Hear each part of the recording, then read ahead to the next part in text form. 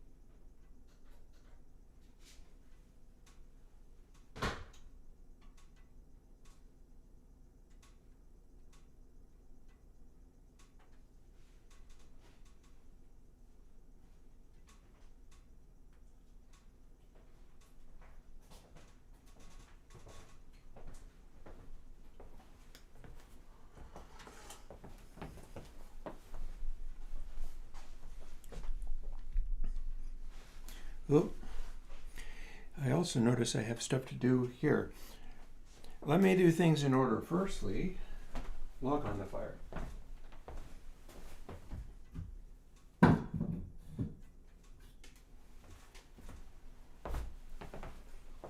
This looks like a good one.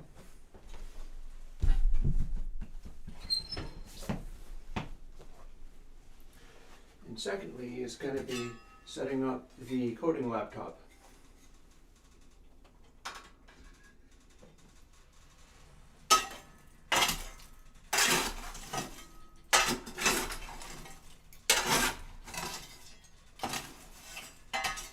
And then thirdly is going to be beginning to program plugins like I do every week, all week long. That's still hot enough for the catalyst to work. We should be good. I could put more water in there, but I'm probably fine.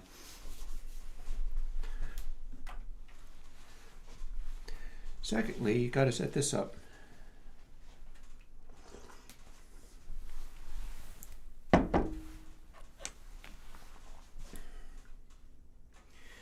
This view is likely to become the jamming and making music view, if I end up being able to do that. For just right now, I gotta get this stuff hooked up.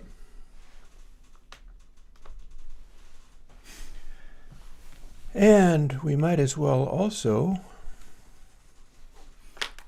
have the audio.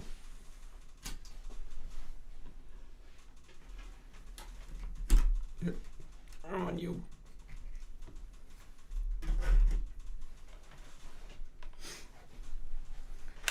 There we go.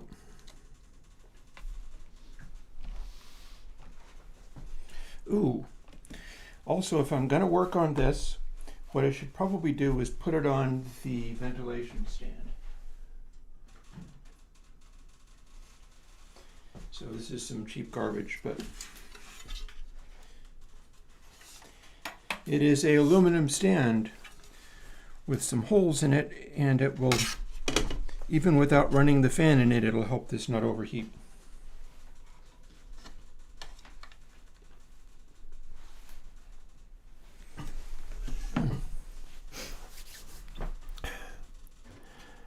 And having done these things, hi, I'm Chris from Airwindows, and here's another work day on the plugins and things. So, let's get ready. I think that we will very possibly have a derping around in Minecraft day at some point. Certainly not going to be today. I have too much to do.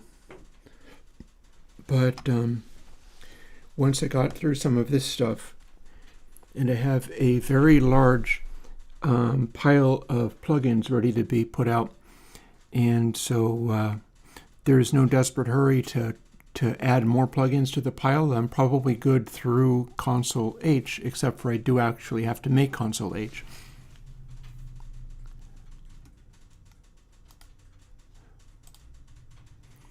But here's what we do.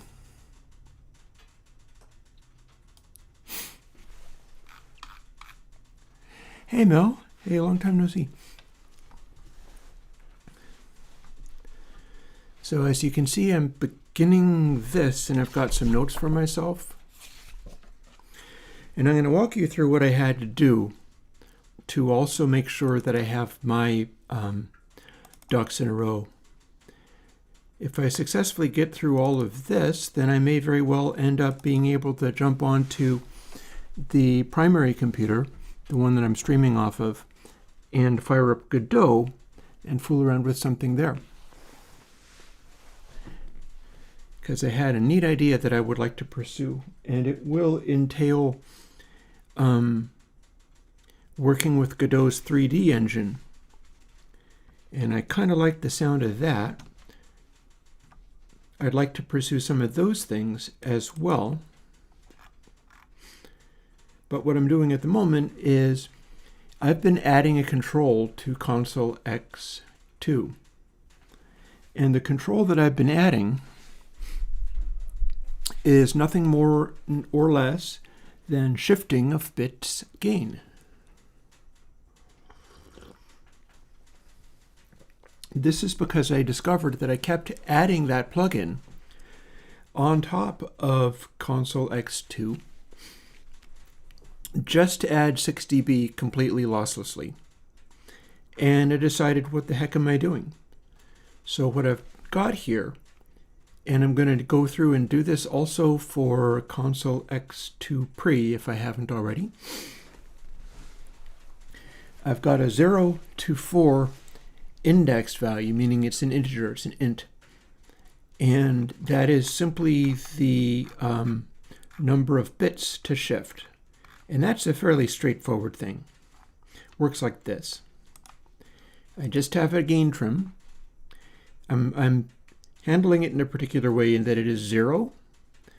But if I choose the one that isn't changing the gain, I'm going to just skip over the multiply completely. I never believe in multiplying by 1. If you're in floating point, that can change things. If the value that you're working with, granted it'll be a not particularly useful value, but if the value you're working with isn't within the same range as 1.0, you can lose information by simply multiplying by 1. It's not actually math, it's computers, as is so often the case. So I've got a pad, a 6 dB pad available. 0.5.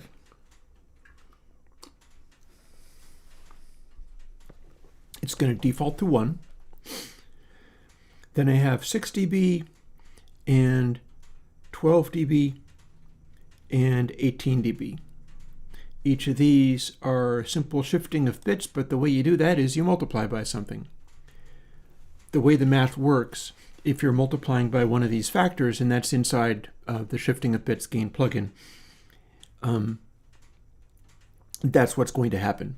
Like, you can multiply by a number that guarantees you have just changed the number on the exponent. Hey, Florian. Another thing that I have done, which is very relevant to my choice here with putting the shifting of bits gain up top, is I've also moved some of the controls around. Hey, Junebug, are you going to talk sensibly today or not? Funnily enough, maybe you are talking about a Venus that I also noticed this morning, because I subscribe to Venus Theory, because it's always kind of amusing seeing what kinds of stuff he's. Sometimes I don't pay attention to what he's doing, but sometimes I'm interested. And he has lovely production values. He's one of the people, much like GX Ace in photography, where I like watching their videos just because they're gorgeous. And I don't remember what he posted this morning. Venus Theory did post something this morning, and I don't remember what it was. Oh, by the way, Junebug, you're being blocked by some of the people in my chat, but not me. And indeed, I enjoyed talking sense with you very briefly the other day.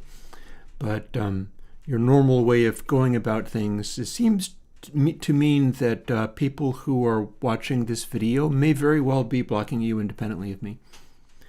And I can't blame them, but, you know, I'm also happy that I stuck around long enough to have a very brief exchange of sensible communication. That was kind of neat and exciting. Anywho, discontapity is moving to the top of Console X2 channel. And I'll tell you why. Because a lot of the music that I've done was recorded on multi-track tape and then mixed down, meaning that you're coming from a tape emulation and going to a tape emulation, or indeed just a tape. Oh, hey, Janambi.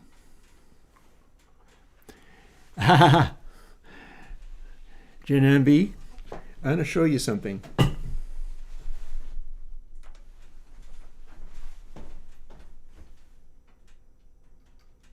Except for I can't because the camera is too stiff.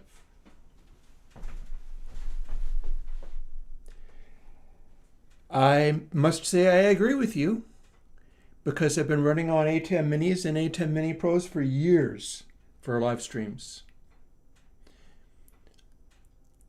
So yeah, there you go. So we'll call that a vote of confidence.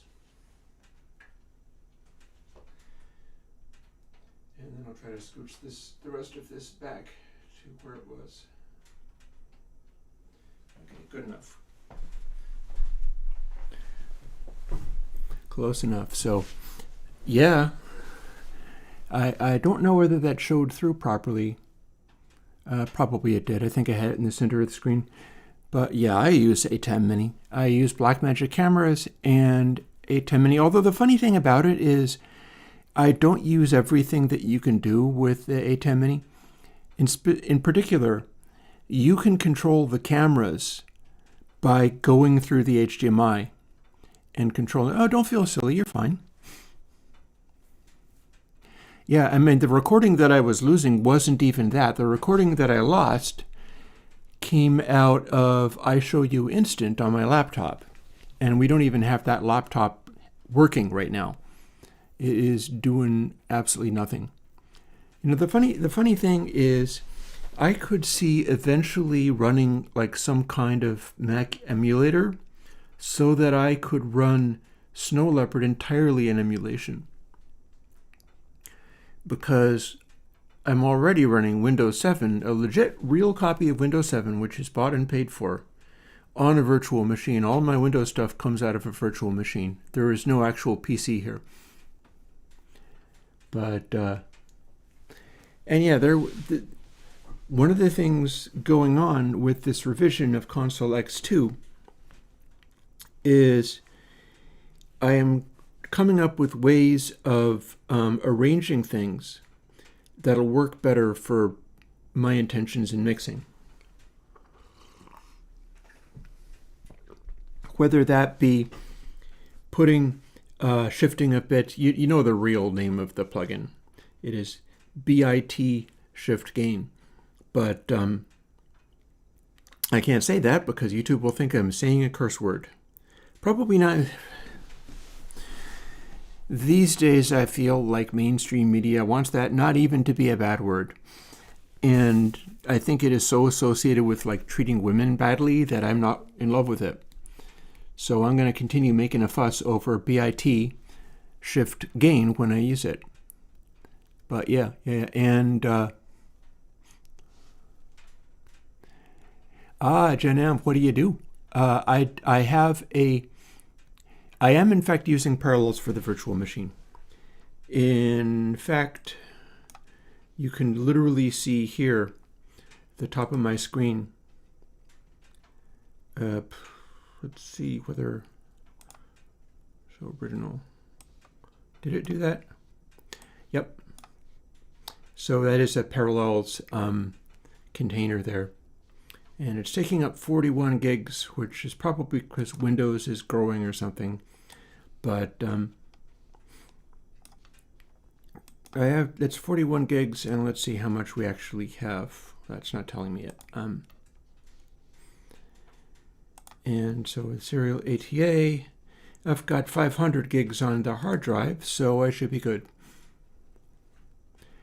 And yeah, no, I do have a old Intel laptop, but that's the one that's running the Minecraft server, which I believe is still going. I have not looked in on it in weeks, like months, but I'm probably going to jump back in there at some point, see what's happened, if anything.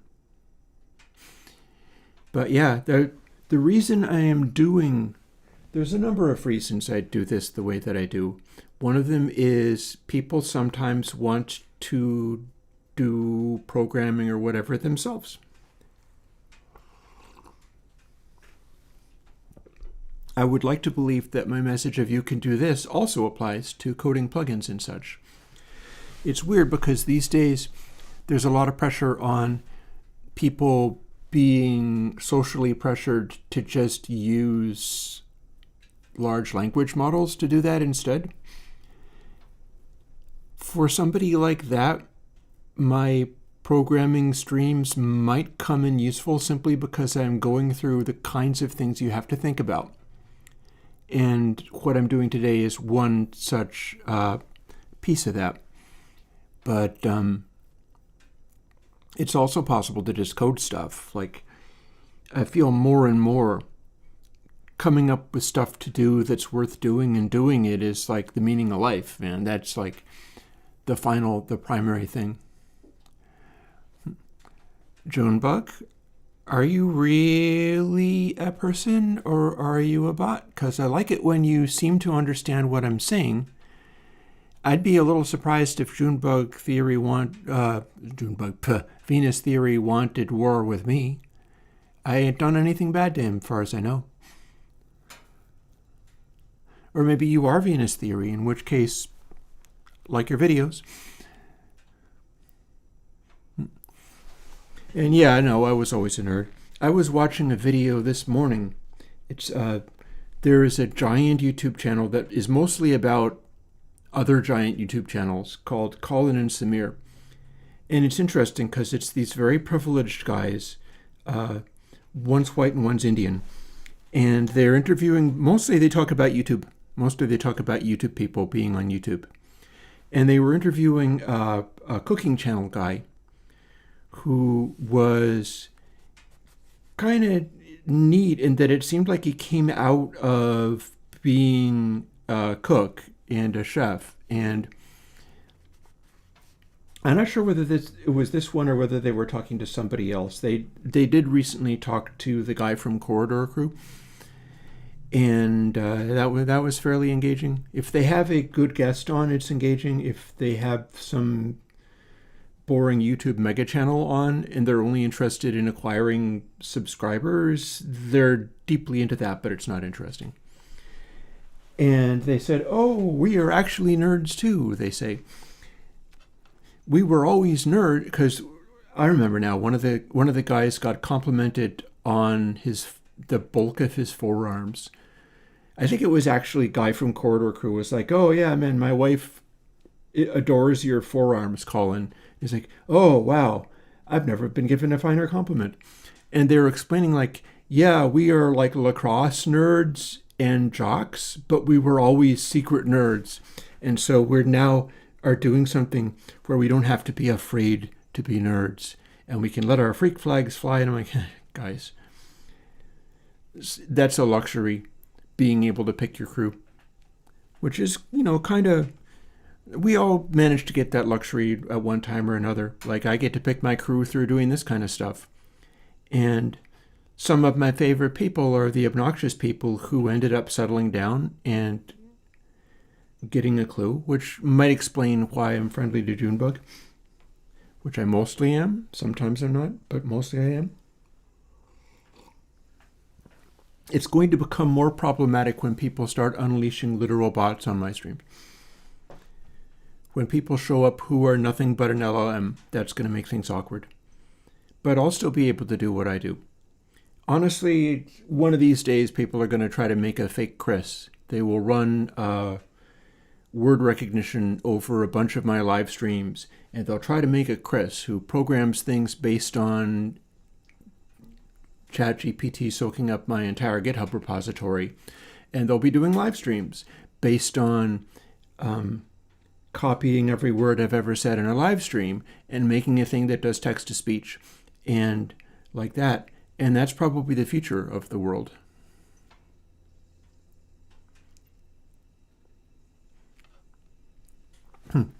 Jen Amb, I could do a reaction to stuff off of the Asia album, but it would be for my $10 and up tier, because these days I never could find anything that I could do that was special and encouraged people to like go to higher tiers when they could clearly afford to. And I always do my plugins for like people who can't. But I finally hit upon just doing these reactions to music videos. So the way that works, here, maybe I will pause this and what do I have to do? Boom. Yeah, I'll get back to the coding stream. But the thing that I ended up hitting upon for like trying to, quick answer to a quick question. Trident A range would be a version of console, probably using equalization much like Smooth EQ2, because that is a four-band it's a four-band EQ built out of like crossovers rather than spiky parametric boosts. And absolutely, yes, that is one of my goals, is to put out a version of console after I do console H, after I do console X2. I'm going to turn my attention again, even in some cases, maybe even including do-overs of the ones that I did like console MC or console LA. MC, of course, is MCI. That's a different thing. That is like EQs, and then there is a peaking parametric boost, just one that has. And then console LA was quad 8, and I failed with quad 8 because it was not capable of reining in its high frequency boosts, and so it made very digital sounds. And I now have a plugin that can do it. I have Slew 4. Slew 4 would fix console LA. Almost even just by using it and dialing it in as a preset, you would fix that. That would just work. Possibly also what I'm doing in console X2, which is including discontapity in there.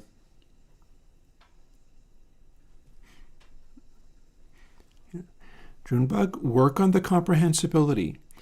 You say I repent for making fun of him, but I do not know the referent of him. So that is too incomprehensible. Everybody else will block you even if I don't, so you will not have much fun. And yeah, exactly. I have every intention of emulating a Trident A range. I mean, you know the stuff that's come off of a Trident A range. It's not just like Bowie's Ziggy Stardust. Not even close. Other records that came off of, if I remember correctly, a Trident A range include Devi's Duty Now for the Future, which I think is the best Devo album, and Van Halen's Fair Warning. So that means if I get sounds like that and can work with a console version and get really close to that realm, that would mean I could put out a console version that was very close to how a range worked and sounded. A lot of that is about also including the parts that make the end result sound like it did. So it's rarely a matter of just like going into detail and emulating a given console right down to the individual resistors and capacitors. In fact, that'll take you the wrong direction most of the time. Instead, it's about how do you let through as much sonority and clarity in the digital domain with digitally oriented processing that makes the most of that, but also shapes things into the shapes that we know of from the A range. And yeah, I was going to talk about the reaction videos, and I could absolutely include Steely Dan's Asia. It would be very easy for me, in fact, because I've watched the Classic Albums video. I could include Asia in that running songs through Airwindows meter and showing how they did. And the way that I'm doing, in case anybody else is interested in making YouTube videos or whatever, the way that I'm handling that without having it like kill me with extra work, because I have to have time to work on this and I have to have time to talk to chat and all of that kind of stuff, is I am shooting the video for going along with the song of the week for running through Airwindows meter and putting out there as for Patreon $10 and up subscribers.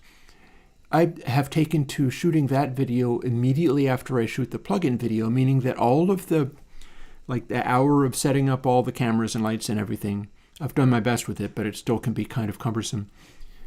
All of that can be done. I can shoot my plugin video for the week, and then I simply hit record again and start talking into the camera about the record. Sometimes I'll grab the record out of my little vinyl collection and hold it up and show you.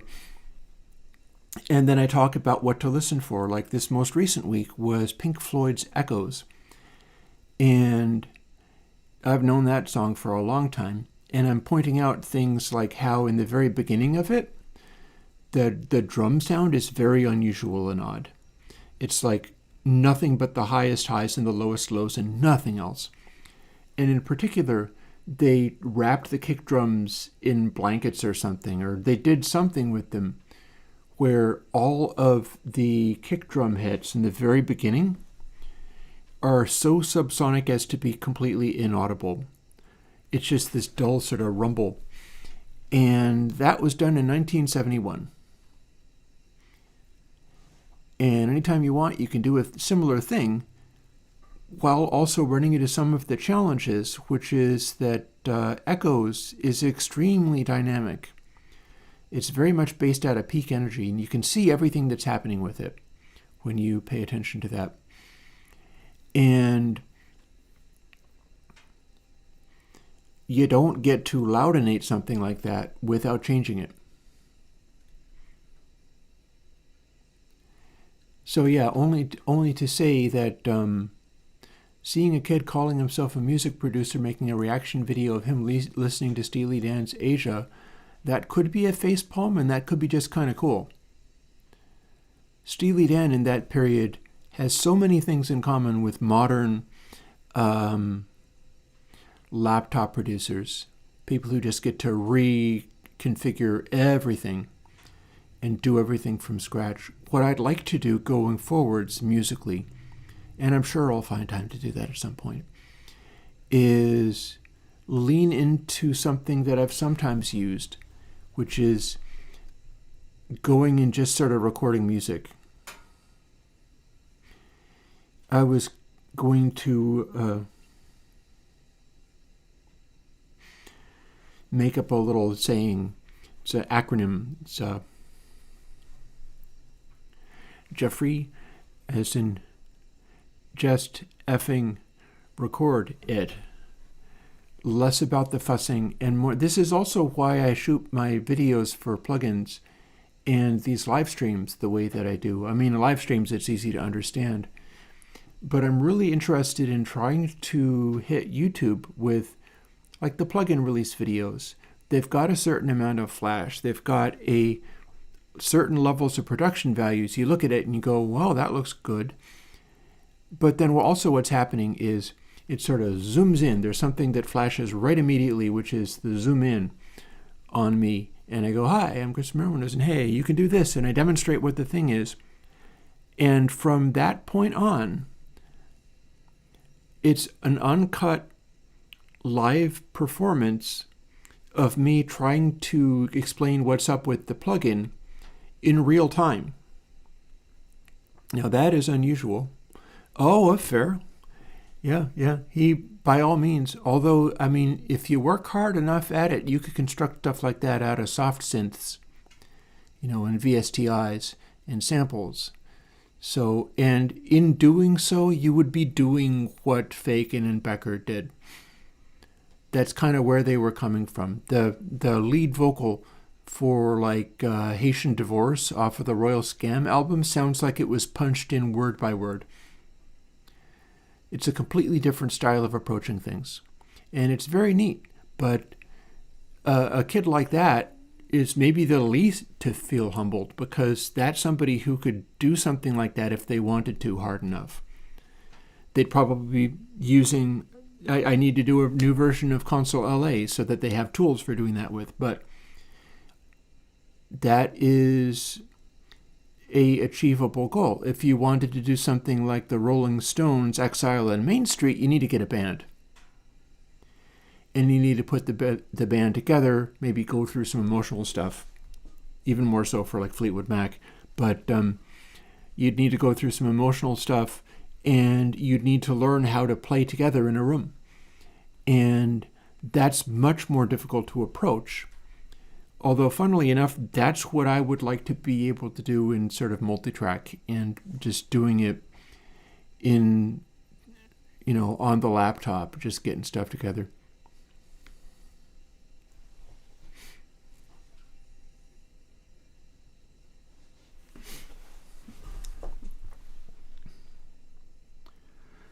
Don't mind me, I'm figuring out how I can put the coding stream back and get back to actual work to some extent.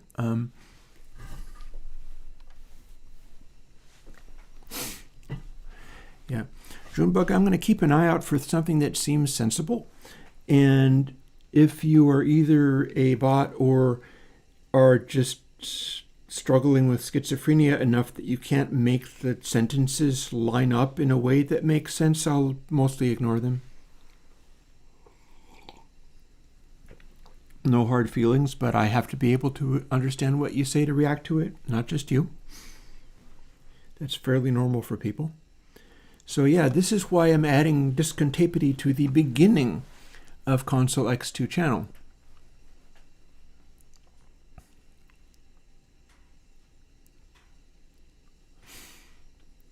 Yeah, Janab, Michael McDonald is all over Asia. And I think he's probably all over Royal Scam as well. But yeah, and on the classic albums thing for Asia, Steely Dan, as in Bacon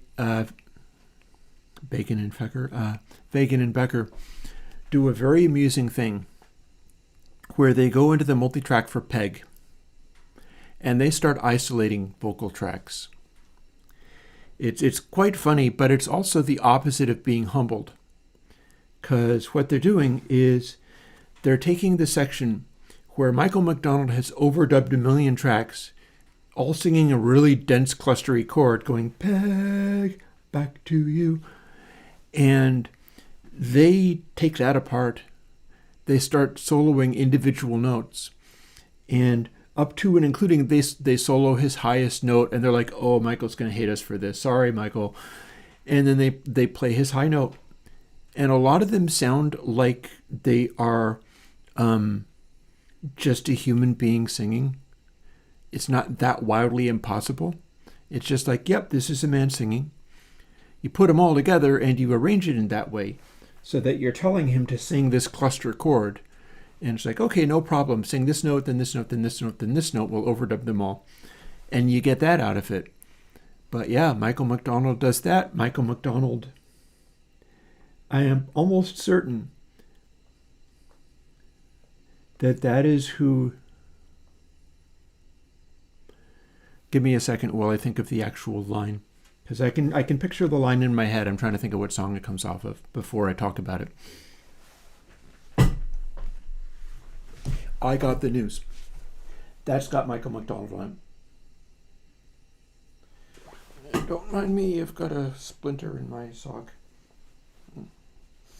Yeah, Michael sings the line in I Got the News. The line where rather than Donald Fagen, all of a sudden it goes, Broadway Duchess, darling, if you only knew half as much as everybody thinks you do. And then it's back to Donald Fagen again. That's Michael McDonald. I'm almost certain of it. And yeah, and no autotune, not for Asia, man. But I've always just loved that moment. It breaks into the Broadway Duchess, and it's like, wow, that's such a cool riff. It's like a horn section coming in, doing that. Quick answer for Jonathan Bullitt. I don't intend to use slew 4 on console X2, and I tell you why. Because I don't intend to limit it to this is for executing a particular vintage sound. And that's important. Console X2, much like Console H, is going to be about, can you produce these various sounds out of a mix, including sounds that can be vintage sounds, but it's not about, can we force anything that you put together to vibe like it was coming off of a Trident A range or a Quad 8. And for Quad 8, for instance, that would be one where it would be using slew 4 because I'd like to let people throw in like bright sparkly mixes and do all their bright sparkly EQ things with it and not have it come off like a DAW.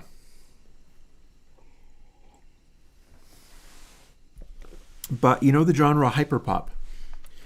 I would like people to be able to go and try to do hyperpop on console X2 and be able to kind of sort of get away with it. There would be some differences, but maybe not that many. Because one of the things I'm also working out here is that, so if I skip down here, we see that discontinuity happens before anything else. After that, the gain trim thing. That's the shift in a bits gain. So you do get to go into tape pack extra loud if you want. There's a limit, but still, you get to hit it pretty hard. And then we've got input sample times more discontinuity. Then we do this stuff and then divided by more discontinuity. That's actually the timing related thing, so that doesn't really count. And then we've got this, and this is straight up just, we're going into it. In some ways, it doesn't even have all the functionality of a tape pack itself.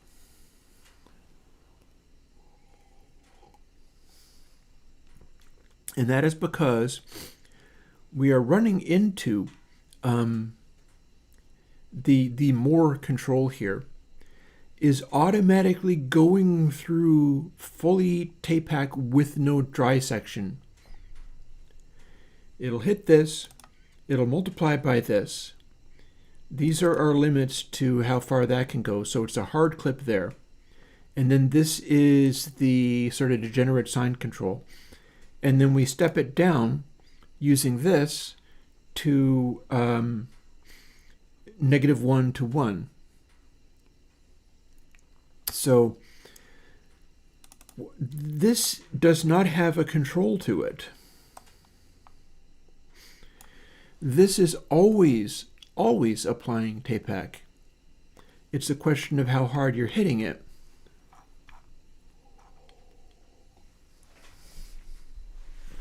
And that has an effect also of how we combine things. You gotta forgive me, there's a splinter in my sock, and so I'm trying to keep it from poking the side of my foot, and I may or may not be succeeding in finding it.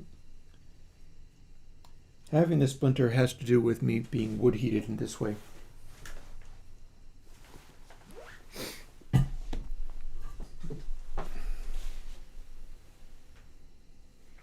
See where I can. If you wear wool socks, as I do in the winter, and pretty much all the time, and you heat with wood, splinters will get embedded in your wool socks. And some of the time, the socks here and the splinters here, so it's fine. And then some of the time, the splinters like this and the socks here, and you feel that big time. Speaking of wood heating, by the way, I might want to throw another log on the fire, so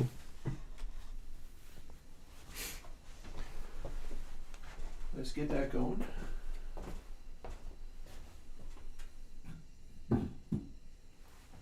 It's not actually cold in here, but it's been getting cold of nights.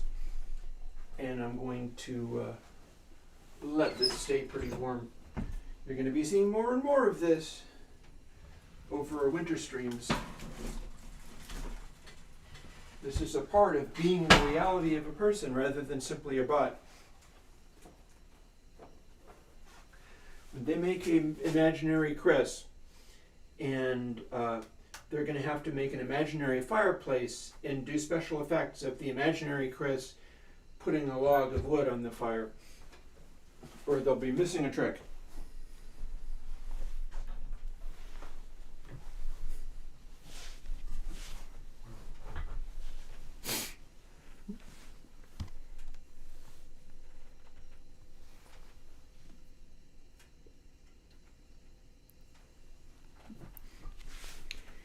Okay, so I'm going to keep half an eye on coherent talk in chat. I'll answer questions and things like that. Honestly, I feel maybe this is my fault. Being the creative person that I've always been and struggling to find a way to connect it to the world, it stands to reason that I'm attracting people who can't make sense. You can assume that I mean mostly Junebug, but yeah, it's like if I had Kanye visiting my stream, which would be deeply weird. Maybe Kanye is Junebug.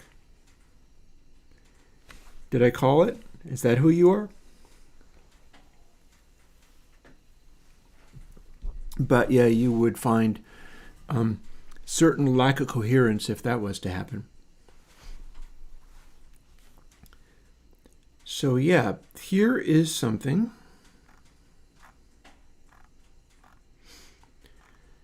where I am actually, this started to affect the VST version, and I will tell you why. I'm gonna talk you through something that I did that gave me problems and that I had to go and fix. So here's the plugin. I was in the middle of talking about how more tapehack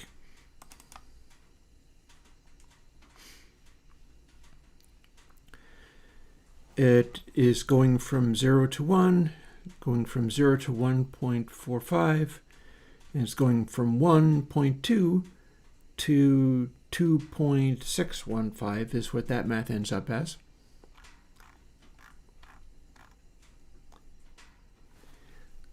And it appears very much that what we've got is, let's see, we start out at 1.2. So we're clamping the input sample, we're multiplying it by that, so everything is going to be a little bit louder than it was going in, but our maximum clip point is actually 2.3. Then we're doing this stuff and we're clipping it right back down so that we have a saturation effect. And that saturation effect is always going to be on console X. I guess I'm just running with that one. That's not the case for the original console X, but for this one we are including this particular style of saturation.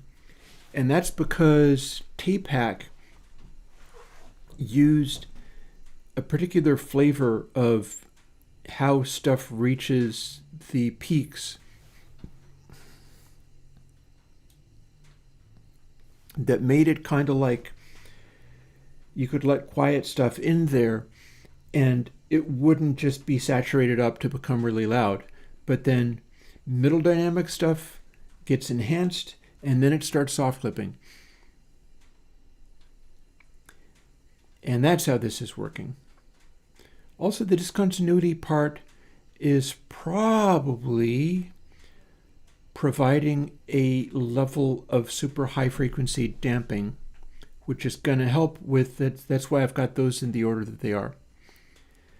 But I'm trying to do discontapity in front of everything else on the channel so that I have that kind of processing happening. And this is a change from the one that I built before. What I'm also thinking about doing, and in fact have done, is I am putting the TapeHack that lives on the output bus after everything, including the output fader and pan. Now what that's doing is that's making it be kind of like a loudinator. So one of the thoughts I had was, should I make it so that I have, if I'm going to let stuff peak up as hot as that, do I make it so that it has AD clip 2 on there? Because AD clip 2 is the thing.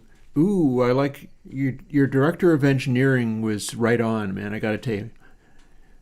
I wish I had a mug that said death to floating point. Floating point causes headaches for some of the things I try to do, and I do my best to work around it. But yeah, we've got this, we've got that, we've got the other. But when I did the VSTs, I had to make this change to the point where I'm prepared to start doing it as a normal thing.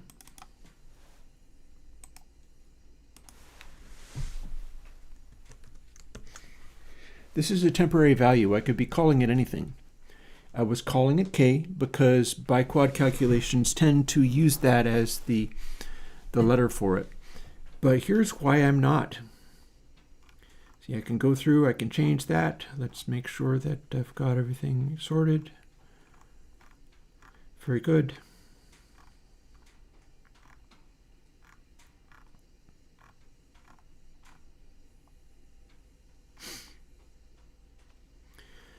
I have changed nothing. I have renamed one of the variables, but you know what happens? When you port this to VST, I start using just a letter rather than all of this. So I start using that. And when I did that and I had the biquad code there, it suddenly started making everything be compressed in this weird way. Because K had another purpose.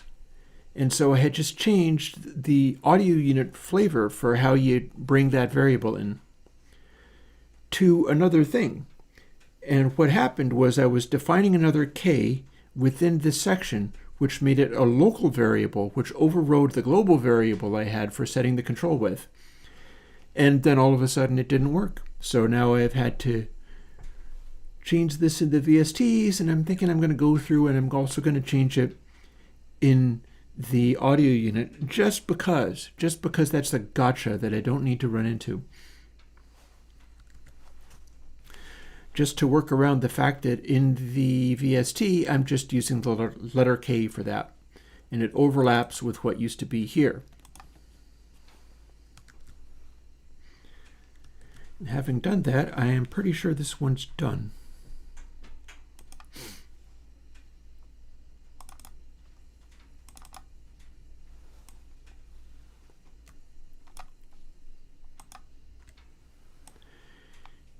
I don't have the older version of, well, actually, no, I'll have the older version of the pre, won't I?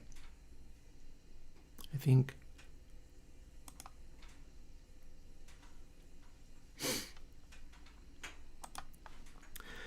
Actually, let's find out. Maybe I can show you what I was talking about.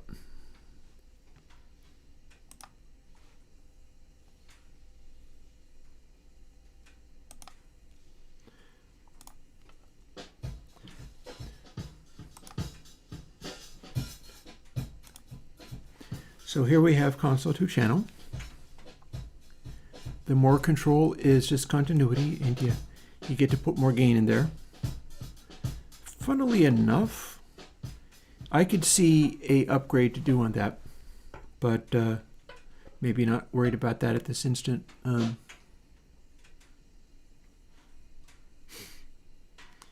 then if I play this over again, here's our shifting of bits gain.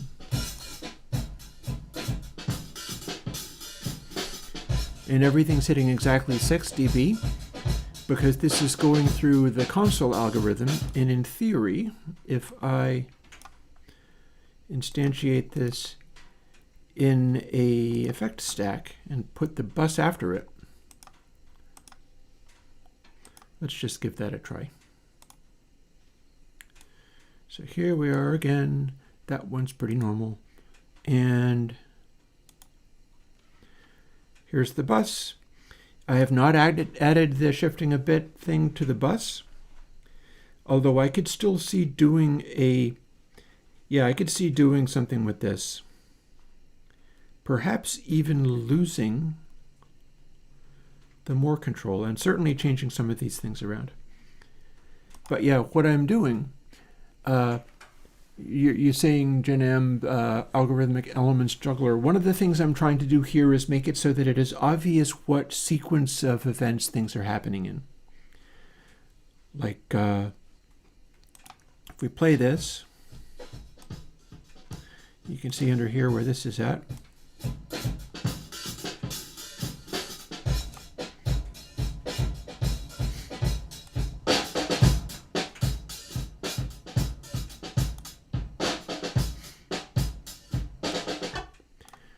This is definitely worth working out. Because as you can see, I have my more control here. So we're capable of going up to a high output level. But under normal settings, it's not doing quite as much of that. So right now I'm trying to juggle algorithmic elements and put them into sequence in such a way where I'm not clamped to 6 dB down. Because you see, if I bypass this, well, my signals go up to that point, but then they can also go louder. And I don't want to necessarily just take out those peaks. The console system is supposed to be able to let through peaks like that, especially if you've got like a boost going in like this. So I'm thinking maybe I'm going to continue to fool with this even more. And in particular, let's think about this in terms of what the chains of plugins do. I can worry about doing the VST version as well. Hey, GenM is showing yourself as somebody who's closer to my age. Because if you got sick of 19-inch equipment racks, you're one of my people, or perhaps even more so. I do have folks that are following me from Terry Manning's forum. And a moment of silence for Terry. But literally everybody there is older than me. So, or pretty much, just about everybody there is older than me. So what we're talking about here, oops, don't need that. This is the thing that I open when I make the new version of it. I take that, I duplicate it once, and I have to do another entry into here that says Console X2 Channel Factory. That's one of the manual items that I do every week for these plugins. But that's not what I was trying to do. I was trying to do this. So let's maybe get into this and figure out what we must do in order to make all of this work from beginning to end in the chain. Oh, nice. That seems cool. It's never going to be me. But even if I got started at this time, I don't think I have enough time left to get there. And if I did, I don't think that would be the best choice of spending my time.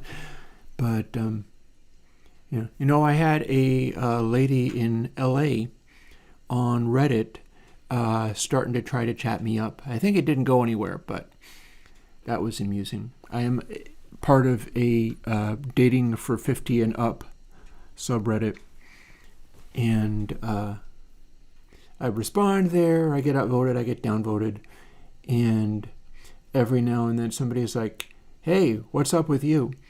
In this case, I don't think it worked out because I was drifting in a direction. She was questioning me about various things. And that's actually good, because approaching me, I have to be approached. I'm not going to go around hunting. I have too much to do. And it's not really like my gender identity is not such of like, I'm going to be the manly man and go stalking the women. It's that it doesn't fly for me. So I need to have women waving their tails at me instead.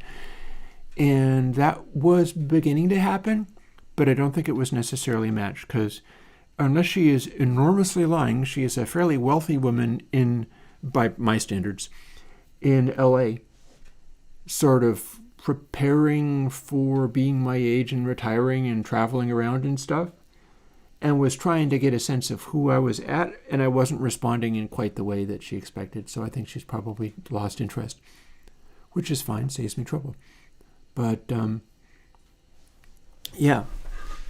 what I'm going to be looking at now is, to what extent do I want to have the discontapity thing doing its own thing?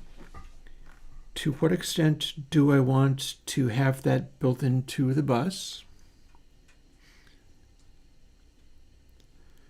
Or simply strip it out, use it as the equivalent of 80 clip 2, or not use it as the equivalent of 80 clip 2, use it as the equivalent of the treble softening functions of 80 clip 2 or not. And where we start is pretty straightforward.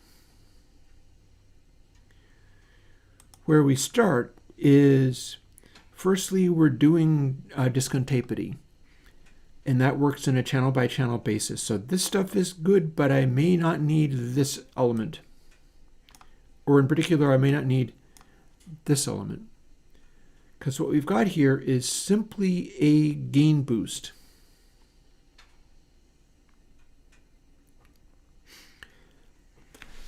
And I can think of a trick that I could do. So I'm going to make one more cup of coffee, and then I will come back and we'll figure out whether or not I'm going to execute that trick. It relates to how people use things like these controls. I can have this more tape pack thing, rather than being the detailed numbers I've included, to have it be like discontapity. If more tape pack literally ends up being 1, I don't have to do that multiply.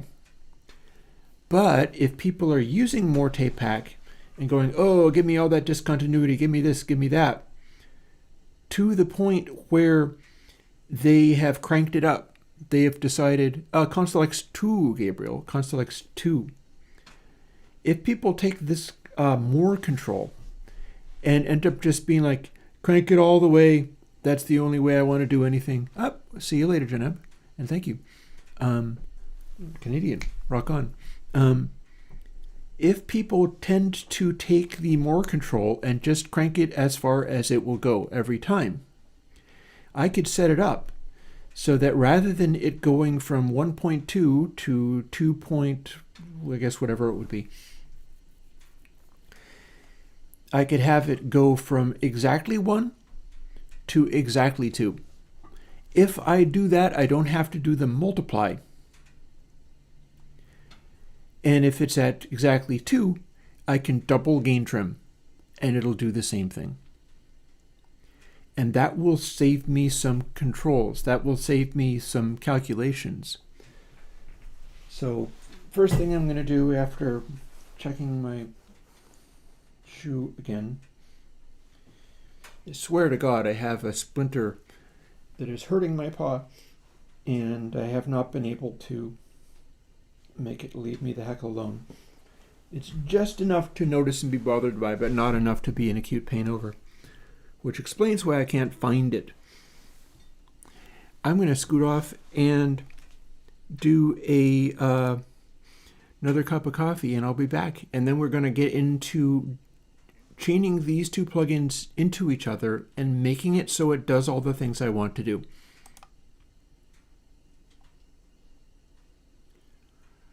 Open, let's do straight up open. Because actually, no, what am I talking about? I have a better idea. See, I don't have to do that. If I set the stream computer to SWB audio capture, I may not be able to, well, actually, I would even be able to. Yeah, splinters are terrible.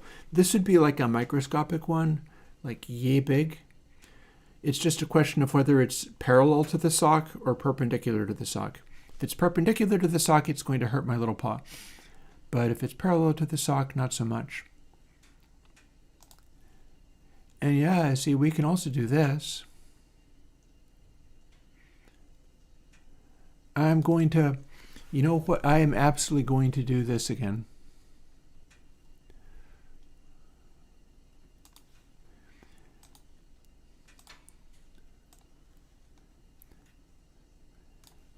I am going to put my neighbor's software on again, because I've been following sort of the behind-the-scenes chat for, yeah, see, here is whatever that Venus Theory thing was.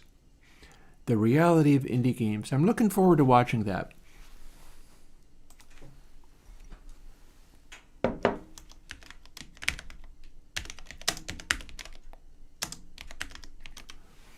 I'm going to put this on. Again, that's actually cool as hell, but I'm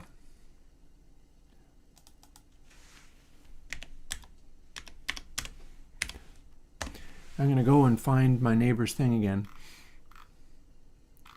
Gosh, if I can. What's up with that? Is it not showing me live streams?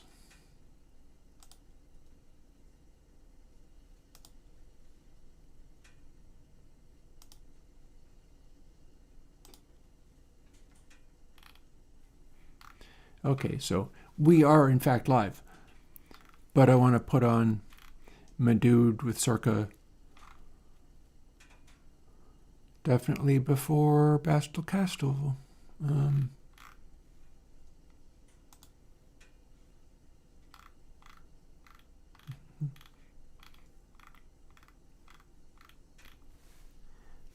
See, I do a lot of live streams, as you can see.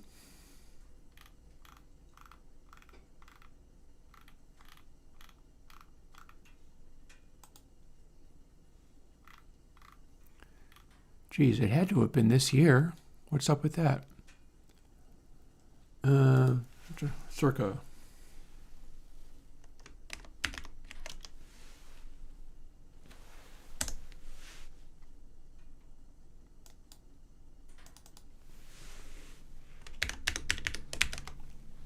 Not lopping. What am I talking about?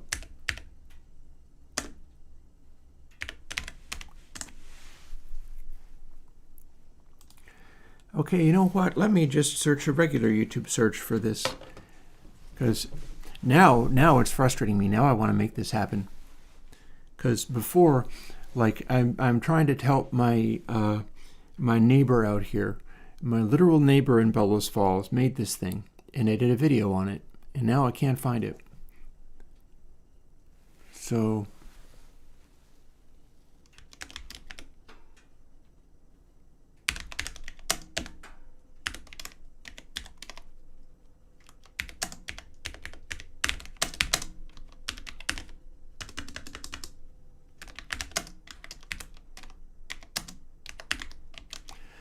Airwindows live stream looping and audio damage circa.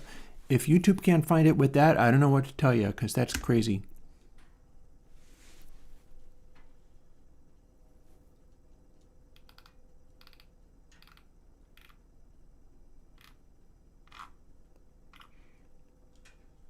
Videos.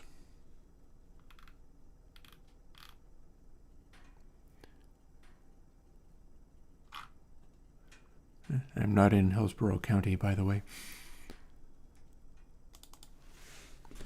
Let's simple it.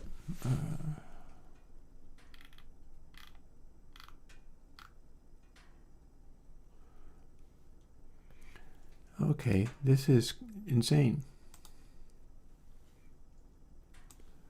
What's going on?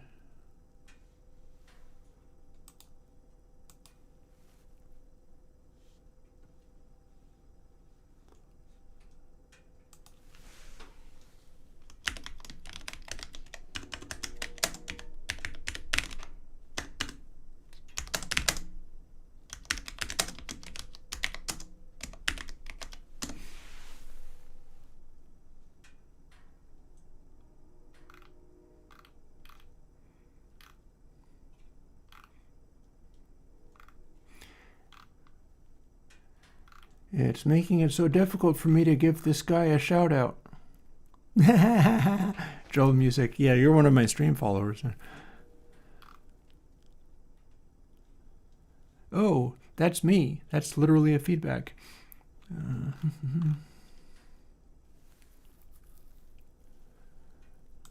Let's see. Back into Airwindows Studio.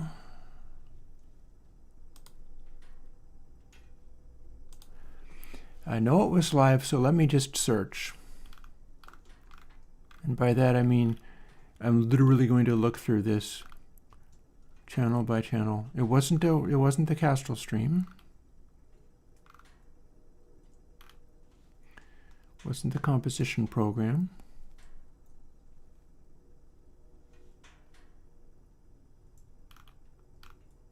Yeah, because I want to go and make a cup of coffee, so I want to put something on, and I wanted to put on the looping thing that I did.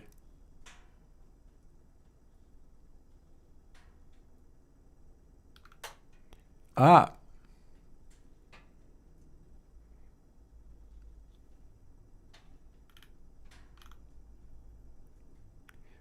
Okay, here we go. See, this is what I was looking for. It ended up only being 3 hours, but still. That was way harder to find than I thought. Sync trigger, no. Free sync, no auto repeat. And our pitch is normal. Cool.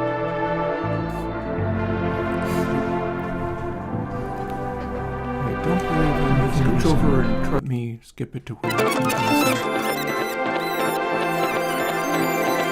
don't know what that song is, but I can find out.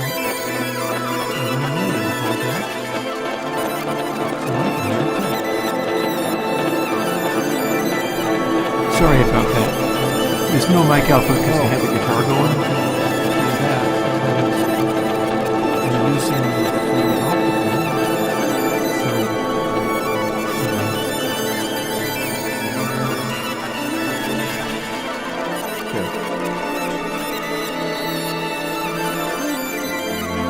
Listen to that through the literal monitor speaker. Okay. So if it's lit up, it is currently adding to whatever is there. Let's search for something actually called quieter than we need to be. Let's say full volume. I think I was just beginning to learn this program earlier. What's the difference between channel and bus consoles? I will tell you after I get back with my coffee.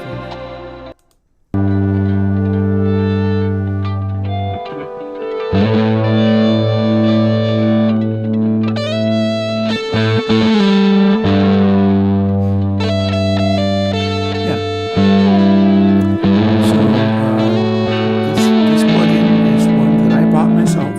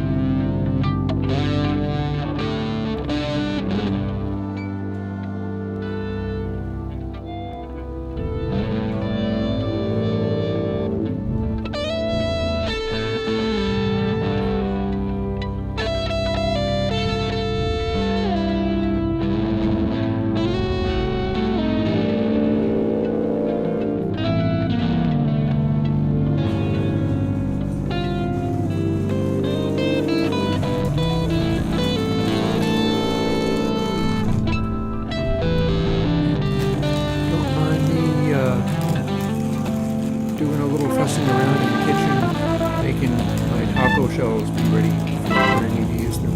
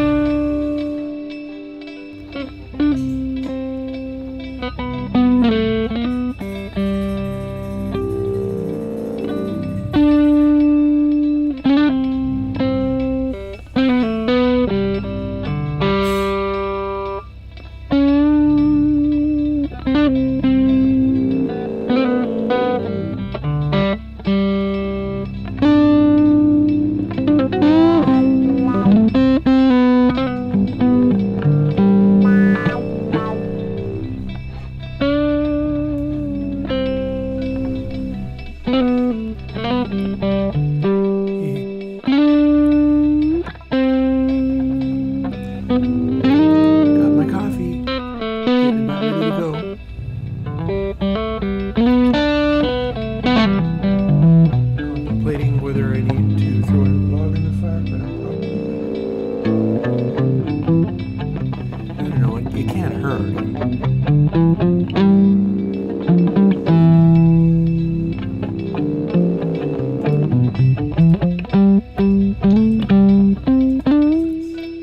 Quit out of audio hijack.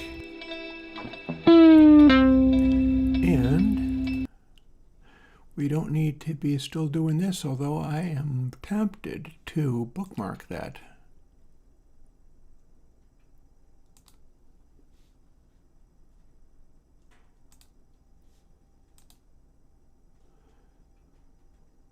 I bookmarked it in a dumb place. You know what? Not so worried about that at the moment. Let's get back to the job at hand.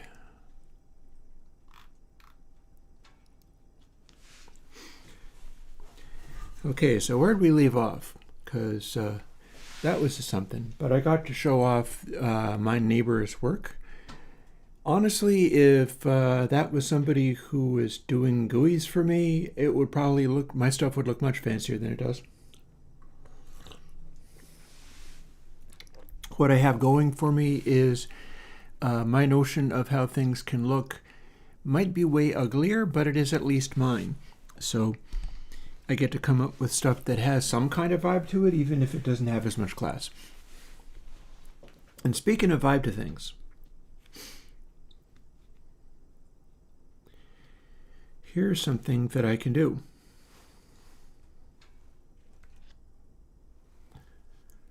Or at least if we have that selected, I can do it.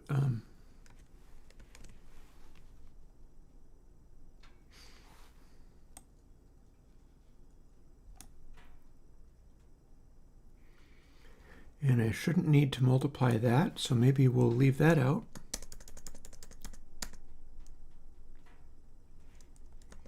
Don't need these parentheses. So now I've got a number that was going to go from 1 to 2.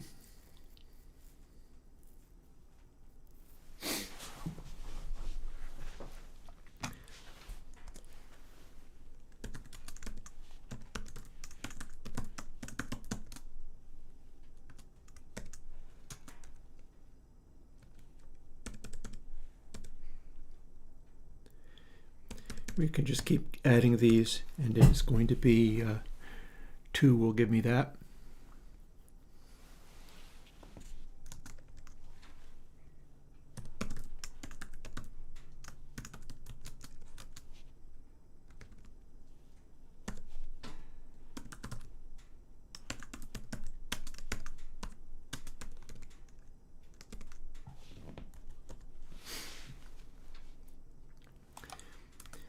And now we are doing the wrong thing.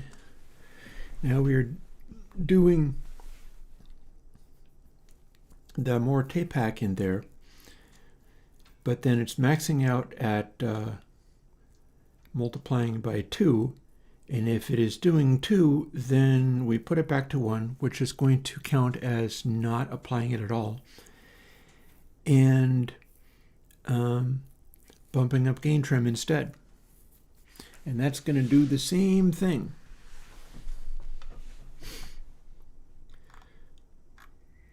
So that's the start. And it gets applied here.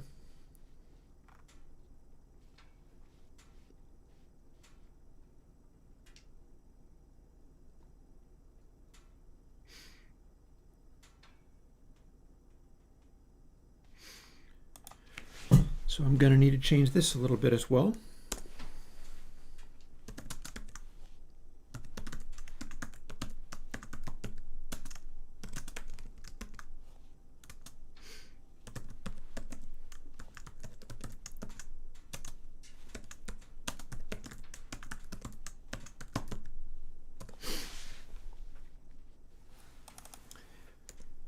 And then that goes away. One of the things I'm doing here is I've adjusted everything to where I can do 1 fewer multiply to the audio stream. It's part of what's going on. And also I'm leaning more heavily on whether we're doing this gain trim, which shifts bits in the exponent, or it changes the exponent rather than changing any of the mantissa. So I'm clinging to that more hardcore. And that includes if we are going into things at full crank there. It reverts to more bit shifting of bits.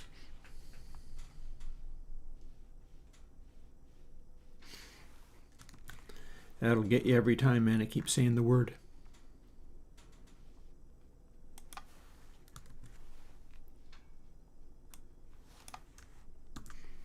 See, do that separately. Don't do it there. We've got a situation where we can pass the variable in and do slightly less with it. Now, bear in mind, I'm constantly also doing these things to it, so it's a bit like, what are we talking about here?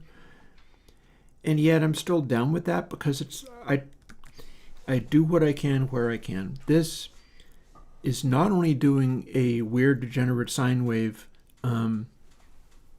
transfer function that does a particular thing, but it is also using fewer calculations to get there, and that's also part of what I'm doing here.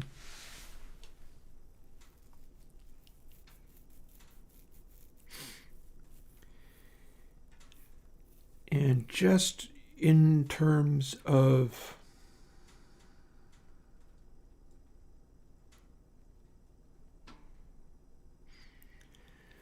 so there's two things happening here which I could change.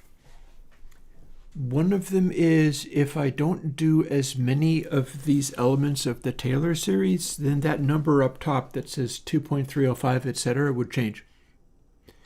That's been carefully calculated out. Like the multiplication by more tapepack, that's calibrated to amplitudes, but it's meaningless in this context.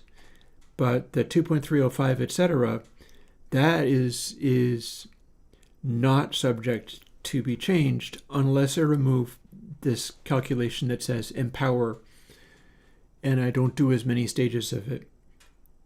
Now, to do the actual sine calculation, you'd need many more than that, but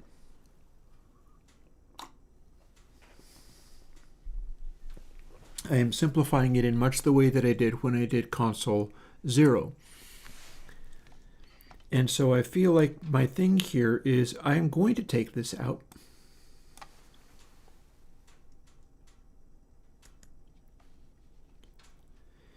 Because this is returning levels to literally -1 to 1. That's calibrated to do that, but I'm going into console to X channel where I don't necessarily need to care about that. This is just filtering. I can go into filtering at a exaggerated volume and it won't hurt. So we get to do this. And I'm going to, every step of the way, I'm going to go in and fuss with this. Let's see, we've got that.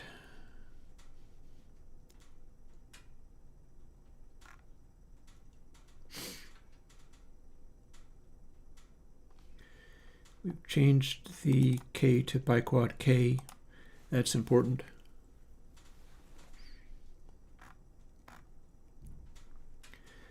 And this is probably pretty well done. Certainly for that stuff. There's our filters. There's a compression.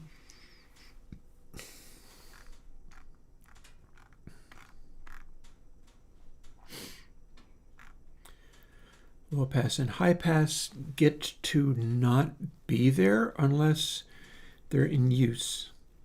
So that's another bypass, much like I'm not doing unnecessary multiplications.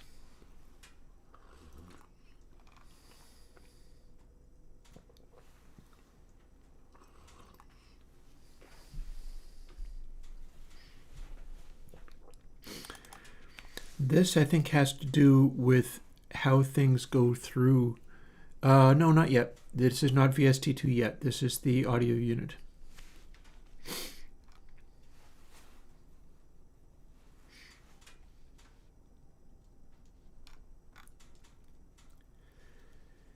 And then here is the actual console processing, which is going to give us a peak level that is greater than clipping, that is greater than 0.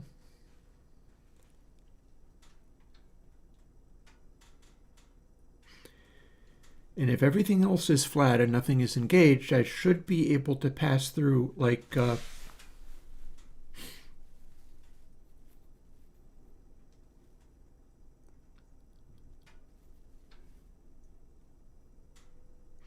this is me thinking about whether it's going to do the thing that I said. I've often talked about how when I'm working really hard, I'll start being about as comprehensible as Junebug. And that's because I'm thinking about things and the verbal processing centers of my brain will just kind of switch off.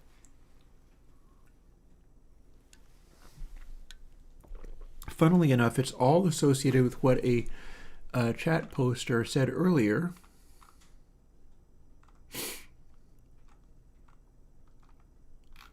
And I can't find it now.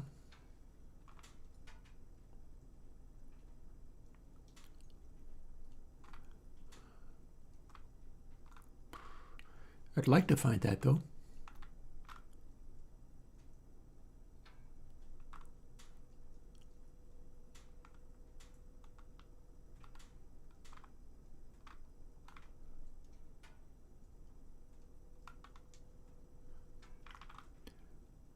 No.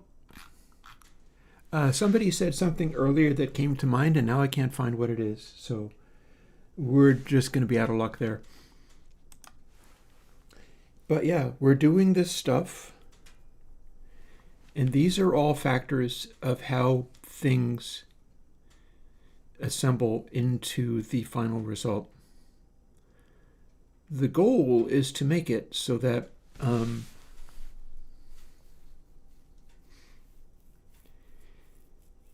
my gain levels work sensibly.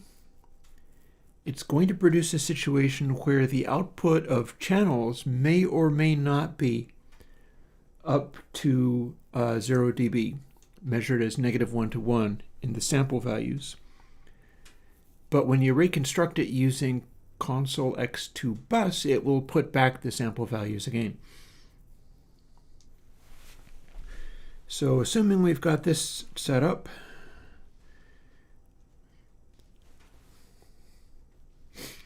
one of the things happening here is that something like this is not being applied directly to the sample value.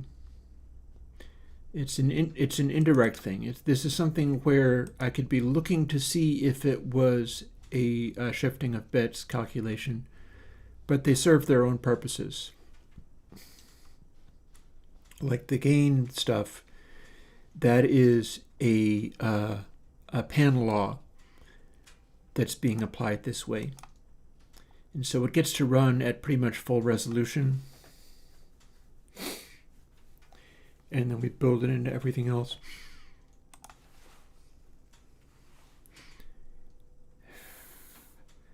This, on the other hand, this is being applied directly to the sample value. It's being directly applied to the signal path. This is the one that I wonder whether I want to use.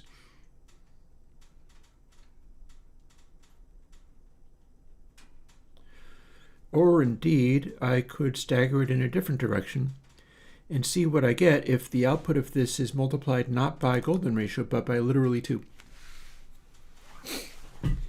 That retains the mantissa of the input value coming in of this complicated math. But every step of the way, if I am multiplying by 2 or 1 or 4 or 8 or 0.5, we're retaining the mantissa and altering the exponent. If I'm multiplying by this, I am changing the exponent most likely, but then I am also making a new mantissa which is going to be applied into what is actually a double precision value, so it's probably pretty fine. But it's going to be applied into that, and the application to mantissa is undithered because we're just doing math in the computer. Much like the earlier person commenting on stream how they had a boss where they had a mug that said death to floating point. kind of like that, kind of like that. So here is console X2 bus. We have less to do on this one, I think. In particular, I do not think I have, yeah, see, I have a different calculation here. We got a gain boost going on there, but that's a cleaner one.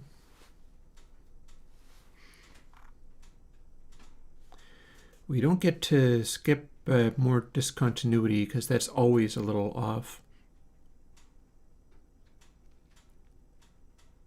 That's usually a pad. Let's go and see how much of a pad it is.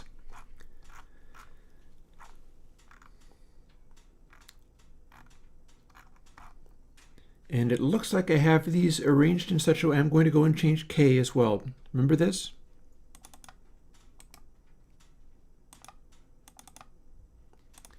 I'll get it. Give me a second. Edit all in scope. If I do this, I can have a variable that says just K, and it doesn't conflict. In this case, it doesn't matter because this is the audio unit, so my parameters are like get param, k param, k instead. But if I go to VST, I'm starting to use the parameters that are just a letter, and this caused me problems before.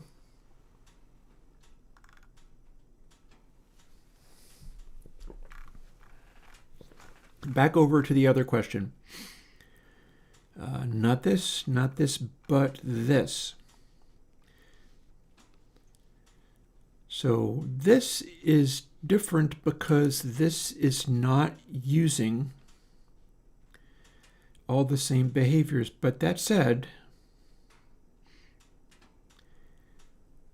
I feel, I'm thinking about this. So yeah,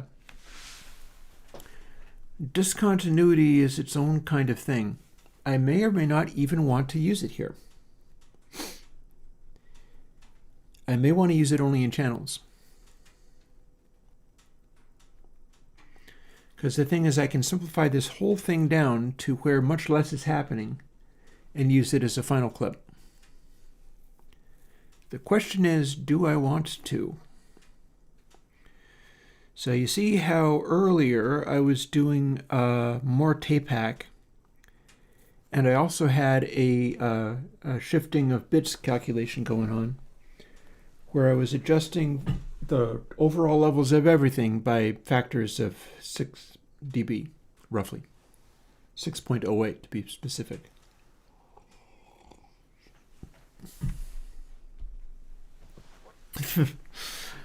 Well, rock on, June. I actually got cheese when I was in the kitchen, so hey. What I am looking at now is the question of, do I want all of this on the bus? And I don't know if I necessarily do.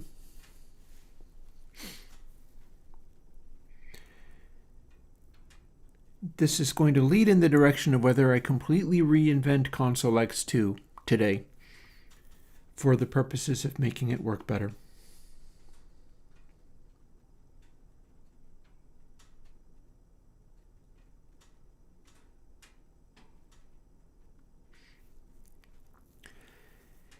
Now, when we go back down to where more discontinuity lives,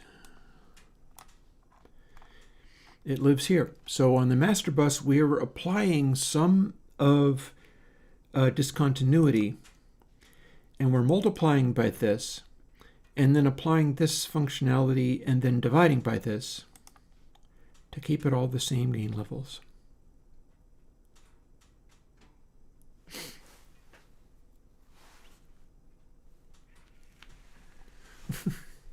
Junebug. I wasn't honestly sniping at you all that hard. Suit yourself. So I could run this calculation without these multiply factors. Don't think I necessarily want to, but I could.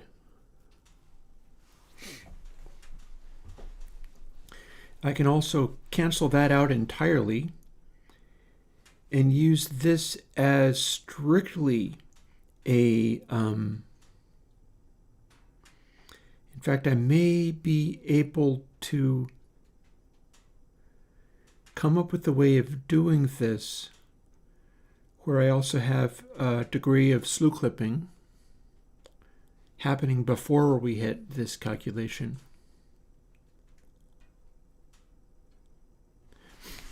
So yeah, what we're looking at the moment is, can I simplify discontapity, the plugin discontapity that's been dropped into here, so that my master bus can be simpler, so that I run less processing on the master bus.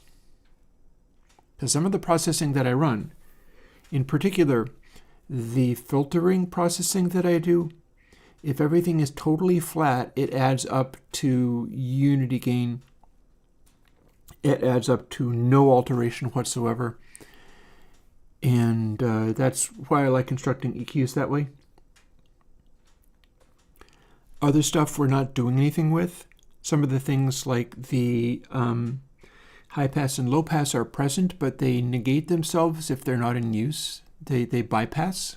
And that's important on the master bus because I probably want to bypass on the master bus.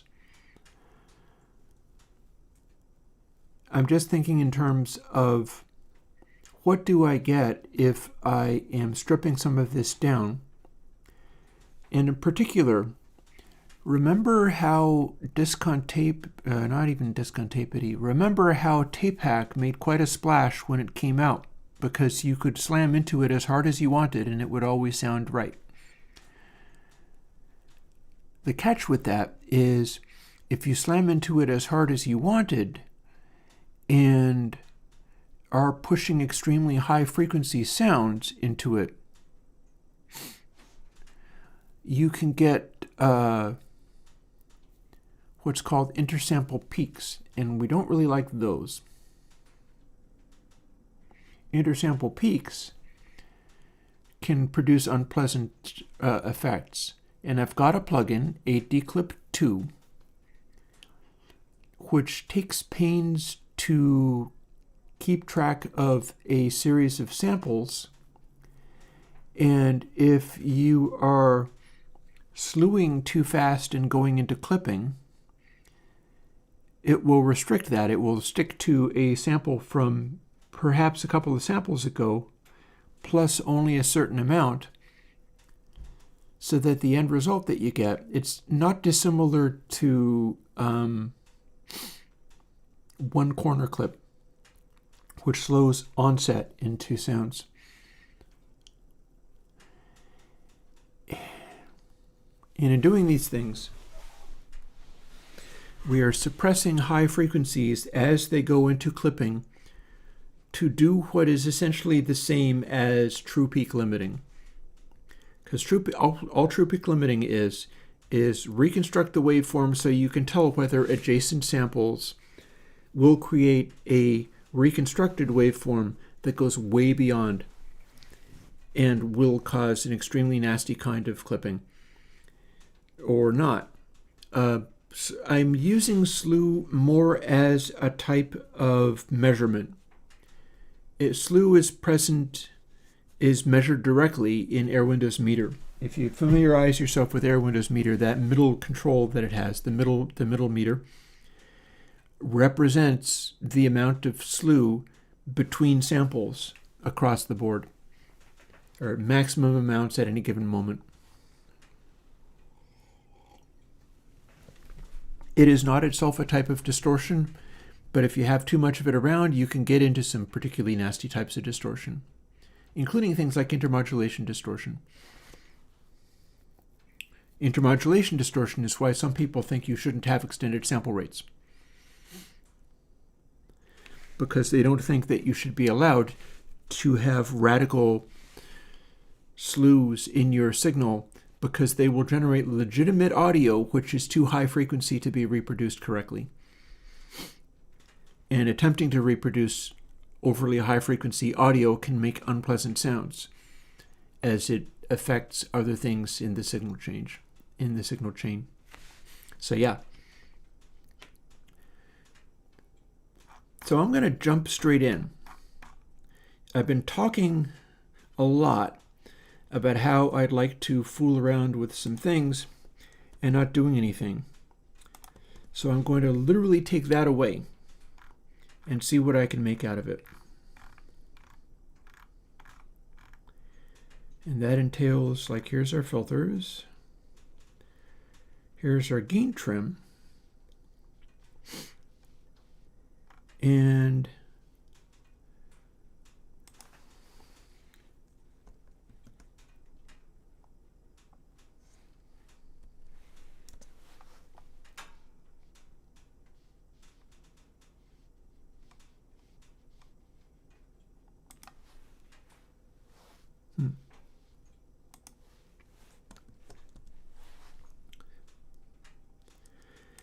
And then we're going to remove this because we are not going to change the gain going into it at all. Leave the rest of that alone. And this is important. This is going to set our maximum peak. So something I can do here is see what it gets me if I am simply multiplying by 0.92 or indeed 923, for instance. And that's going to get me, or just 9.2, how about? And that is going to give me a maximum clip point that is closer to 1, which translates to 0 dB, without quite getting there. Because the number that I had there, you know what?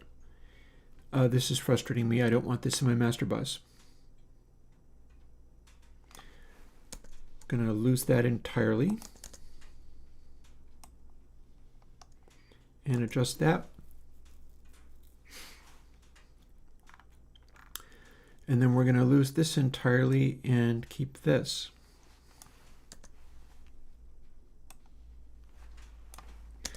Yeah, because I'm trying to simplify that.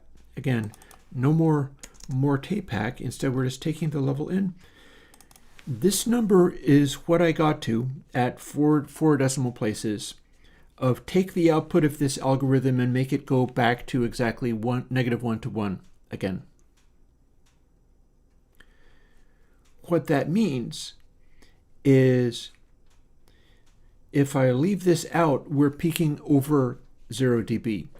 The output of this, call it circuit, call it algorithm, the output of this algorithm, which is not quite a sine function, will go over 0 dB, which I might not want, particularly since I have such a nice smooth cutoff at that point. If I do exactly 0.9239, it ends up peaking at literally 0. I might not want that. Instead, I might try 0.92, which is going to make it just a tiny hair under 0 dB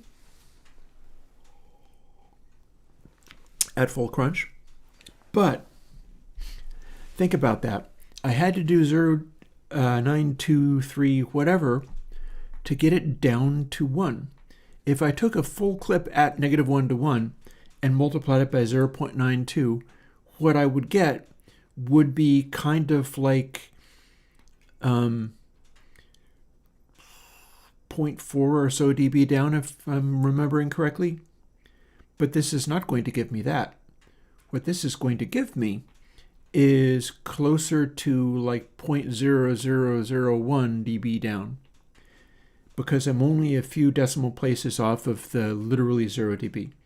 If I was to go to let's make it have a lot of headroom, that's probably going to look more like 0.75, because I'm turning down from a point that starts over 0 dB and taking it down from there. We've got this thing where the input goes up to this number, 0.305, etc.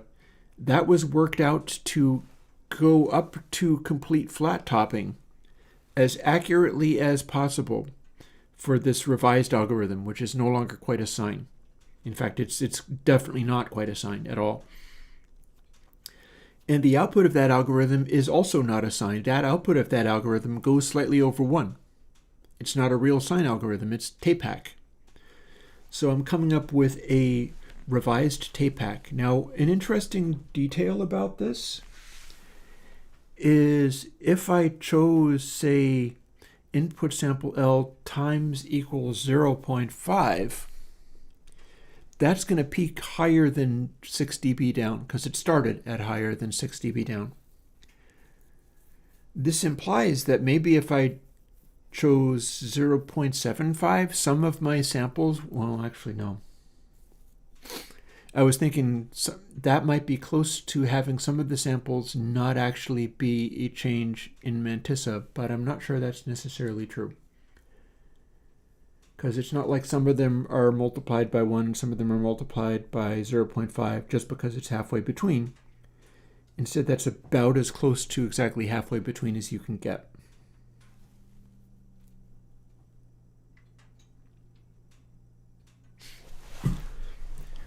That said, one thing that I could do is try it and see.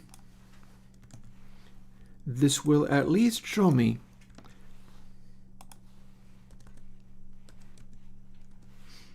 how close I am.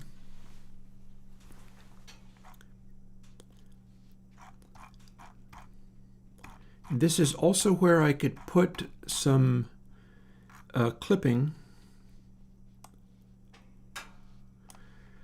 and on this circumstance, if this works, I can also lose the more control on the bus because it will not apply.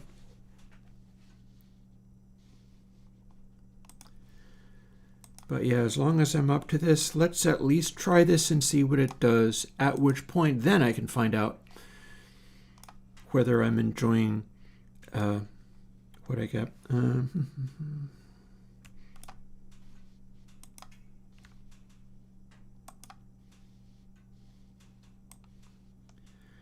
Let's copy this to these places again.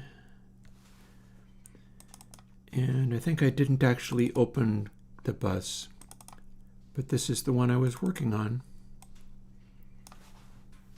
So it's interesting. Channels now, I've got a switch that gives me stages of gain in 6.08 dB. So I added a control to everything, and so that gets even bigger. Bus is getting smaller. Bus is having fewer controls on it. It also makes me wonder whether I would want an isolator filter on the bus. And I don't know the answer to that question. Or even high-pass and low-pass filters on the bus at all. Because, you know, that might not be relevant. You can always throw isolator on there or something. Like, that would work. You could have that be in there.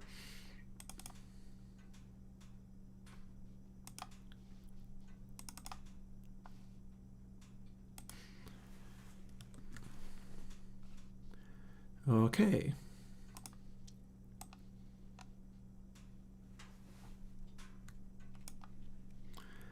I'm not sure why I'm doing this because I'm definitely not done, but I'm doing the almost done part of copying things over to the desktop as if I'm ready to package them up and run with them. That's not the case. But I do have to, let's make another effect stack. And I call it literally console X2 this time. There's channel. And that is our default setting. There's bus, pretty sure that's also our default setting.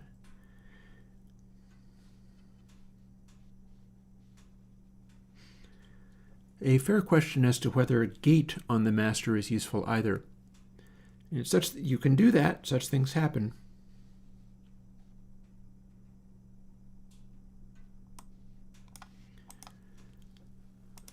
And now let's save the stack.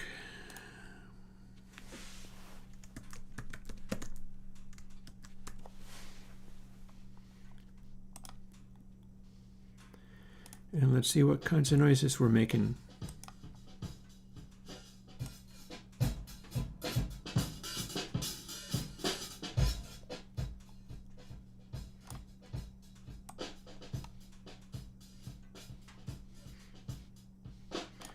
One thing I'm noticing is I'm not peaking as high.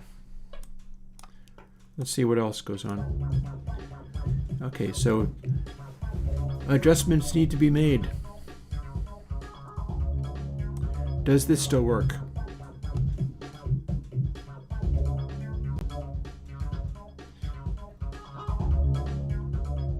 Yes, more adjustments need to be made. Check this out. We got this going on. It's getting bigger. And then it's going to suddenly go quieter again.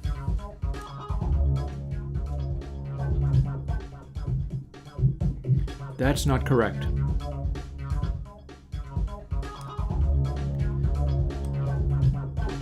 If I have a boost, is it doing it?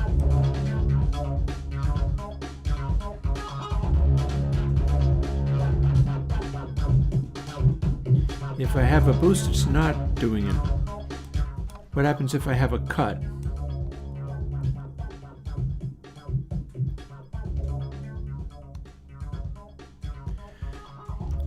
So what I'm looking to do here is make it so that if I am running this, I bet I know why too. Oh, I absolutely know why this is doing what it's doing.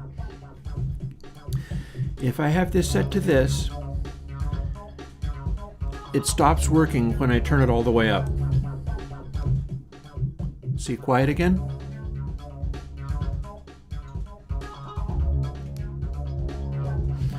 I'll tell you why. It's because this sets itself to 0 if it's at 1.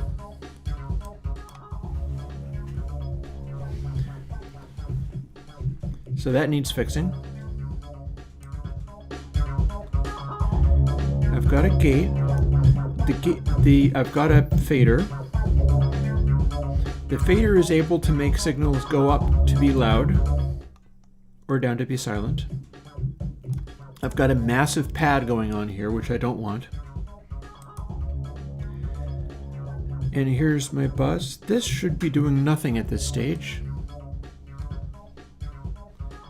And it is indeed correctly doing nothing.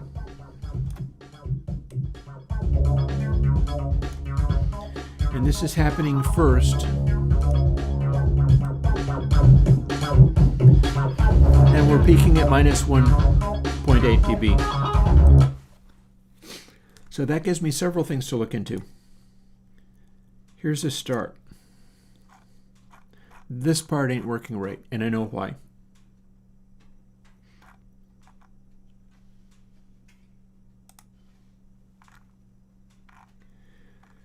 This part ain't working right because gain trim ain't working right.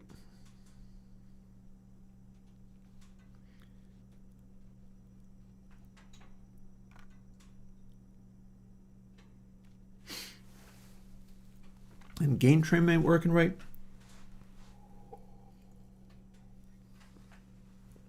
because there's a special case where gain trim is literally 1.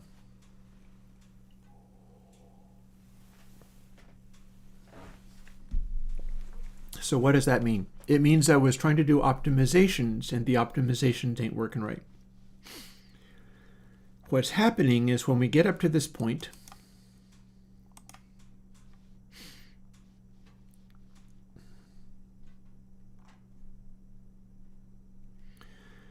we're going from 1 to 2. It works correctly every time gain trim is a real number.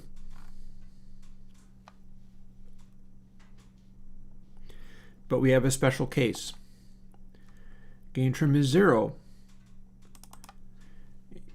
When I've got it set to 1, it's a bypass, and so I'm making it be literally 0 again.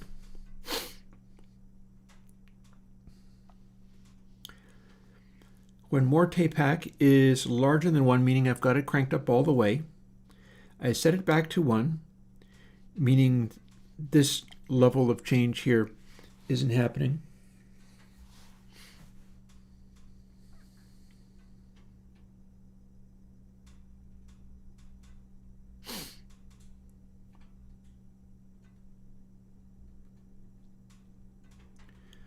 So you realize this gives me ideas.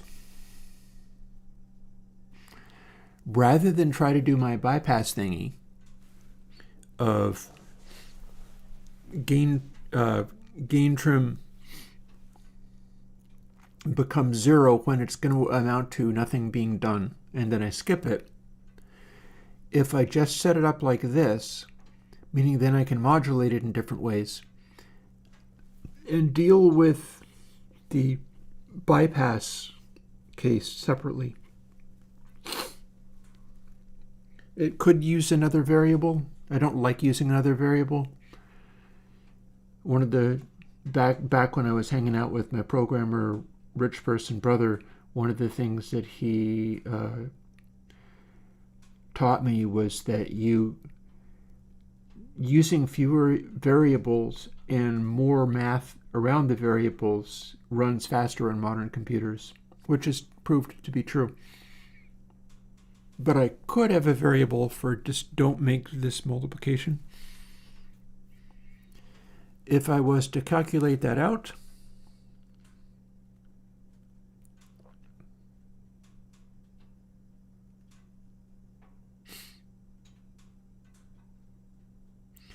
I could roll all that into 1.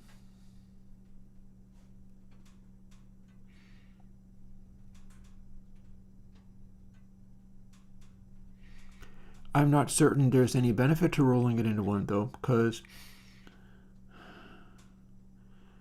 I'm basically trying to special case situations where either the control is at 0 or at full crank. And I've just realized I can add more gain into it and have a situation where the control is at halfway. Whether that matters depends upon whether the discontinuity is doing anything. And that I don't know.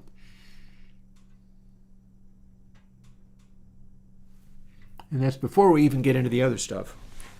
I did have other things going on as well.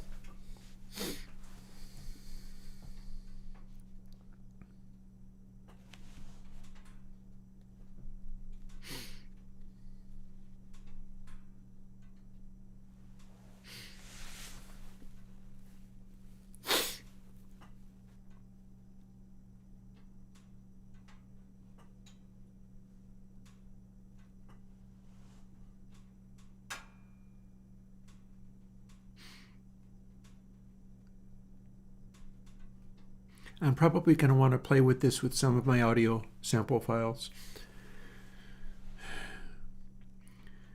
The one thing I know is that I'm running into problems with this special case of 1.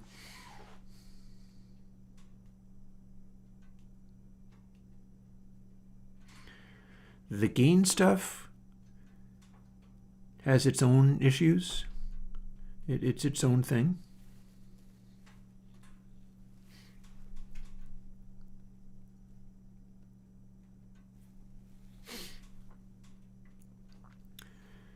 So I do know that some of my where are we doing that stuff though? Where are we doing that stuff? So here's my special case for more tape pack.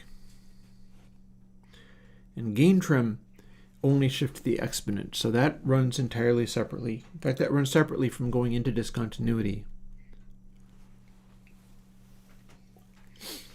And I think that's relevant because being able to fuss with the gain trim going into discontinuity is going to be important.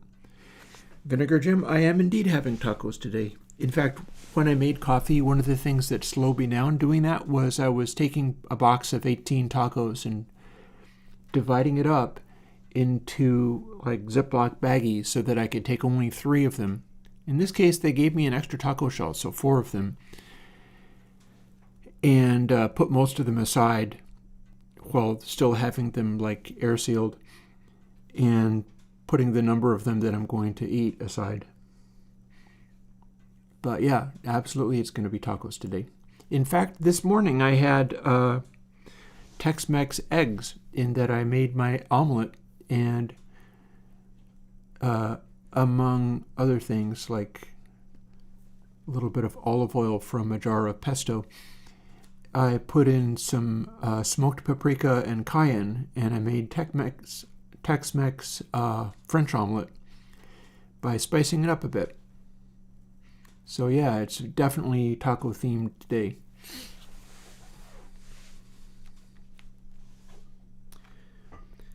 So yeah, here's what we're looking at. Gain stages going into here, but.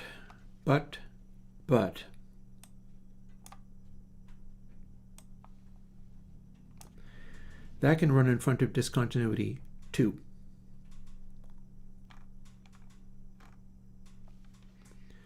So let's experiment with that.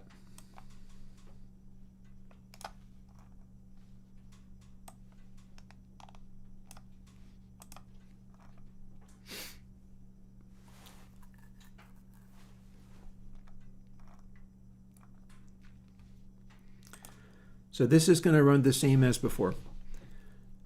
In fact, I can do the same language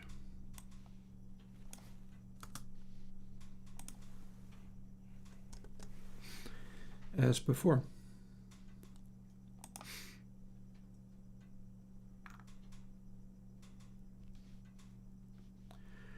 Now the trick with gain trim is I've got it working only at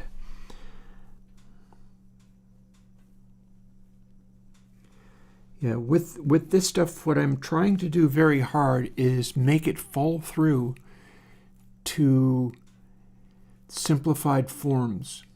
I'd like to fall through to shifting of bit forms, if at all possible, while also allowing the possibility to have a more articulated gradient of gain changing.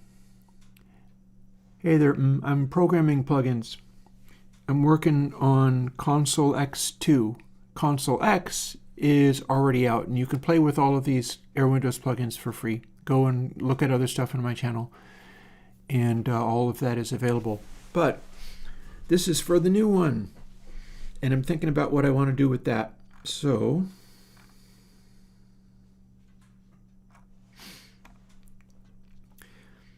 these kind of alter themselves, and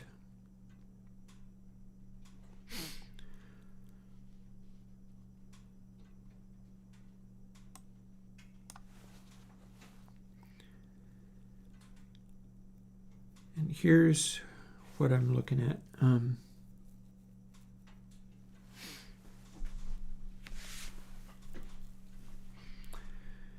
I'm basically trying to figure out whether I can make simply one gain trim thing automatically snap to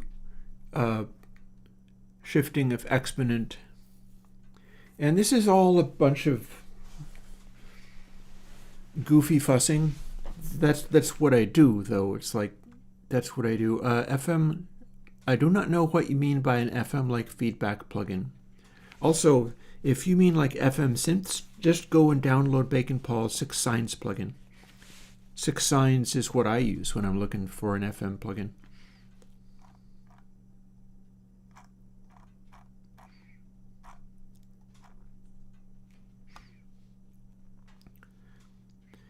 So yeah, let's see. First of all,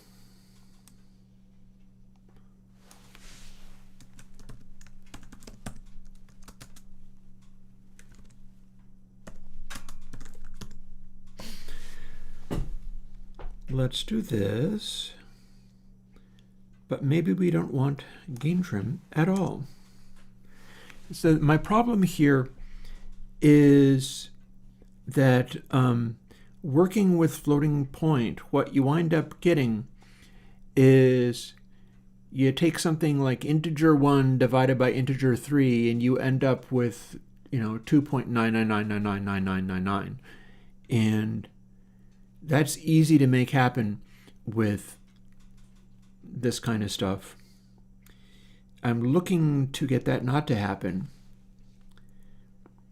And I'm looking at having some trouble with it.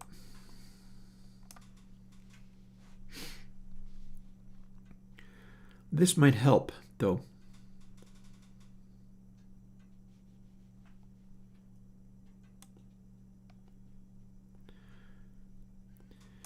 So if I leave this off,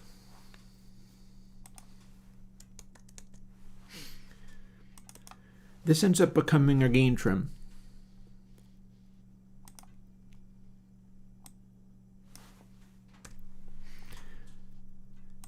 If I have the amount of boost on tap be in this much, then there's a position in the exact middle where it's also pretty darn close to see. I'm trying to figure out at what stages am I close enough to not altering the mantissa that I can count on that as being lucking out and having it be close to just an exponent change. That's what I'm trying to do. It may be a foolish and silly thing to do, but that's what I'm trying to do.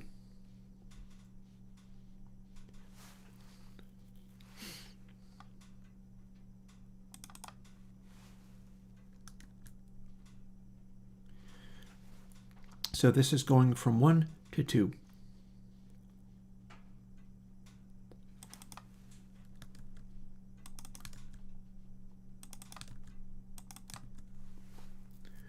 And this is going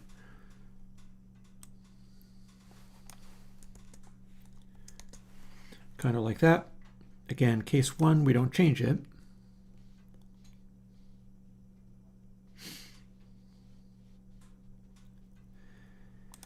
And then we can modify it like this. And if this holds, we're still looking at alterations of the mantissa. So we've got a subtle control and we've got a big changes control.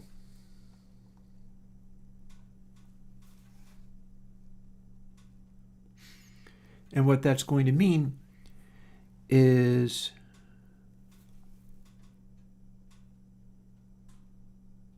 oh, hang on, I made a mistake. You may not see where the mistake is, but that's because what I'm trying to do is very silly anyway, so what do you want? This is what I had. What I intended to do is more like this.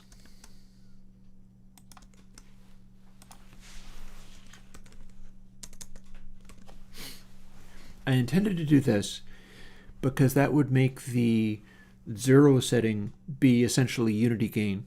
I don't need to make this be a input trim that drops you down to silence. This is not a fader control. This is a input gain boost control. So having done that, I probably have an end result. Although I'm going to need to go through and deal with something here. We don't have gain trim anymore.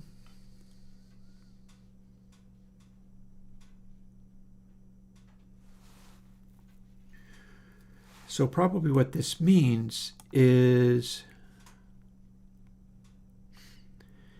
I feel like the case of no trim being done is too minimal.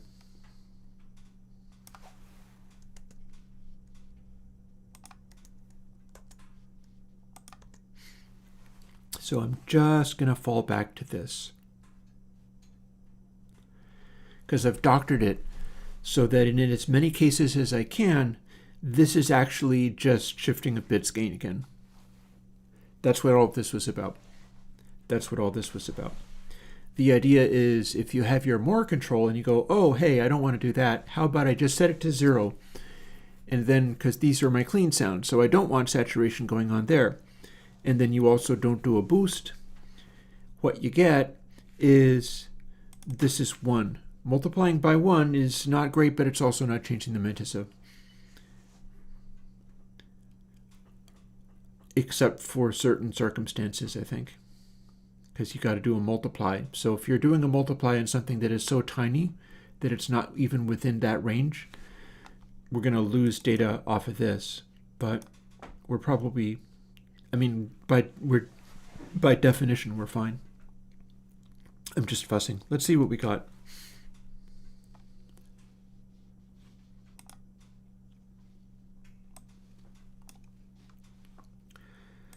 Again, it's time to try to make this work. And I have to move this out of the way in order to get access to that. But now we can at least play with this again. Effect stacks. Here's an affected stack.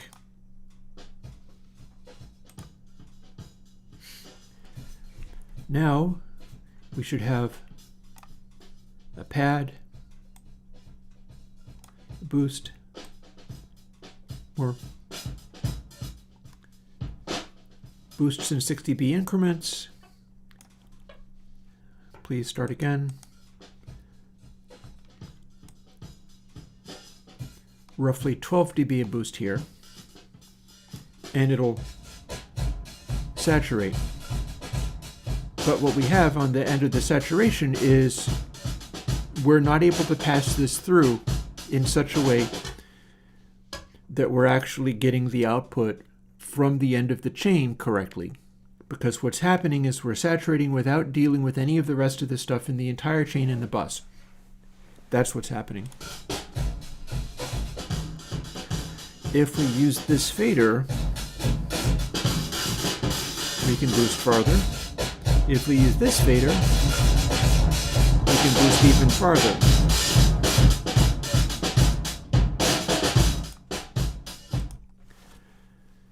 So I think trim and more are actually doing what I want now.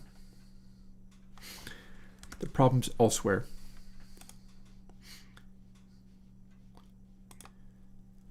So this is fine. In fact, I can scooch these back over to where is it another one hopes it's an optimization, and maybe it is and maybe it ain't. Namely, if we're doing many successive calculations on the same variable in the same place, that's probably better than going and doing them individually. I don't need to be doing anything with input sample R up here because we have to do this stuff, and that's why I'm doing it the way that I'm doing. This is all about input sample L. I don't have to interleave them. Maybe it's better if I don't.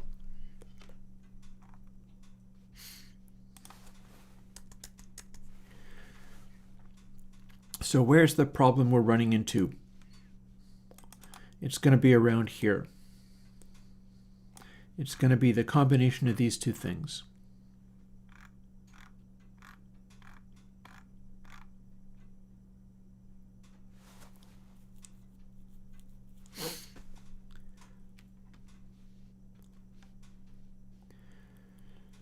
So we're removing some of this stuff. In fact, I already have removed it.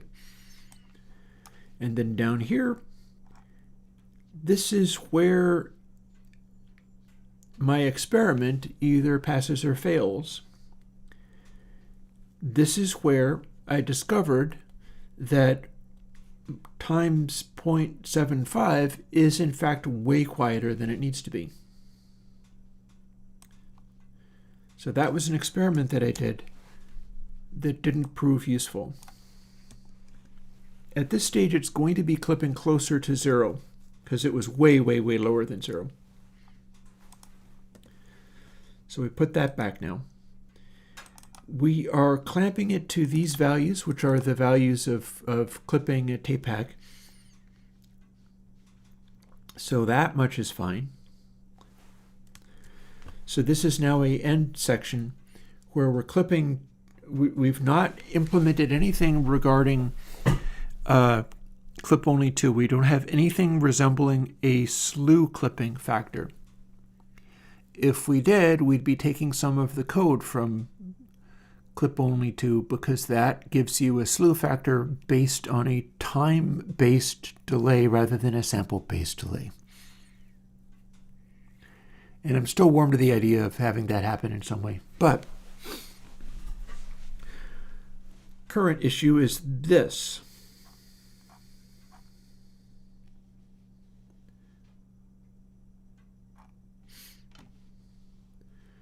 See, there's our caps, there's our gain trim. Our gain trim is happening after summing, but before the tape hack section. I think that's correct. I'm going to make it so that the mix down, you can push the mix down just by writing all the various things. In my control surface, I have a dedicated control that goes to just the fader control on the master bus, and it always writes the fader in the master bus, so you can balance everything and do small adjustments with that. and it determines how kind of things hit. This stuff, I'm warming to the idea of leaving this off.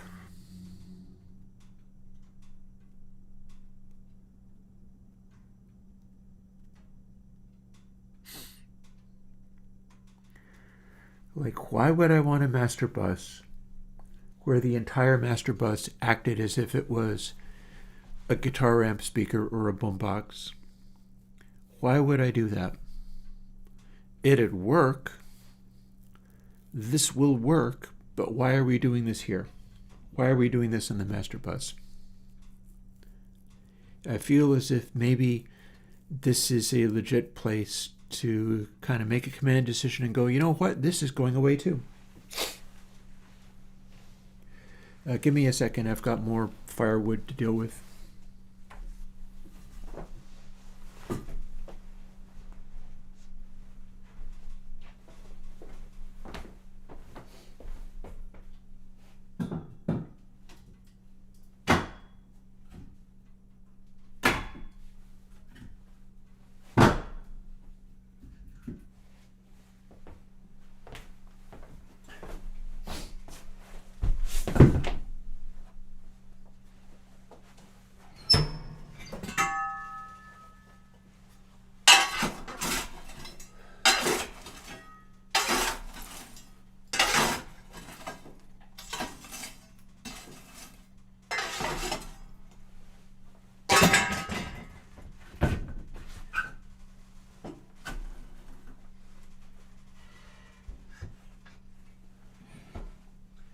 And I could be building Airwindows meter into the master bus. That could be interesting.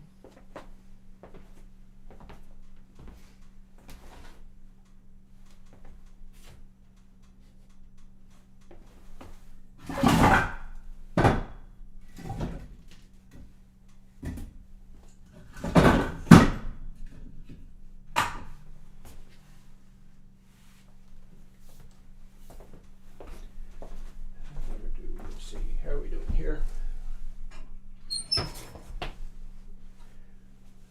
Light, please. Looking to have a little warmth out of you. Come on.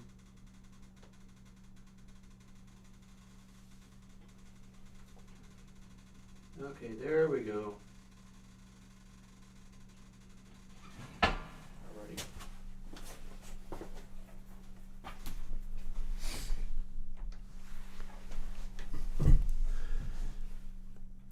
Okay. All winter long it's going to be like that. I'm going to be trying to work and I'm going to have to interrupt myself for making fires. That's because I'm a real person rather than an AI, and I will freeze if I don't have warmth. Yeah, heck with this cab stew. You know what? Heck with this.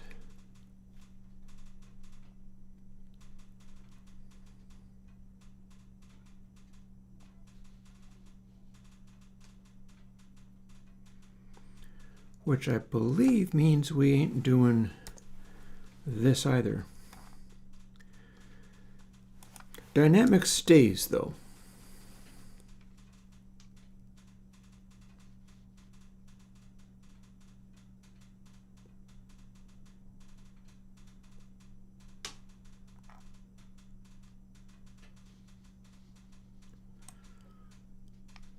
Let's go and there's EQ also stays because that EQ is very well behaved.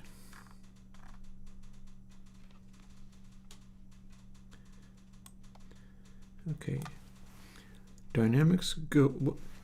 No. Dynamics is the one that stays. Cabs is the one that goes. Goodbye, cabs. Be gone with you. But here's where things get a little messy.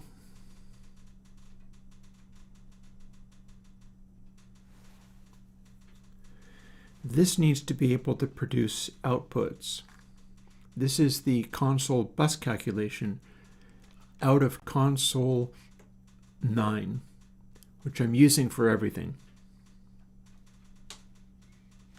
this stuff here.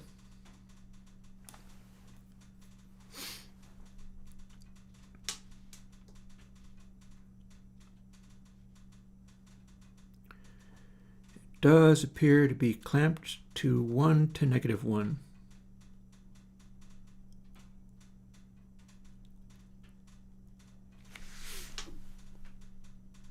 If I remember correctly, that is accurate. That is also clipping.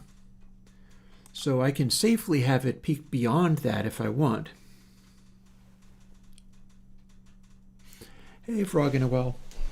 It's all very well. It's like looking at earlier codings and going, why did I do this dumb thing? Maybe I can do something very different.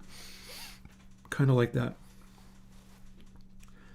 So this is all invariant. I don't get to change this to the best of my awareness.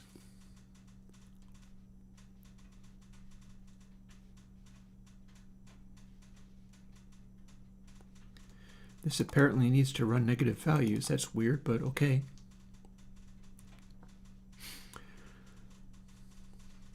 I could find out whether I can boost it. Wouldn't that be interesting? Don't know if it's actually going to work, gain scaling it like that. So here's the deal. Like between the channel and the bus has to be unity gain, meaning that it's assuming some of this stuff works the same.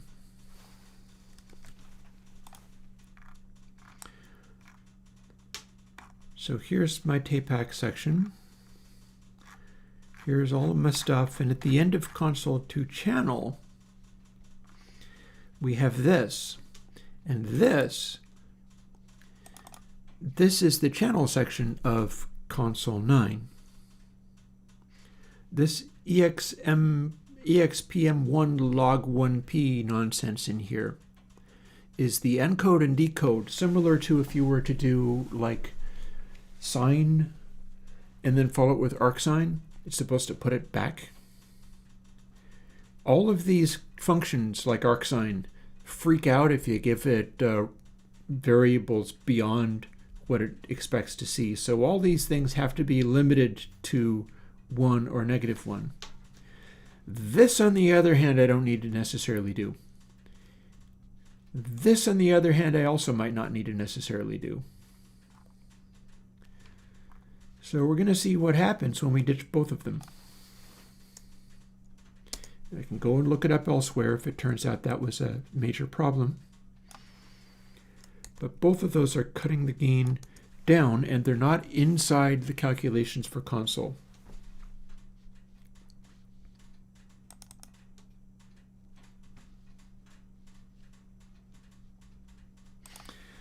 Let's see what we got.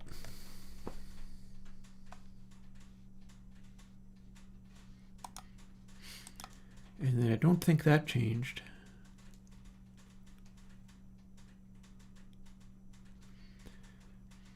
And then the question is, did I get enough gain out of this?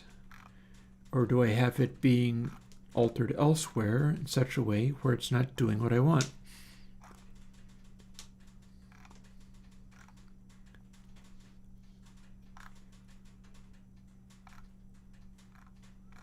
Where do I have gain trims put into all of this?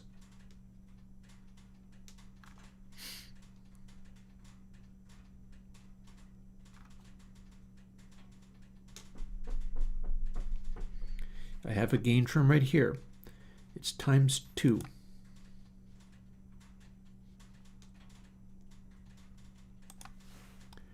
Just for fun, let's lose that one as well. It wouldn't matter, but let's lose it as well. And then this is our final clip, and this is the final gain trim for having it go up to close to 0 dB without quite getting there. If this works, then I can go and see what I can do regarding AD clip 2 or doing something similar to AD clip 2, perhaps using its very code and simplifying it. Because I don't need to do a hard clip anymore. This is a soft clip. And it's a soft clip that is literally tapepack.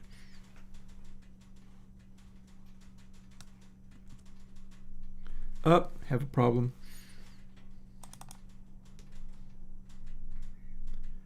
Yeah, we needed that. So let's see. Undo past the point where things were saved. Undo again. Undo again and again and again. That's the one we needed. Now let's redo other stuff, not counting that.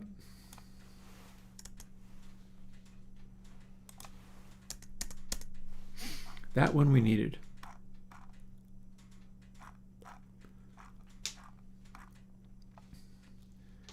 This one we don't.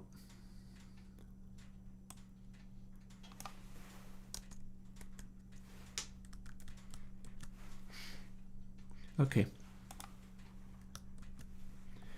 And okay.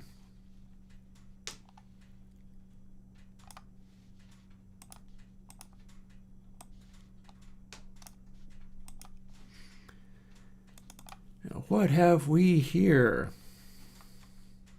Back into the breach.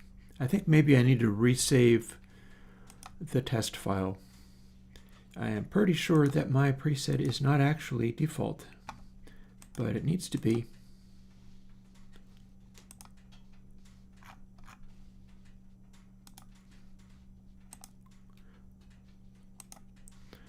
Alrighty.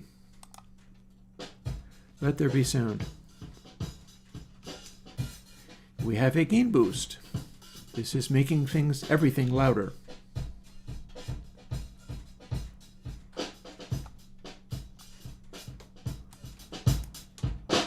We can boost and it goes up to negative 0.55.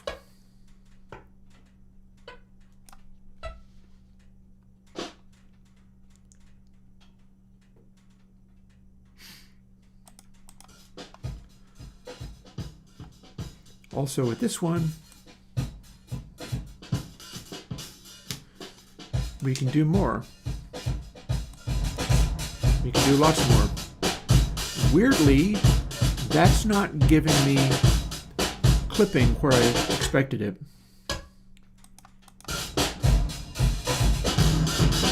But this is.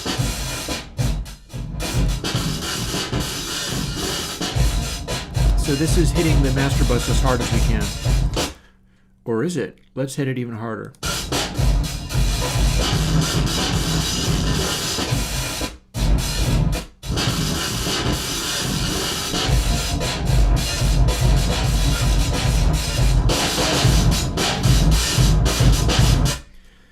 So that is ultimate gain through the entire console system, straight through to the master bus.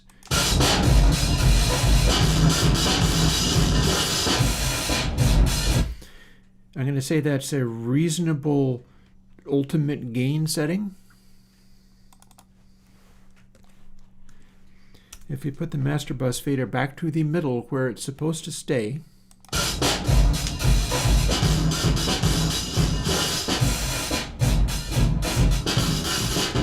we have half a dB.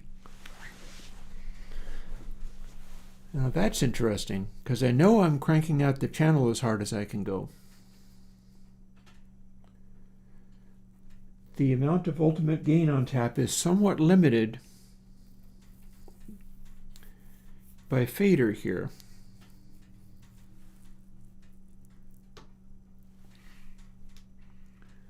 That said, the difference between 0.5 and 0.05 is not that great.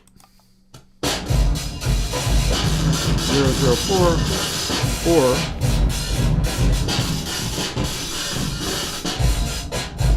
half a dB down. Not that big of a change, not that big of a deal.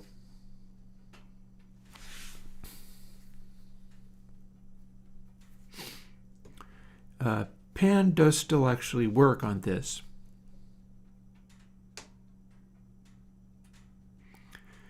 Fader should be sitting the way it is, with 0.5 being essentially neutral. What we've effectively got here, I want to see whether if you turn fader down, it makes it unable to go into the tape pack. Let's find out.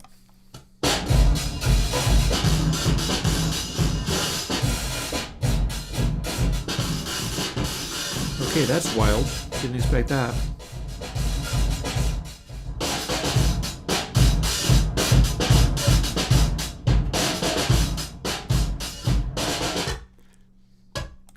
So we pull that back and we start.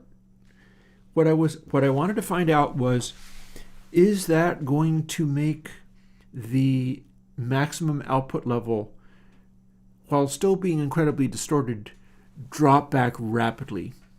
And it is not doing that thing. So I appreciate that. But all the same, my maximum output level from this, pushed as hard as it can possibly go, is not really what I expected.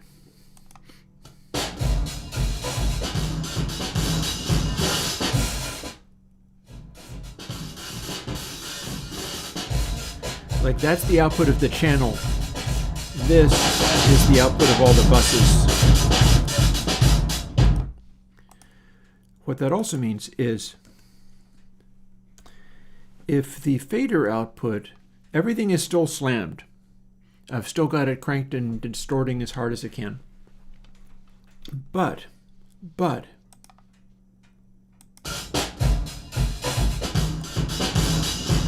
see, maximum gain. A little softer.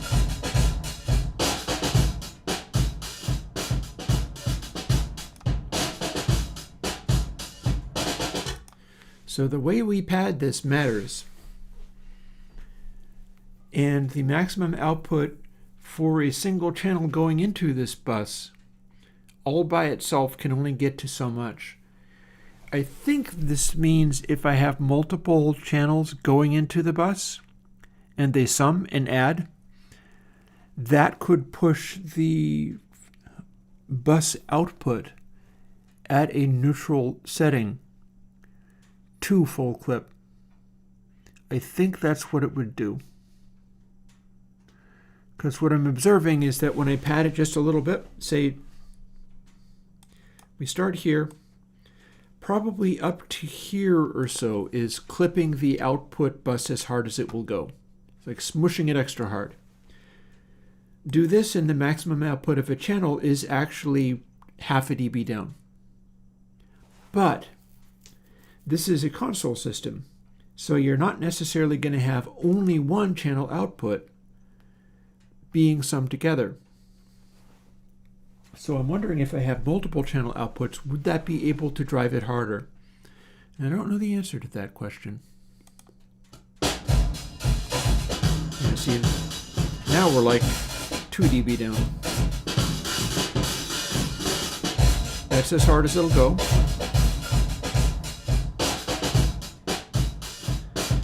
And the farther down I pad it, the less distortion I have on the output bus.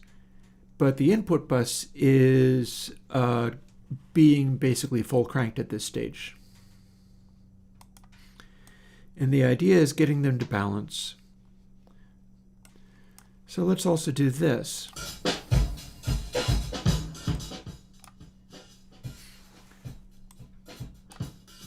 This is supposed to act like unity gain. Is it?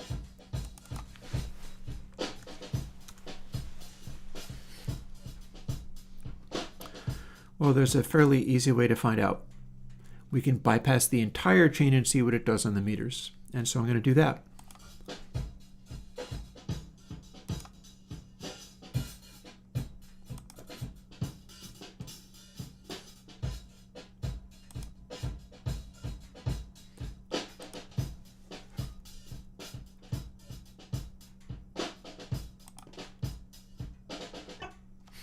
It's pretty close.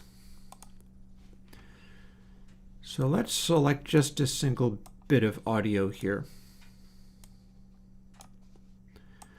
We were going to loop this.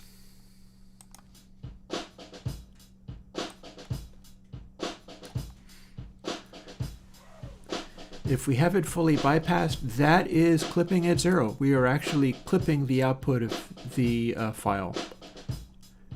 if I engage the entire console chain, is it going to clip in the same place? And is it going to sound anything like?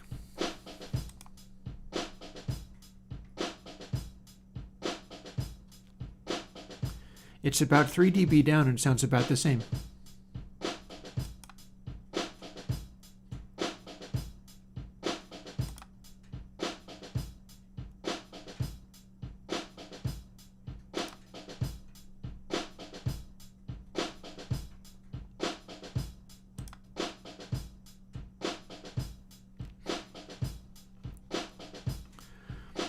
What happens if I just push it by 6 dB with no other changes?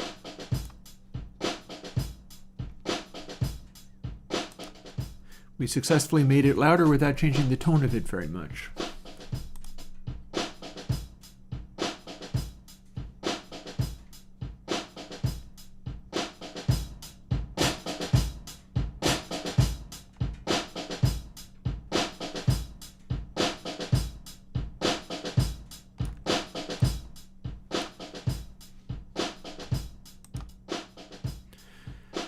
So dry and 0.5 on more is also very close to a total gain change that doesn't touch the mantissa. And that ain't so bad. That's pretty decent, in fact. Although we can also cross-set them.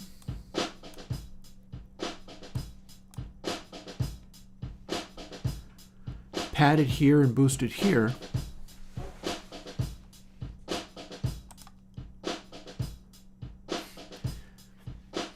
If we pad that and boost that, 0 and 1,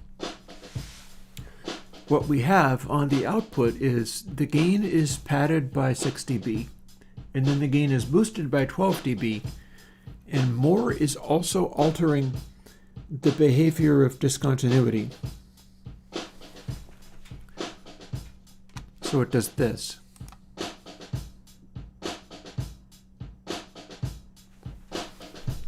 Which I think is not a bad sound.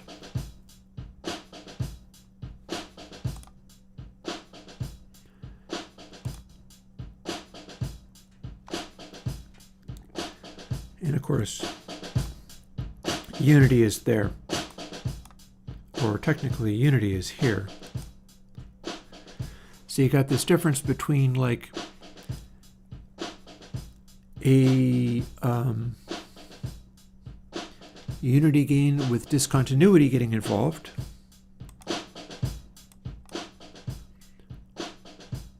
or unity gain with discontinuity at its minimum setting.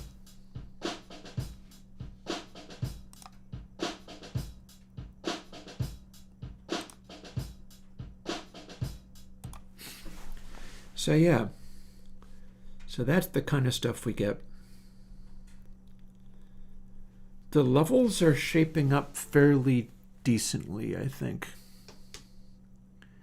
I'm fairly happy with how the levels are acting. I'm going to run that again, and actually let's take a different sound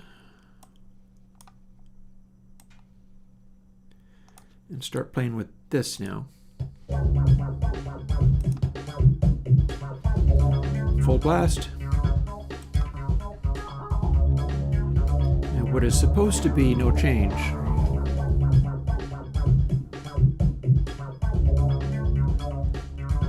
That's honestly sounding about the same as, it's maybe a little bit padded, but not by all that much.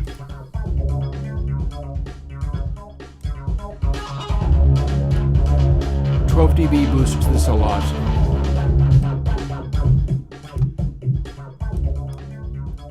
Padding it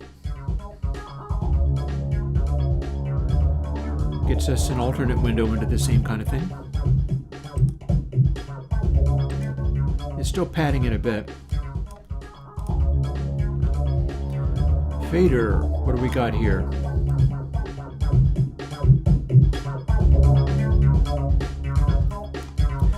Okay.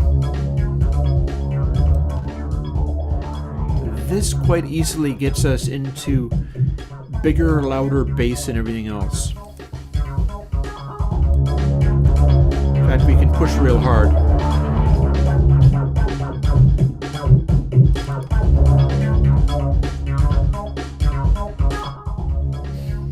If we did that on the master bus,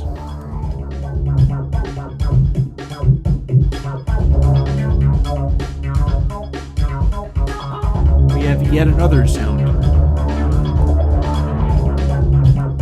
These do nothing.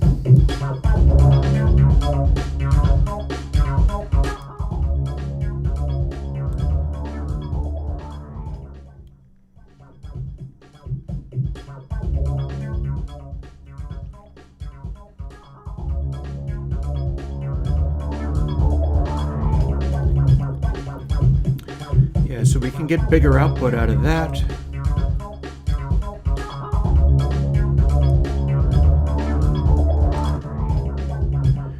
Here's dry, and again, this is peaking and RMS peaking about as hard as you can.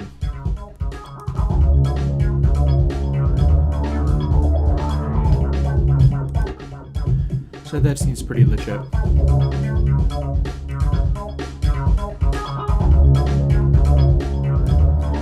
We can bring discontinuity in that way.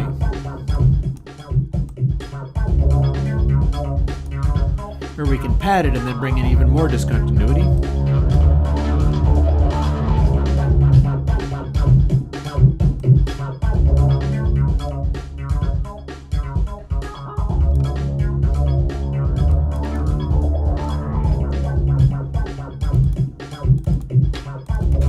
Come on, you.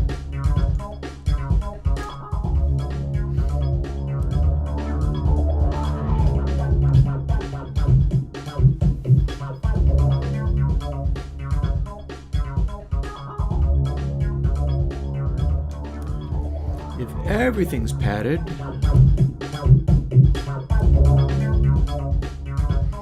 we have maximum gain on tap on the master fader.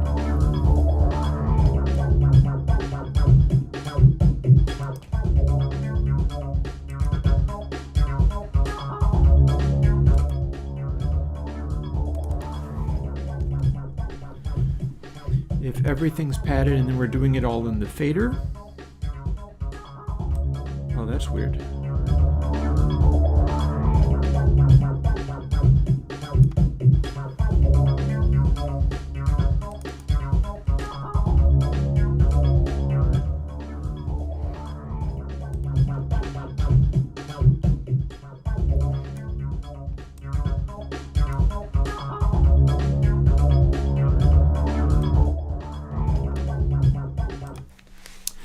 And this is called gain staging.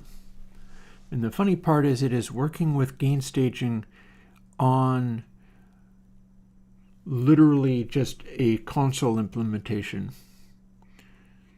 We've got two separate tape packs in there, one on the channel and one on the bus. The one on the channel is the first thing you hit. The one on the bus is the last final gain stage limiting.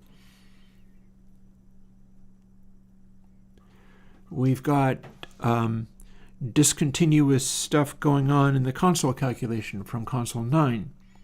It's that weird formula, and we have taken away some of the tweaks to its gain in the service of simplifying everything.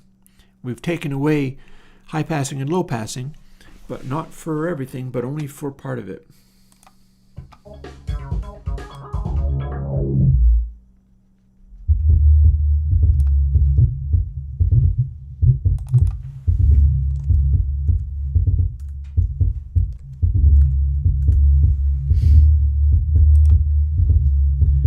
So this is as hard as you can hit the fader off of an individual track. Hey, Calbus.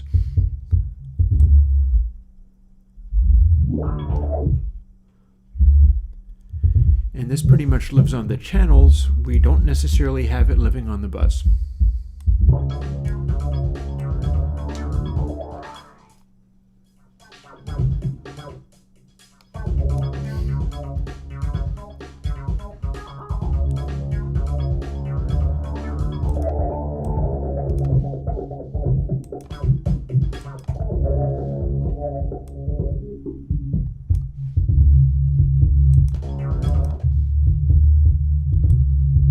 push past 0.5 on the fader alone.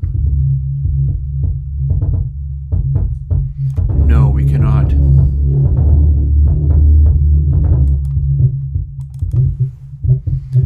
Ooh, can we pad it? How close can we get to the maximum output level of that fader?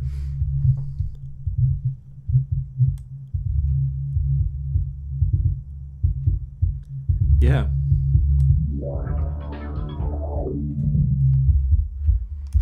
So that's as hard as the channel can push off of its low-pass filter.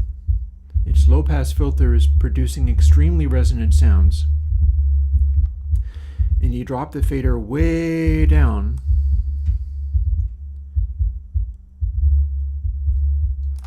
and still end up able to peak out the final output.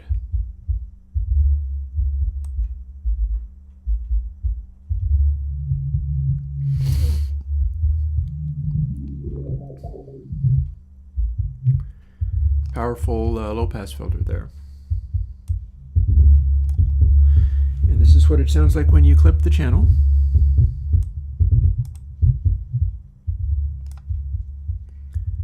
We should also be able to clip the channel with these.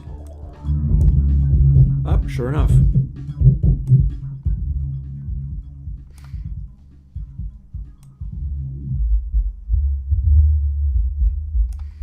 Okay, so maximum bass boost on the EQ and then also the filter. And now we can make it clip just about no matter how far down you pull the fader. Or just clip the fader.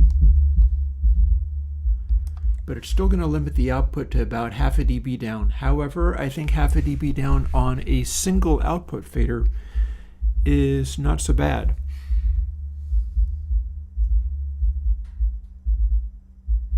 Oh, nice, there you go. Yeah, that's what I'm doing that stuff for. I'm doing that stuff for that purpose.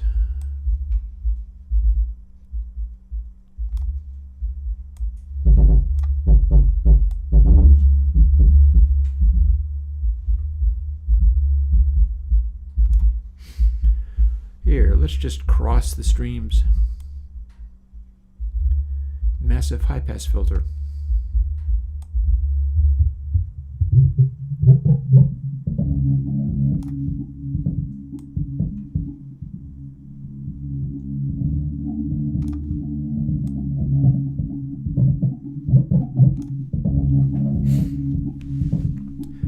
There, maximum phase smearage on both the high pass and the low pass. They're fighting each other. I want to throw another log on my fire.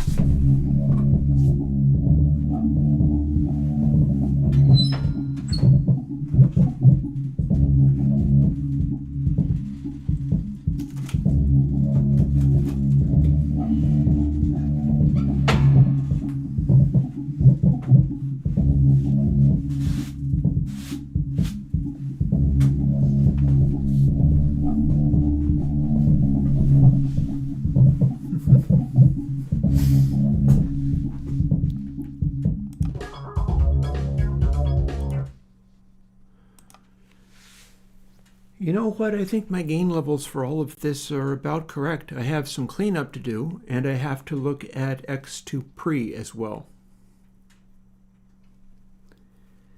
But on the whole, I think that works.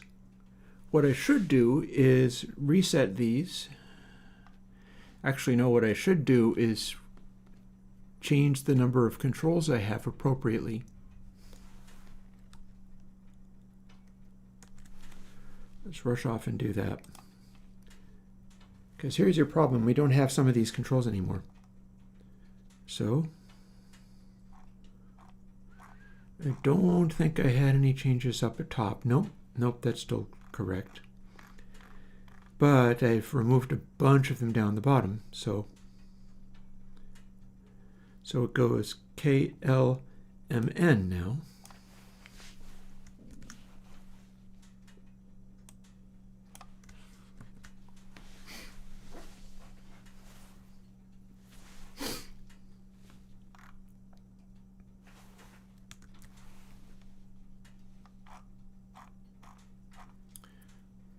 And we're going to lose cabs 2 out of here. Oh, I should play with the compressor too, though. I will be playing with the compressor too.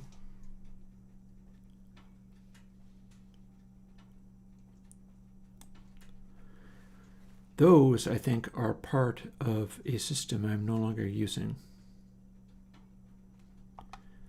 As is this, we're no longer using that section of discontapity. We're only using the tape part.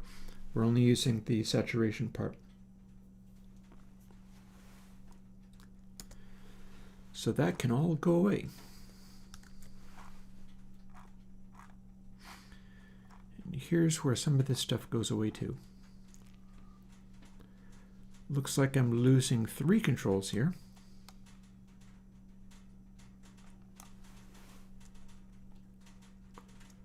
They're all generic controls, so that doesn't require any more changes.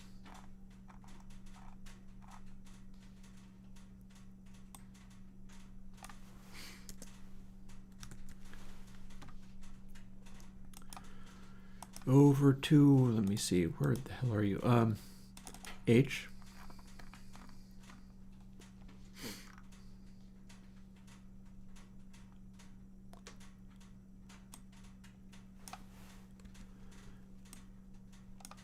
Zero 0.5 and 0.5 and OPQ all go away.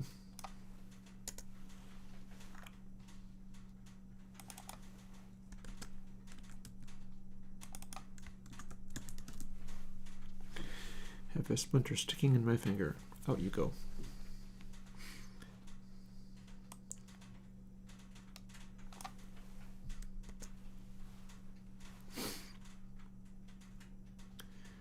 And M unit also goes away. We're not having that. Or I could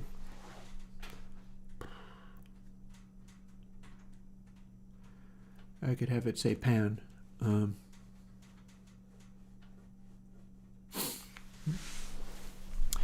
Yeah, formally, Jonathan's pretty up to speed on this stuff.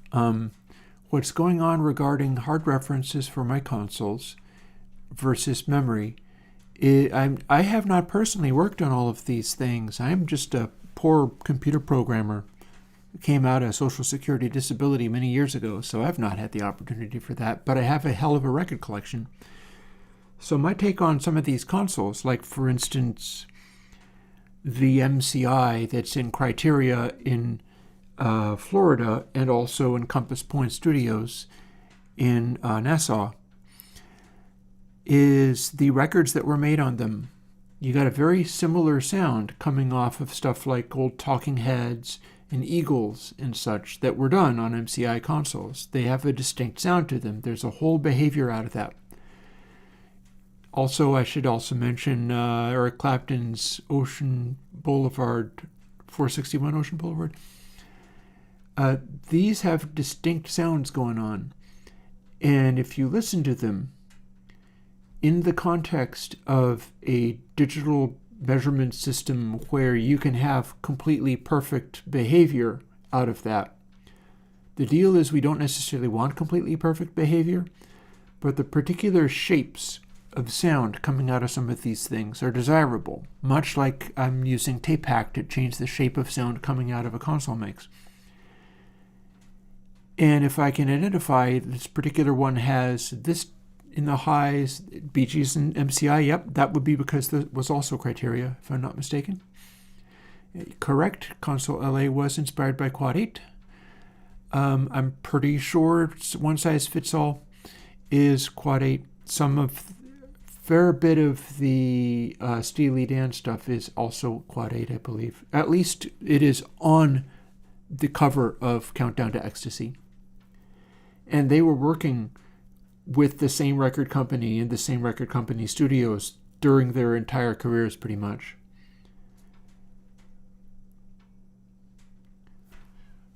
I should slow down about that. I know they moved to LA at a certain point. But then LA is why I call it Console LA. Those were there. So I guess the question is, where was Countdown to Ecstasy done if it wasn't in California? May very well have been. May very well have been. They might have had to do all their recording in the record studio. So they might have had to go out there, but they didn't live there for a while. So, param n unit filter. We no longer have a filter. Do we want any knob on this at all?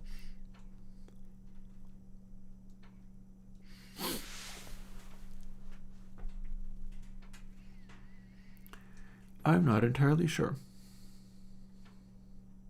I can simply remove that unit. That would be fairly simple.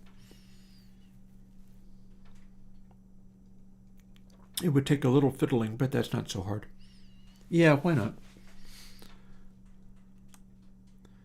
We can pretty much be sure that the thing at the bottom is fader.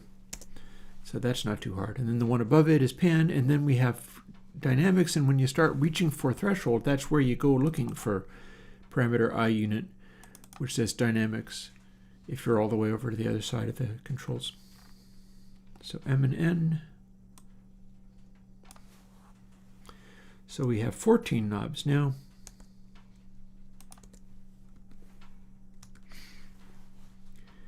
We don't need to have a buffer because we're not using discontinuity in quite that way. Because I think it's better to not do that on the 2-bus.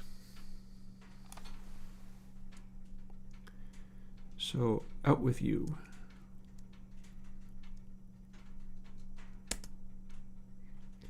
And out with you, because you are the low pass and high pass that I've decided shouldn't be on the bus.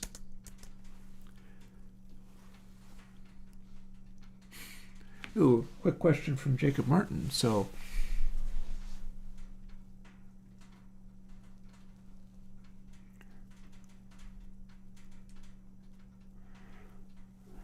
perhaps, Jacob, perhaps, if what you're doing is like lots of different things in submixes into what you're calling like, okay, this is my guitars, or this is my high frequency drums, or whatever, then maybe you just use the DAW to assemble those things into your submix, and at the point that you go over to console would be where you're assembling the submixes. I don't know. Like, if you had a submix and the submix was made out of entirely separate little bits of comps, for instance, like if for whatever reason all of your comps were on separate tracks, it would be kind of wasteful to be putting, like console X channel on all of those individual tracks if they're not all happening at the same time. So if you're using submixes like they were comping, then definitely do that strictly within the DAW and take the outputs of the submixes and treat those as your channels. All of the console versions are essentially designed to run as if you're trying to get a good sound out of a relatively low track count mix. That's really the concept there.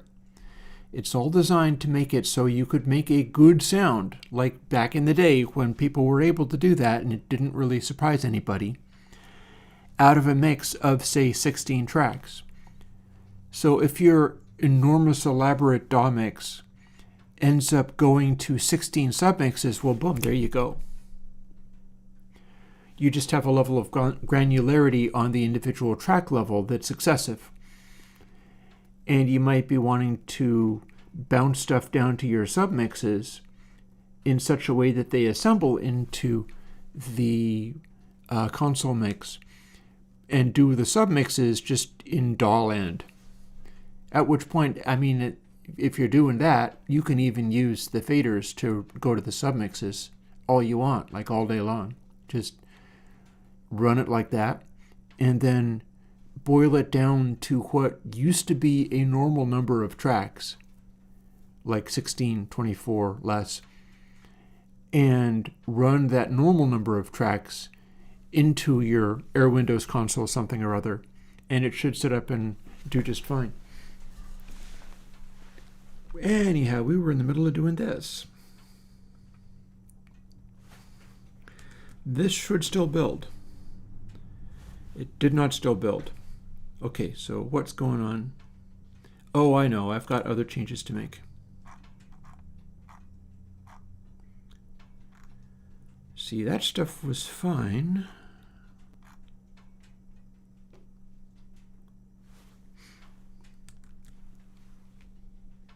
I assume, but something's wrong here. And here's part of it. I didn't have the custom unit, so let's fix that right now.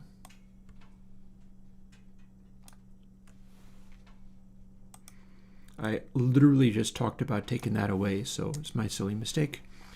What else have we got going on? Didn't like this very much.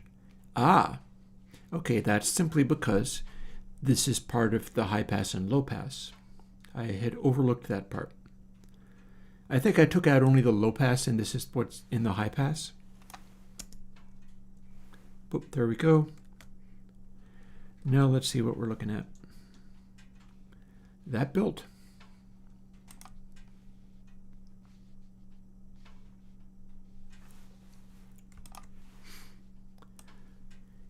I feel like we're getting close enough to where I can count some of these as done. Yeah, the thing about Console 8 is it's meant to work the way I work that stuff in an intentionally submix laden mix in which it's using all of those plugins to do a distributed filter across everything. So you might not be liking the distributed filter across everything. And a more neutral console may very well be the way to go. Absolutely. And those are available. You could try doing things if you wanted something incredibly that gave you a lot of flexibility. I would run with Console 9 that way. Give it a try. It will be less heavy-handed than Console 8. It lets you peak slightly hotter, or at least I thought it did. This is part of what I'm fooling with at the moment. And it does not have the distributed filtering that Console 8 was made to have. So it's going to be more neutral, yes.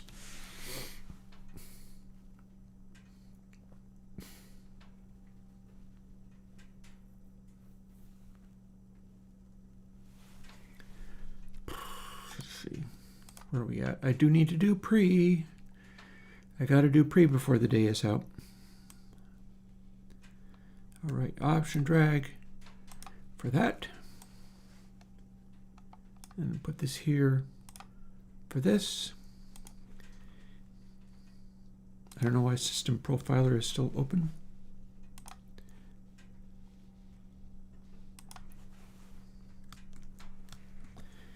I seem to remember this being basically okay, so I'll run with that.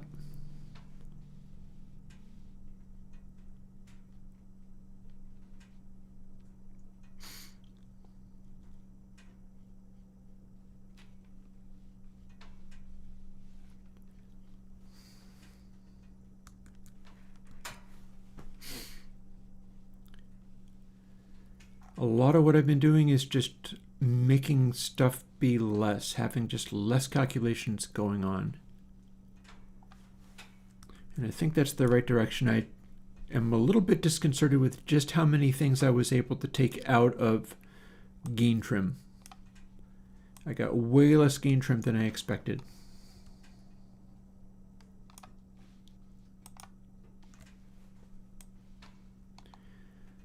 I'm probably going to be looking at a fairly tedious late afternoon doing all the VSTs in the same way. But that's fine. It's not as tedious as some of the building reverbs that I do. That's way the heck worse. So we got that going for us anyhow.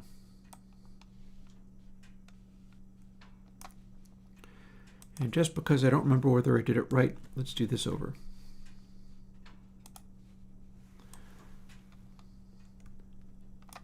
Drag to there, copy to here. Now desktop includes all of the most latest versions of everything that I have said is probably fine and done. Except this. I need one of these. But I don't have it set up just quite yet. So what I'm going to want to do is have console pre exist in this context with the same basic settings as console channel, but without the summing. That's going to add an extra layer of tape hack. And yet I think that's probably still correct.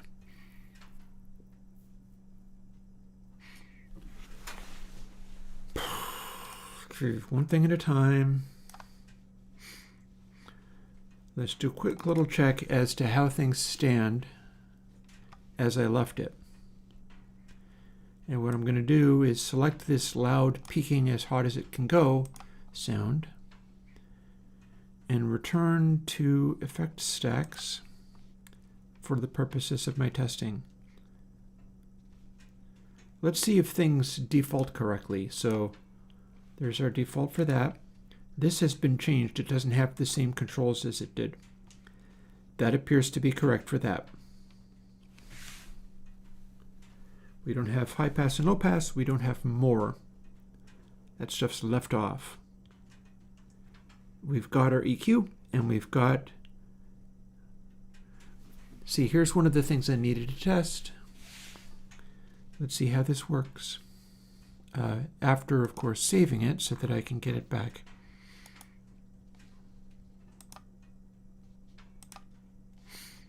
Okay. Sounds fairly normal. What happens when we try to put bus compression on? Because bus compression, that's the catch. This is where things might get strange. So let's find out what happens and whether it gets strange or not.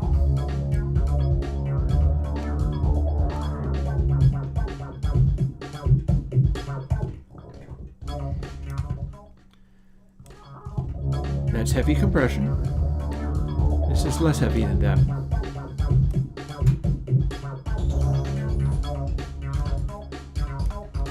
Here's our fastest attack.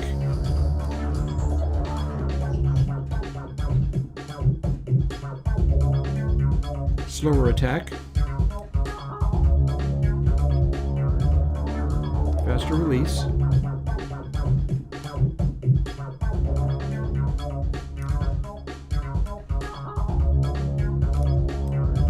A little more neutral.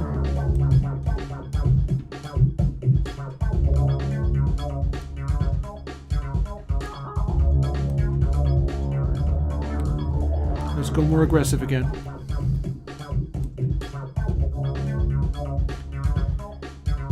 Okay, now we have some pumping.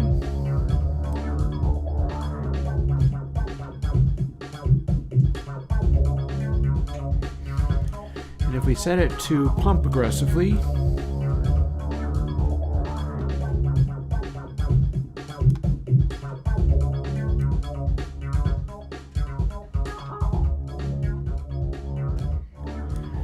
again, pump aggressively, we're padding it a little bit.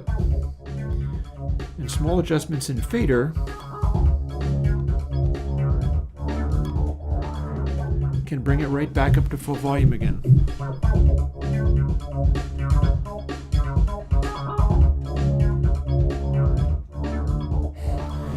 So we don't necessarily want that much pumping, but it's a factor of attack and release being this slow.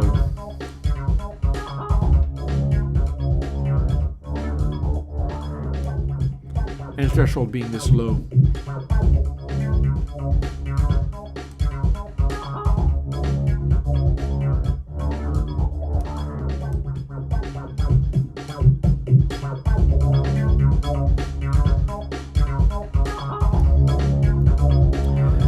Okay, heavy compression pumping.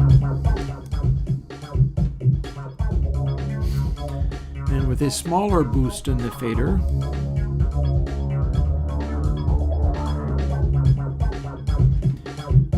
can get pretty much right back up to full crank again. So that's neat. This is our world of master bus compression using Console X. You can switch from this, which is very much a digital mix with no compression on it, to heavy compression.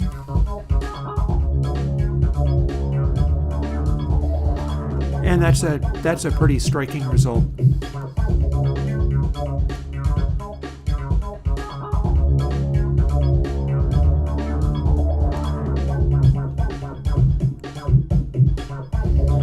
Just for fun, gating on the bus.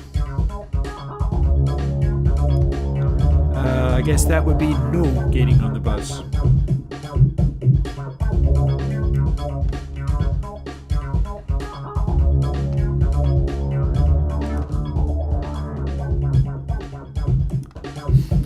So we got a tendency of making things louder with the compressor.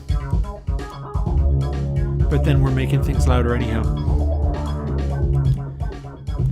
So if we're at theoretically no change in gain,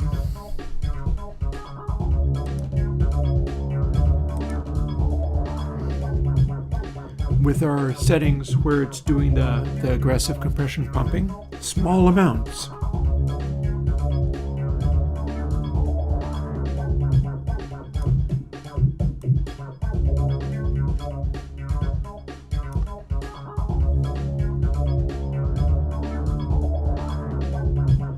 So doing this, we're squishing it down to about 3 dB down from where it was. Or maybe not.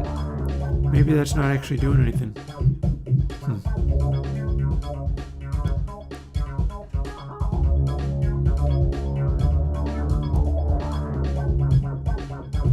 Yeah, so compression, we're bringing volume up this way. And there's the point of no return.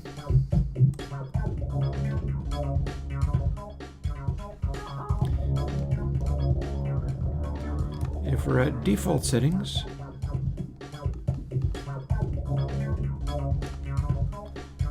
we're kind of squishy. If we have a really slow release,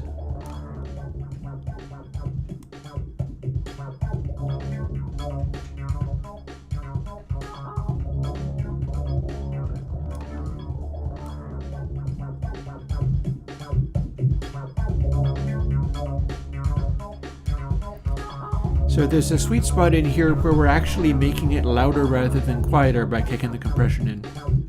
Looks to be around here.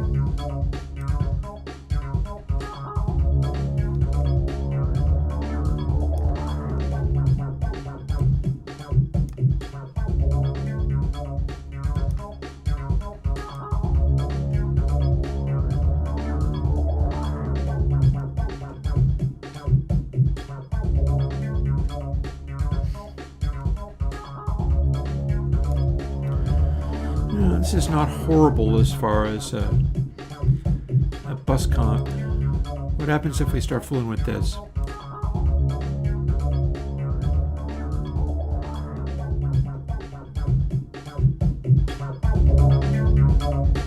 Ah, okay. Hit it harder and it just goes louder. It's interesting.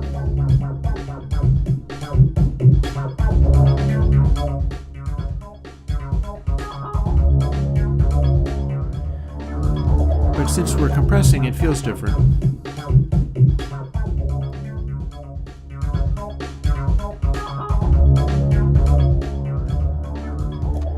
Whereas if this is off,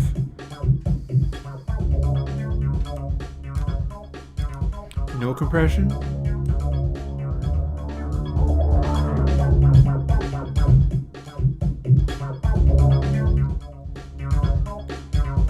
yeah, we got a little more punch going on there.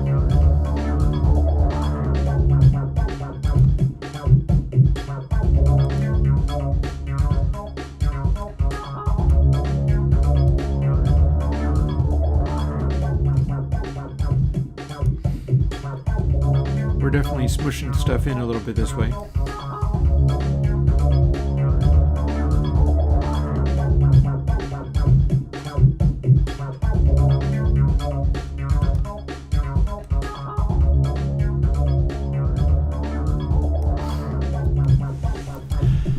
back in the day, I would hang out with people online like Slipperman and Mixerman in an old forum. And Mixerman had thoughts about mixing into compression and the way you had it handle the low frequencies and stuff. And this is kind of the sort of thing I'm looking at here.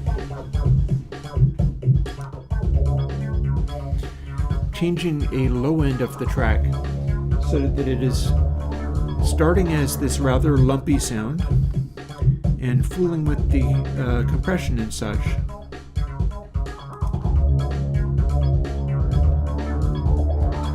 For a less lumpy sound.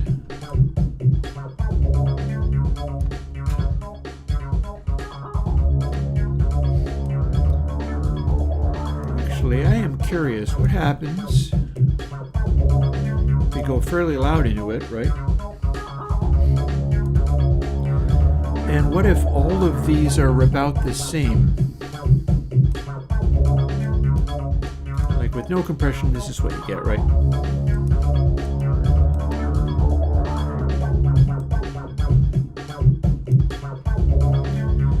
Wouldn't it be funny if I set up a bus compressor where it was a one knob? I'd certainly be having less controls that way, that's for damn sure.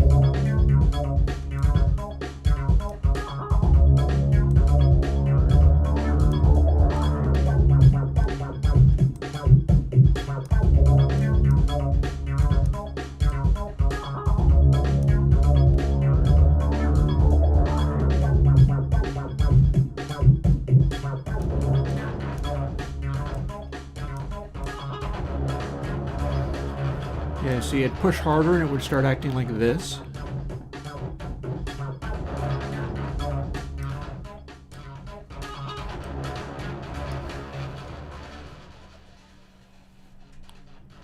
So that kind of counts as compression, it's just way too hard. You drop it back.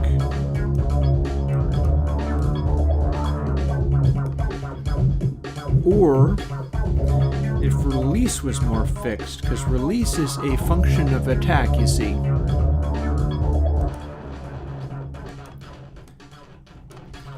So that's a little aggressive and crunchy, but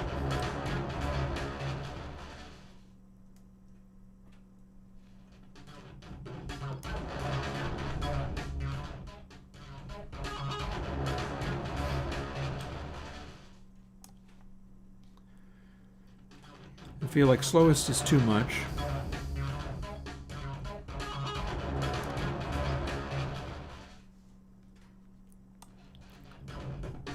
We compress it too hard.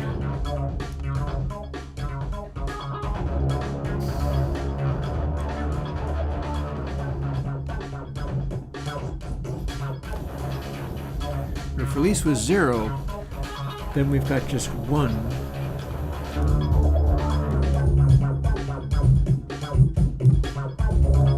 And that is a factor of these two things.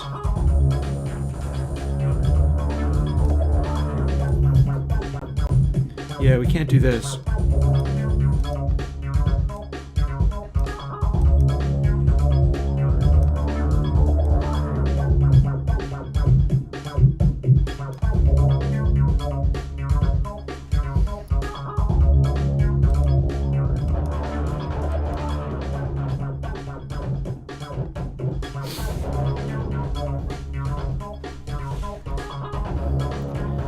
I should definitely be trying other sounds rather than just only this, though.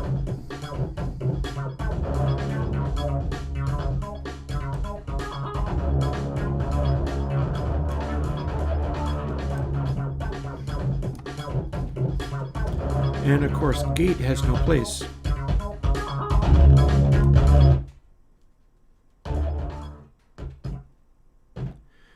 You don't put gate on the master bus or it would do this.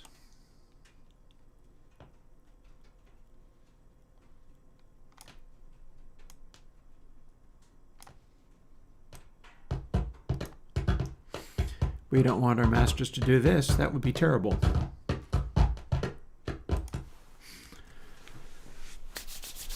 Not quite done playing, I tell you. We're not quite done playing with this. I feel I have a completely different concept for what compression should be on channels versus what compression would be on the bus. I feel like I can zero in, because the thing is, like, attack and release, that's all very well, but this is not a normal compressor. This is a variation on BusyComp. So I would know better than anybody how to make it work. And I might need to optimize that with regard to building it into the 2-bus so that I can get it to work in a way that's actually effective. So give me a moment. I'm going to, the fire's going okay. Let me set it over to wood stove cam. I'm going to rinse out my coffee cup and use the facilities briefly, and I will be right back. It's 5 minutes to 3. And we're getting even more experimental today, I tell you. Be right back.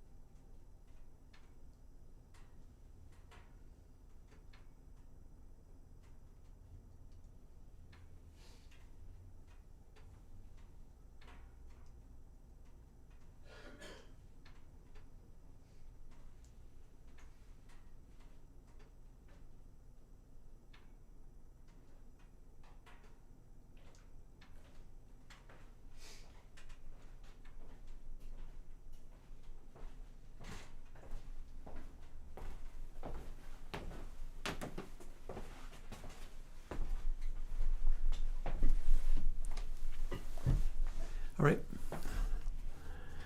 Alrighty. So yeah, we're getting more and more radical. I'm going to lose even more controls for the bus version because I'm concerned that it's not going to act in a way people would expect. And I have some pretty this is probably a fine enough example for me to use on it as well.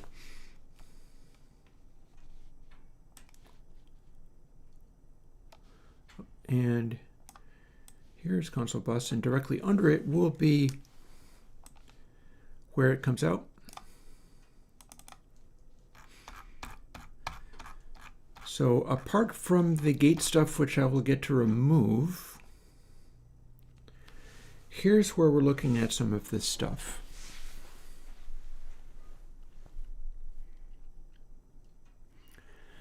BezRes and slow res are factors of a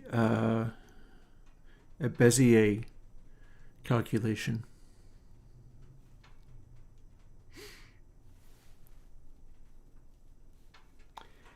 And the power factor there, it's going to give a pretty full range regardless, but it's going to go between uncompressed and reacting really, really fast. You can see slow res, it is the number to the power of 12 versus to the power of 8. And they're doing 1 minus this, so either way it'll go up to 1, but it's going to have a really hard time getting there because of the scale of the power factor.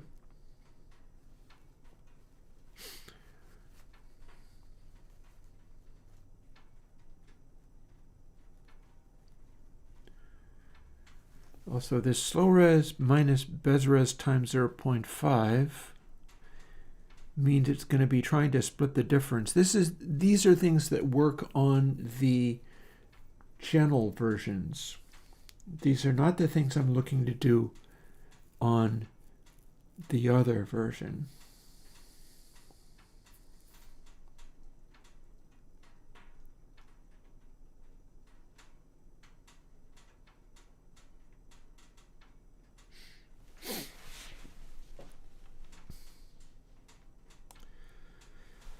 So one thing I can start with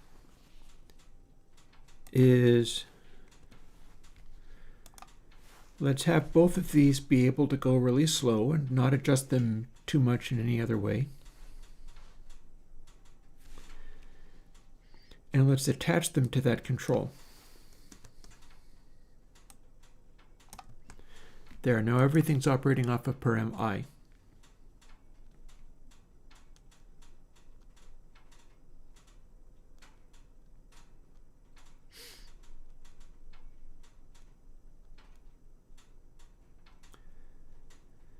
That leaves me J and K. Also, I'm not going to want gate at all, so we can lose that. This might be a perfectly fine time to lose that. We'll find out.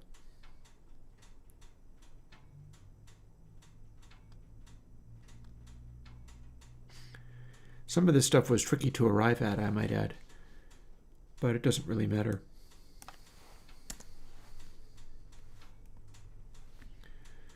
We will just assume that we're going to blow right past the gate stuff.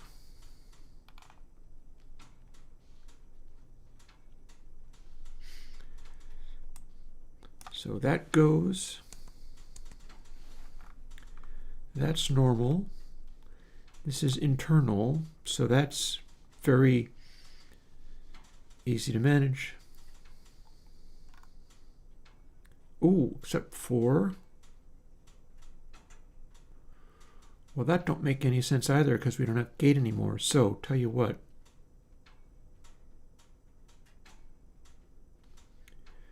We're updating these. And we're going to literally lose this because this is also part of the gating. So we're not going to be applying it. It does not have a place here.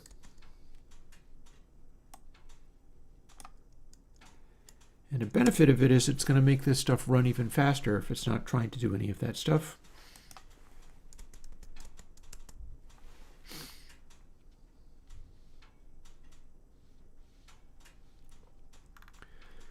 We have more gate stuff, but not as much.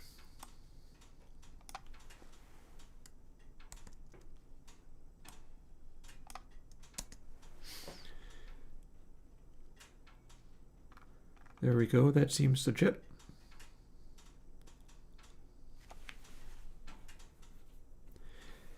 I mean, if we wanted to get real fancy, we could do multiple gates, or multiple additional compressors, but I don't think we're going to need to.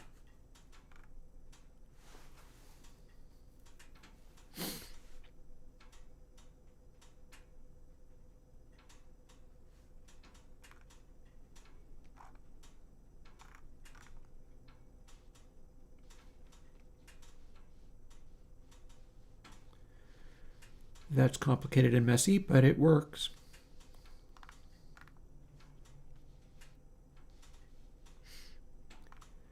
And then we do not have gate anymore. So that's going the heck away. Goodbye, Mr. Gate. All right, so if I build this, it should actually run, even though I haven't done much to fool with it. What I have done is it should run, and everything now rides off of control I. In other words, threshold.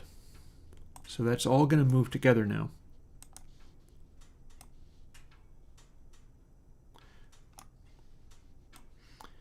I have an idea.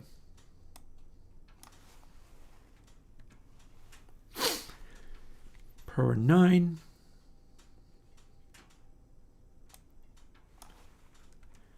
And power 11. Or indeed,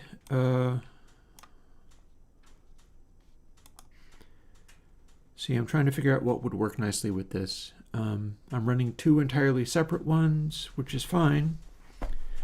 They're not being adjusted separately now. And it's the power factor that's conducting the degree of all this. This is the difference between these things.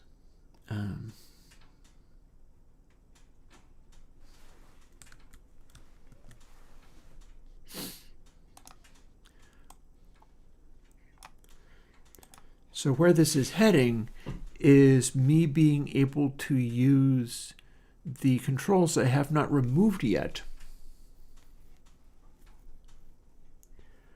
to manipulate, for instance, those power factors and dial them in until it's doing something useful and pleasing. Possibly involving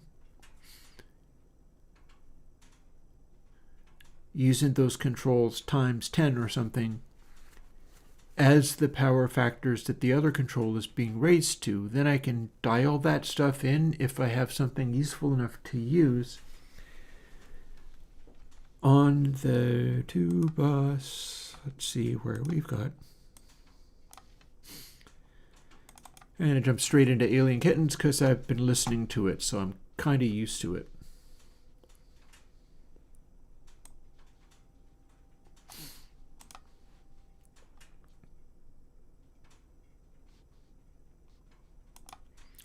I still have yet to do console X pre, but that's going to be like console X2 channel without the summing.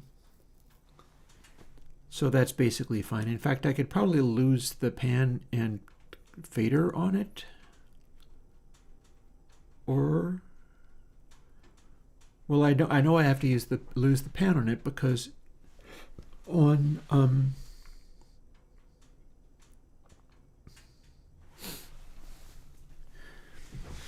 the Mac, pre is the way you get the end-to-end.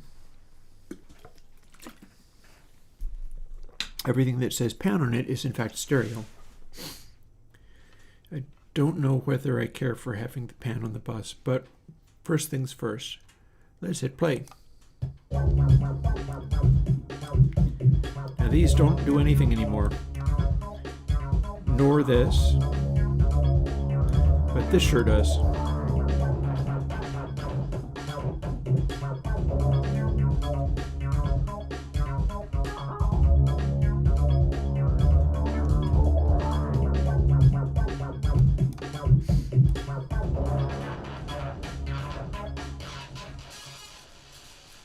And you're not supposed to do this.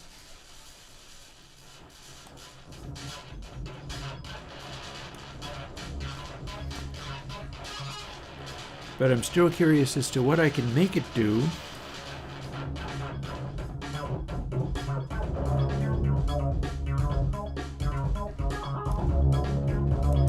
with regard to compressing it heavily. So let's go and do the thing I was talking about. Let's take attack and release and make it be these factors. J and K it'll be.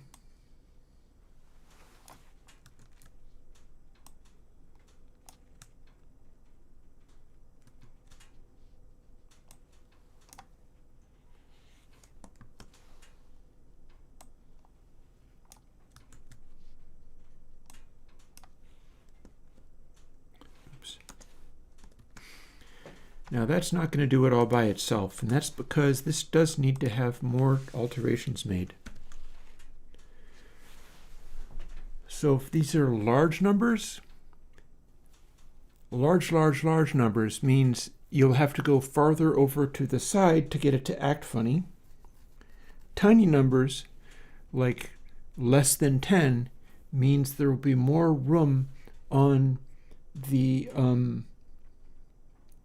left side to go into that nasty, unpleasant, overly, the speed's too high sound.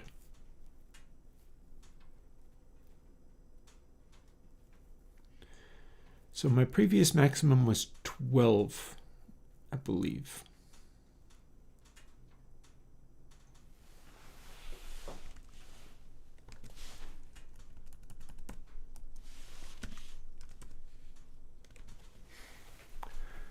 Although I could make it a little more simple and just have it be 10, and then I would be shown the literal number that I'll end up using. I don't think I need to go fully to 12.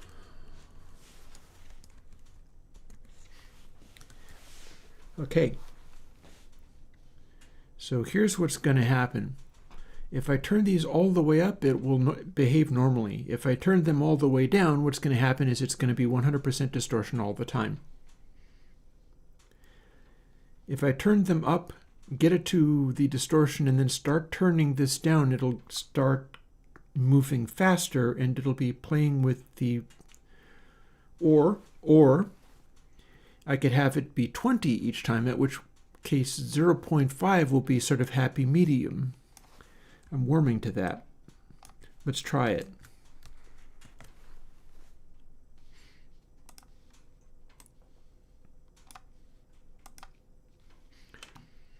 And in fact, let's grab something else, as in the full track of Alien Kittens, because it has that breakdown in the middle of it. And I'll get to hear what that does under heavy compression. And that seems useful. So here we go.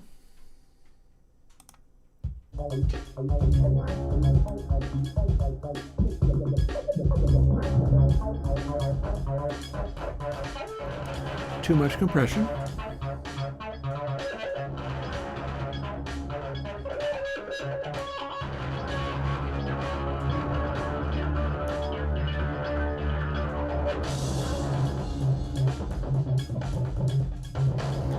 And then if I fool with release, I can make it be faster or slower than the other one.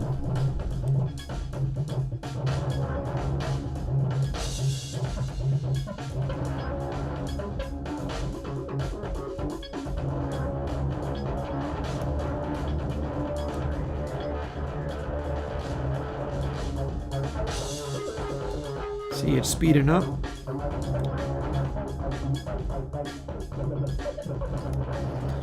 We're suppressing it a little bit now. It's holding things down.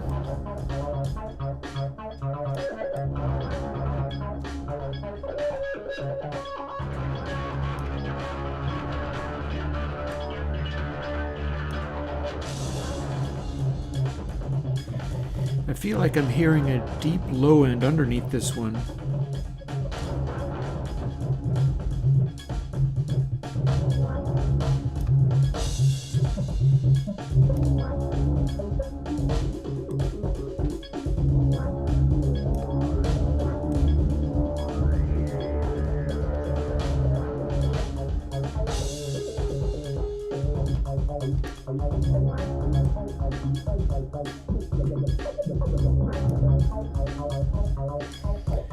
Okay, slow down the release and it starts acting more normally.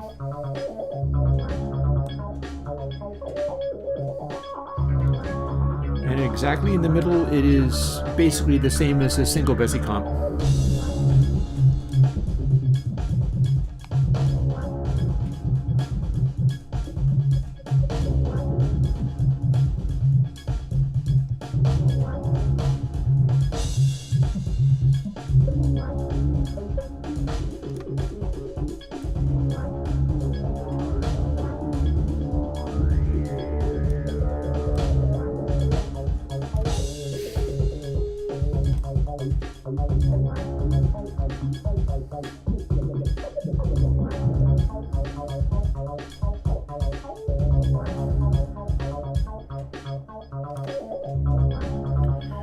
Just out of curiosity, see what this gets.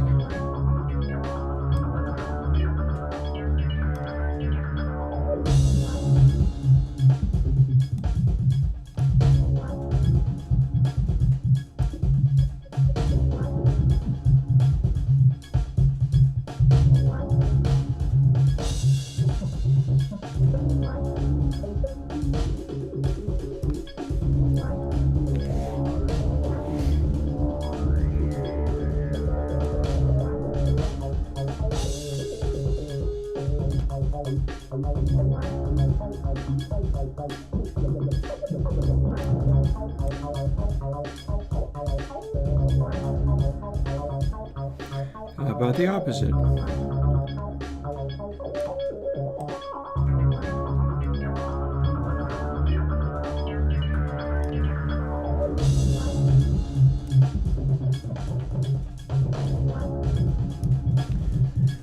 Okay, so what I'm hearing now, under these settings, which are somewhat arbitrary,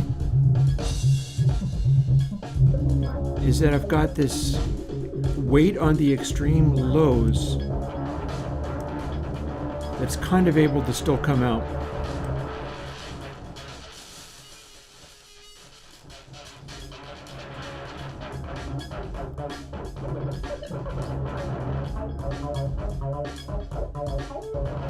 Like as I distort it by pushing it too far, what I'm kind of hearing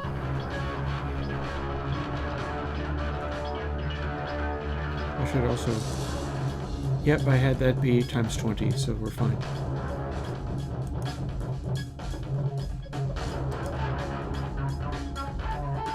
Oh, I had it set for a loop. What am I thinking?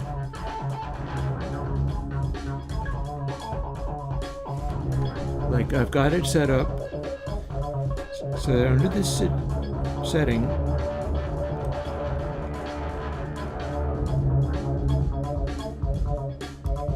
the extreme lows are kind of being accentuated in an interesting way.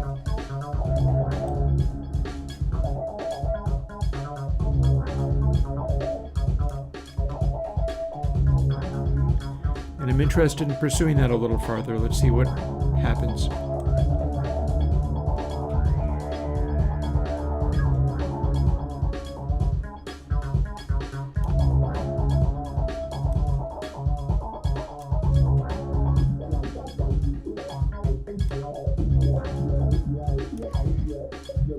Let's see what happens when we push onto it.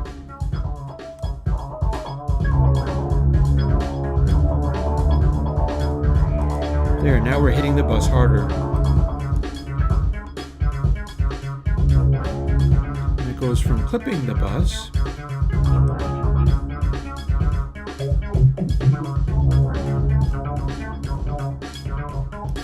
to compressing the bus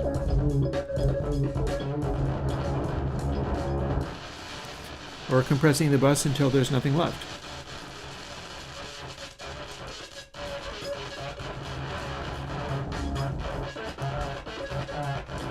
So what's this range?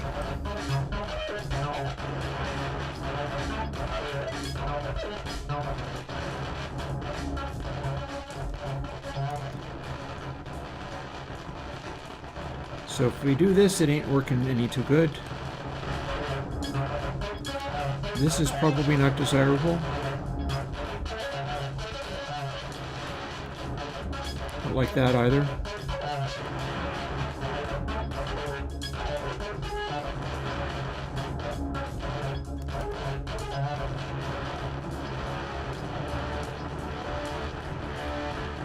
It's funny how this setting lets certain things come through.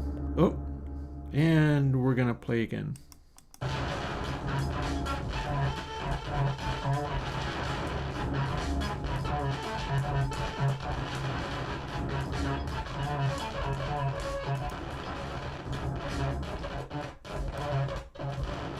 That's not coming back out fast enough.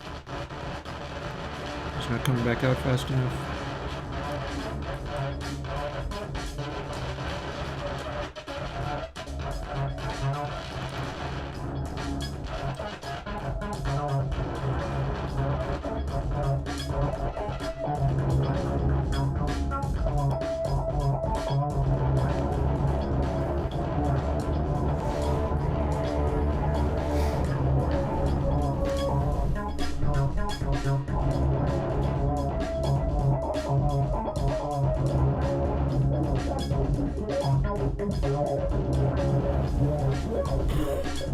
I think that actually works.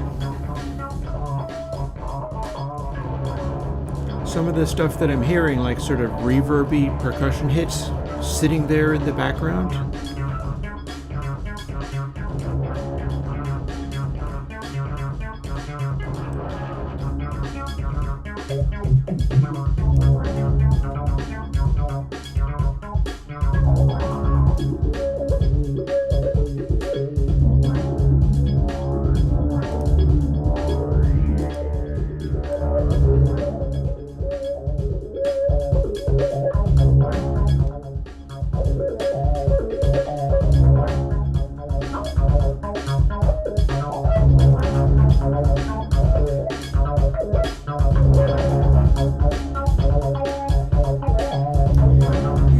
ain't too bad for a horrible distorted thing.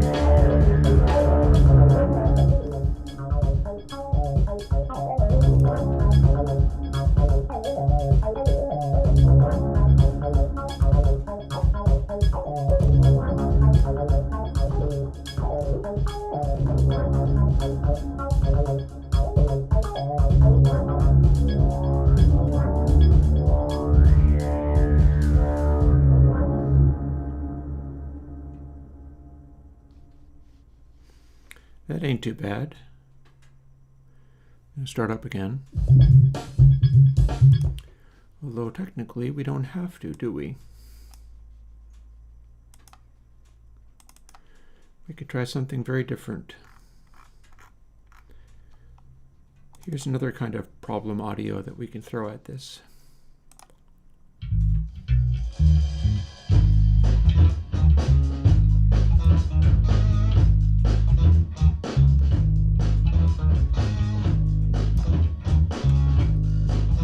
Too much compression.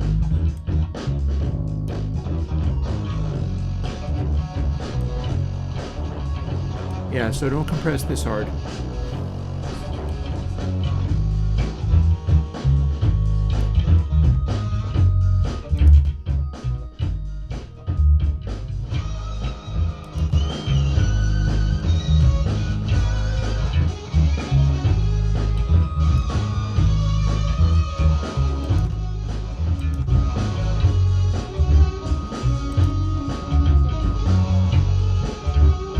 Yeah, it's reshaping the low end.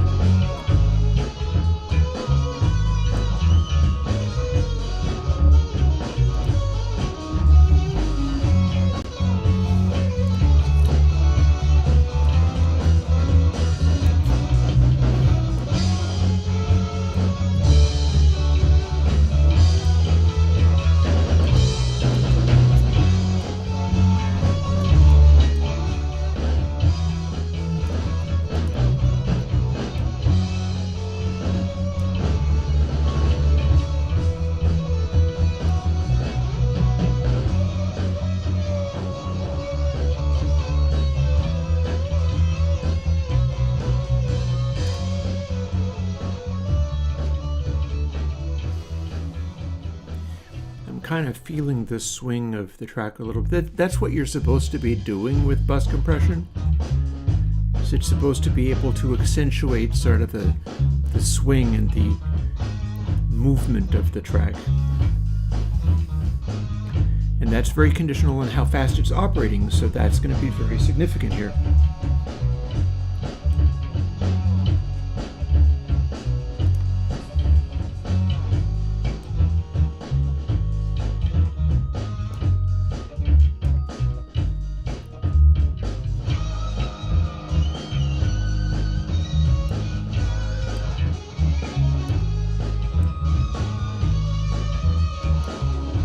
That's pretty heavily compressed. It's doing a decent job of not being horrifying. Now it's horrifying.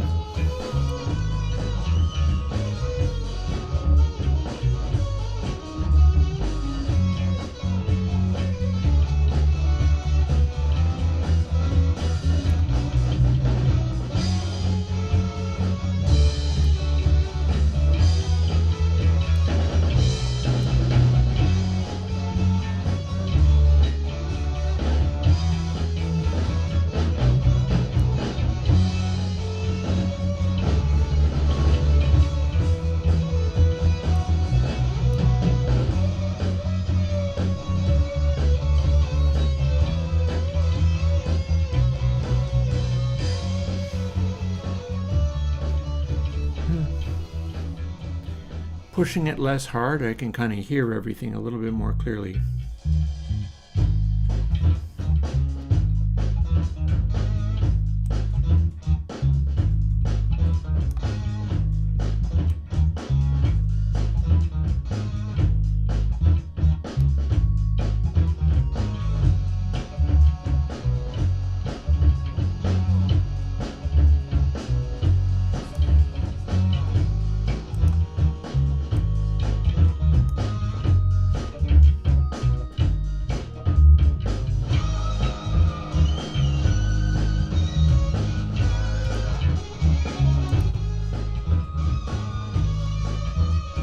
yeah, it kind of just sits there.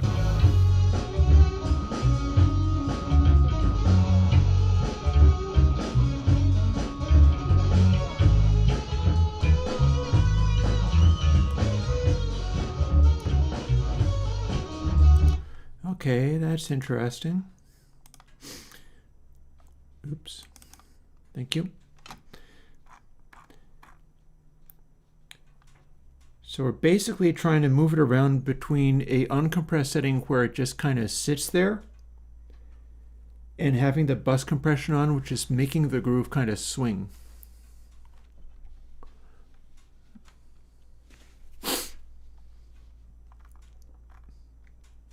I'll ignore that, Junebook. Every now and then you're coherent. This is not your day.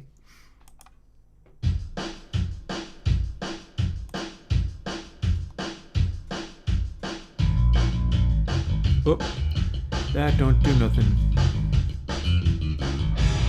Had the wrong one.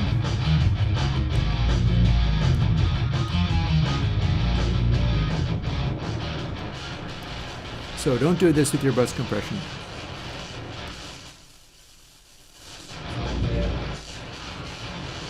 Unless you want to, I suppose.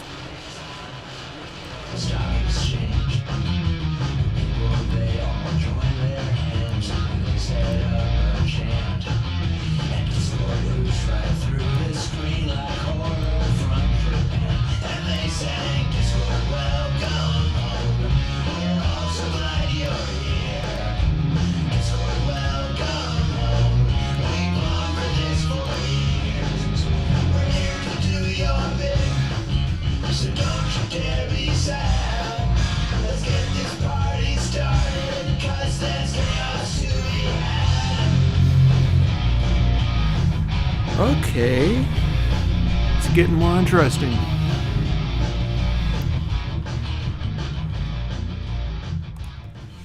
Can I make a major change in headbangingness by just compression threshold?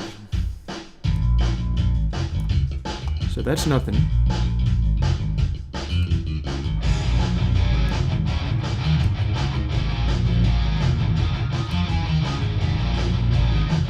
This is very slow.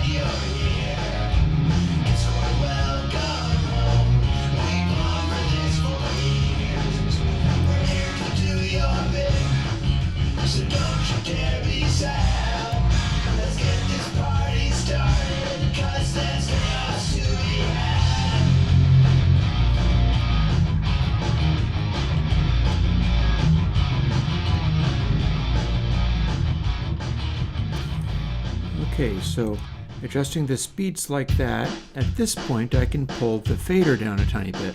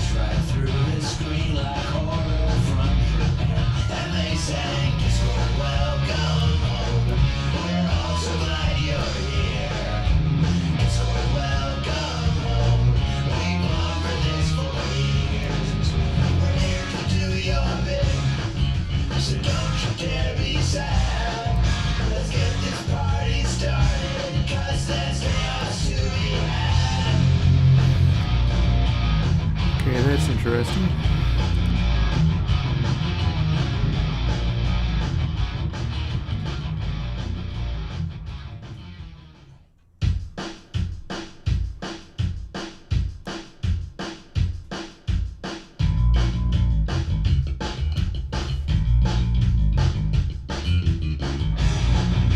I like that snare.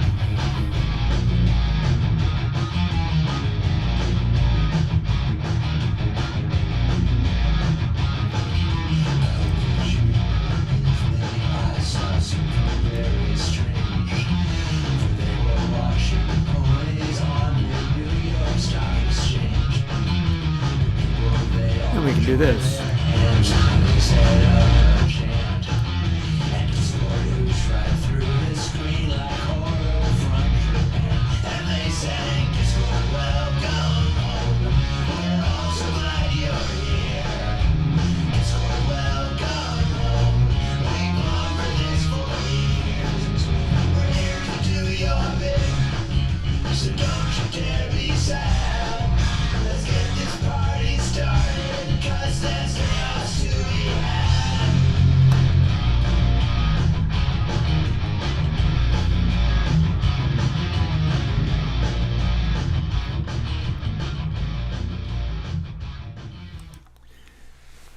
Okay, I'm satisfied with that. Looks to me like that's going to work just fine. I didn't anticipate it, and some of it feels a little bit more Airwindows memey than I would like. No special reason why attack would be 0.618 when release would be 0.5, although I did notice that having release be faster was working better. Honestly, either could be either. Attack being slower means you are allowing more of the initial hit through rather than just acting like a limiter, but this isn't meant to be a limiter. This is meant to be a bus compressor. The fact that we're ramping up the gain as it continues to be increased is true, but I don't think it's relevant to what's being done, because it's just kind of continuing to load on pressure on the compression. But what's happening is as you speed it up, and what's happening as you lower threshold, is also that all of these factors are speeding up in turn. Looks like I'm able to get it to where the overall swing of the track, without anything really being out of balance, just the overall energy of the track can speed up or slow down. What that means is you won't be able to make it do like weird artificial pumpings and things, and there will be an obvious place where you're doing too much, where it's just too dense and saturated. You have every freedom in the world to just smush it even farther to make it a horrible distortion for a time. Probably don't want to be doing that. That's just a factor of it having the full range of adjustment available to it. And who knows whether somebody might try to do that just on purpose for some part of their mix, just to make it be weird. After all, that's one of the noises that one can make. This also might be part of console H just as it is, because it feels like it would be doing about the same kind of thing. But the way in which I was making small adjustments and hearing things like the snare would start to explode at certain times, just the groove of it would get more aggressive or less aggressive, or would dial into different sort of feels, and it would be a factor of both how hard you were pushing it, which is going to be a factor of how loud all the channels are, and its speed of reaction, which is two separate speeds of reaction of the settings that I've got. It's going to be, well, let me look it up. I think I can punch that in now and have it be accurate. Let me quit out of here. So, slow res is going to be literally 10, which is not dissimilar to what it is in regular use, so that's fine.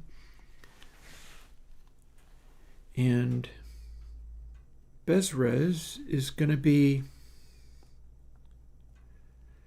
20 times golden ratio, and I'm going to continue the golden ratio to as many digits as I have available with this.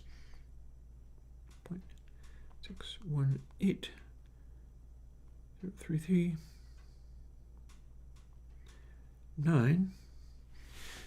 So that's 12.3.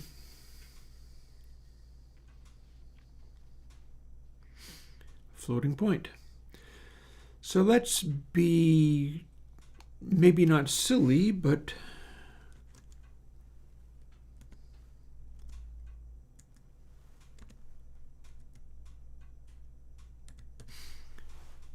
or maybe let's be silly.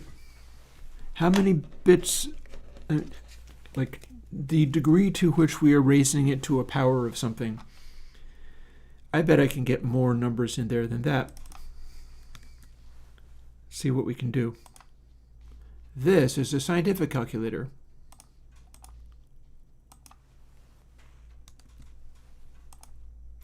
There we go. There we go. So just for laughs, we're raising this to the power of golden ratio related number to the nth degree. That is quite funny. But who can say whether it will have particularly nice tone qualities? And then this is so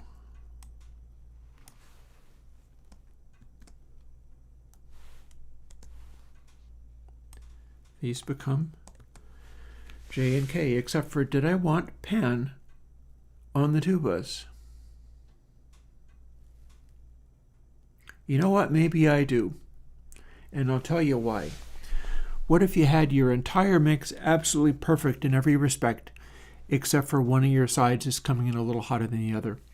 At that point, you might want to reach for pan and be like, this is not balancing right. Can I nudge everything over just a tiny bit? And there's where your pan would come in.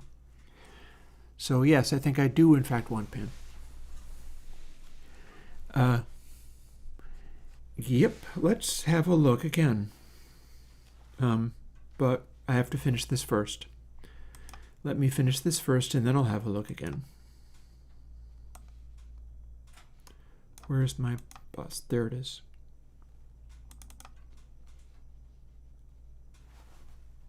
Fresh.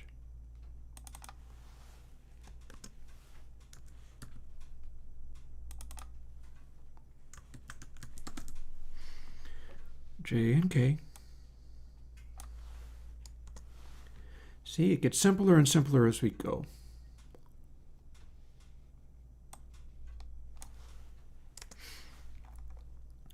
I kind of like that.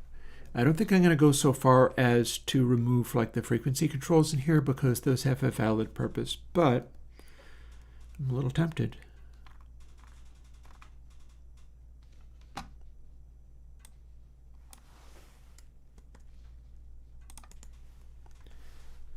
We're almost getting it down to where you could have that be in Airwindows Consolidated. If we didn't have pan there, we'd be able to put it in Airwindows Consolidated.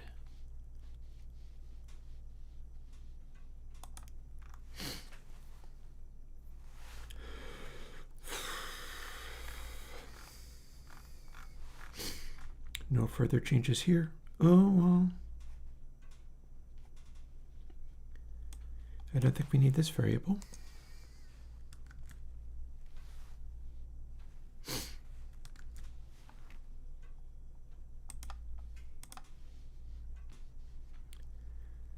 Okay, J and K.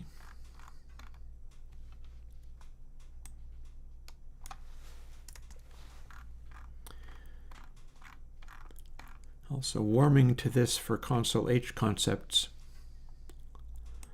on the basis of less to screw up and more along the lines of what we're trying to make happen. Swear to God, Junebug, sometimes I think you are pasting chat into ChatGPT and telling it to talk all silly and stuff. So no, best gate, thank you. Okay, so if this is correct, it'll build.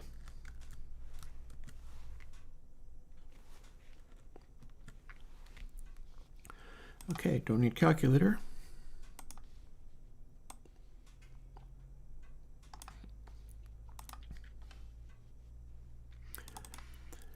Back over to here. I'm going to have to resave my effect stack again because it doesn't have this many controls now.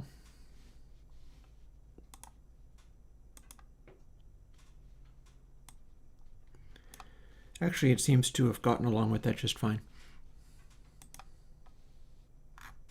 Still going to resave it though.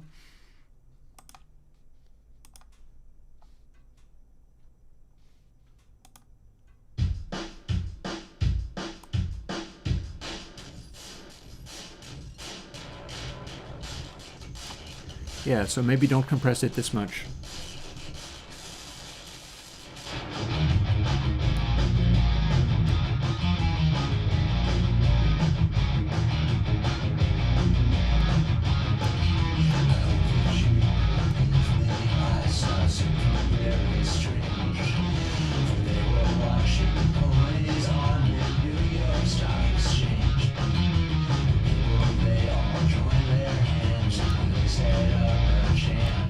Fader.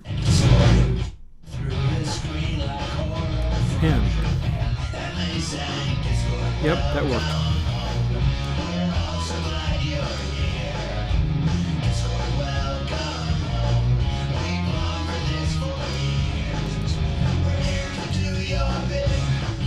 So don't you dare be sad. Let's get this party started, 'cause there's chaos to be had. Yeah, this is big as heck.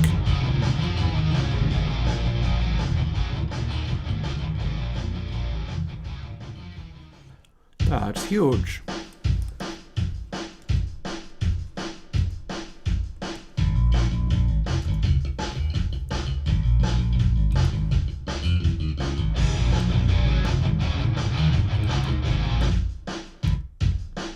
Come on, you.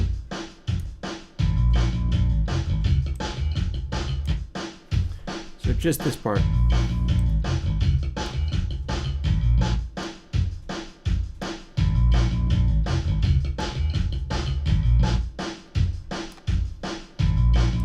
Nothing. Heavy compression.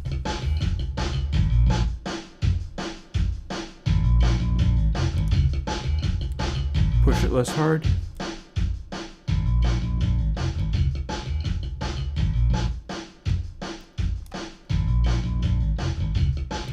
Output.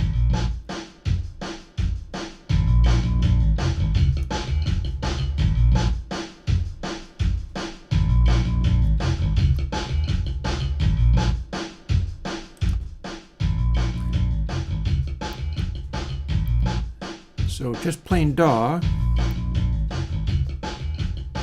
to console X with compression on the bus.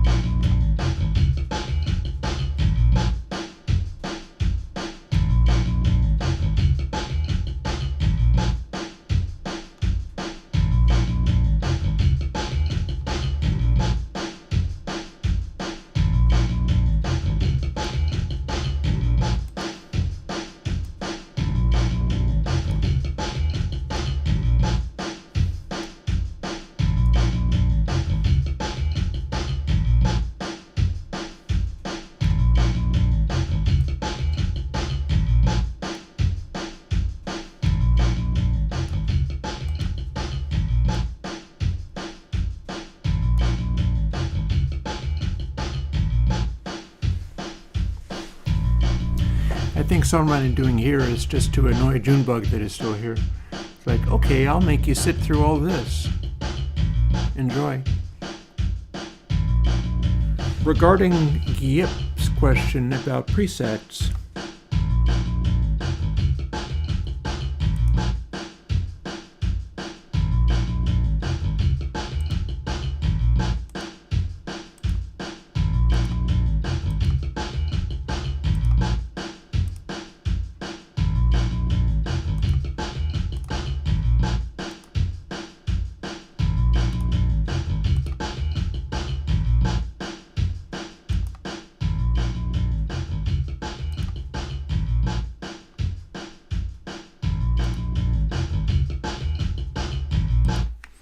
So the deal with presets is your DAW does that. If your DAW can do it, you can do it. I just did it on both of these plugins. It worked just fine, and it's very likely to remember it next time I use it. But that's because Twisted Wave is doing this. I'm not doing it. So if your DAW will save presets on a generic interface thing like I just did, then that's all you need to know.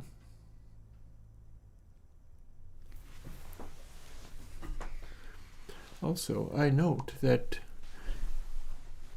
my fire is going out, although it might be fine because it's getting late in the day. I do still have further stuff to do regarding Console X2 Pre, but that is actually just another variation of Console X2 Channel. It's meant to just let you drop it into like Console 9 and have that swap out just fine. So I think I should change. I don't know whether I should change Thresh as a name, because it works the same way except for that it's optimized for specifically Console X2 bus. Like that's all it's for. To the point where I could, for instance, do this.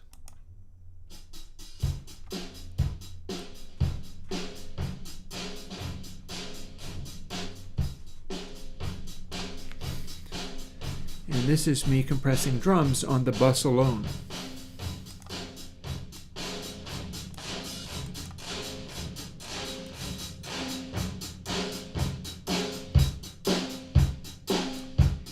From nothing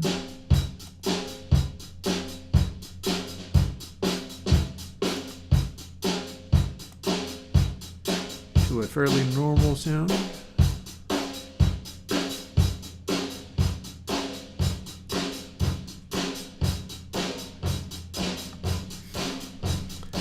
To kind of over the top. Not that we can't also do that here.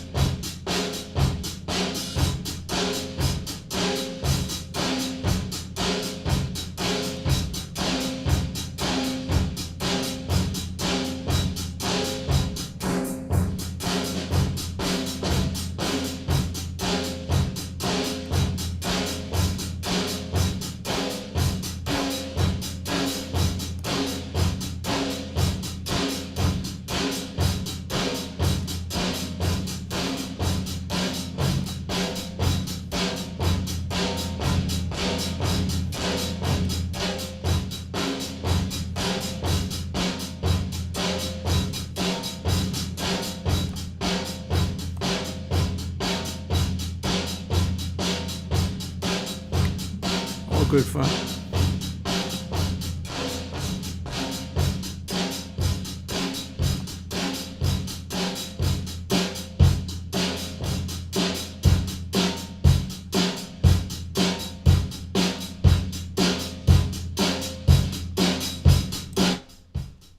Bypass. and entirely within Console X2.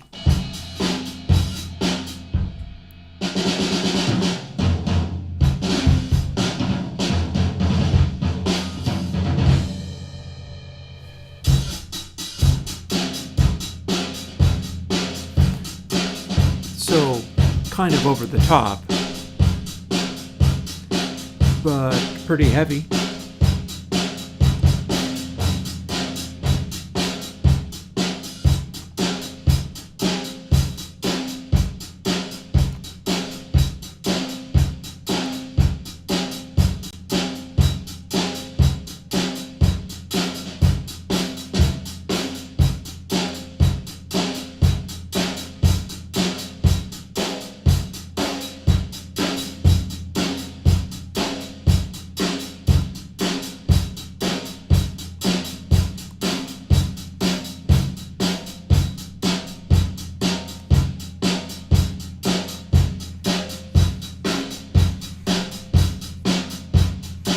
Yeah, that's good and loud.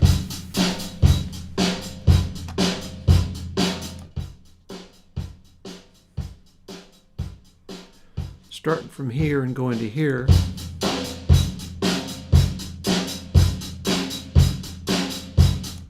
Not too shabby. It's a little aggressive, but then there you go.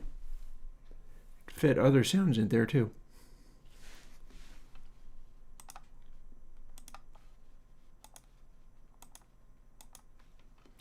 You can go back to default.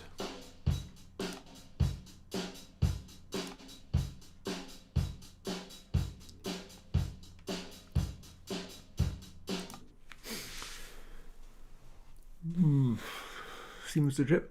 Seems legit. It is 3:52. I feel like this is a fine time for me to go and get my tacos ready, and I may be going and turning to them sooner than previously anticipated.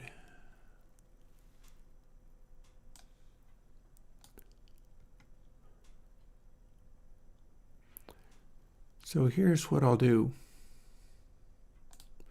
Let me make some noise and make it so I can hear it. And I'll be right back, the three of you or whatever who are here. And I'm probably going to fuss with getting Console X2 Pre into shape. Having done these, I won't have done any of the VSTs, but then, you know, there's all the rest of the week to do that between more reverb things and stuff.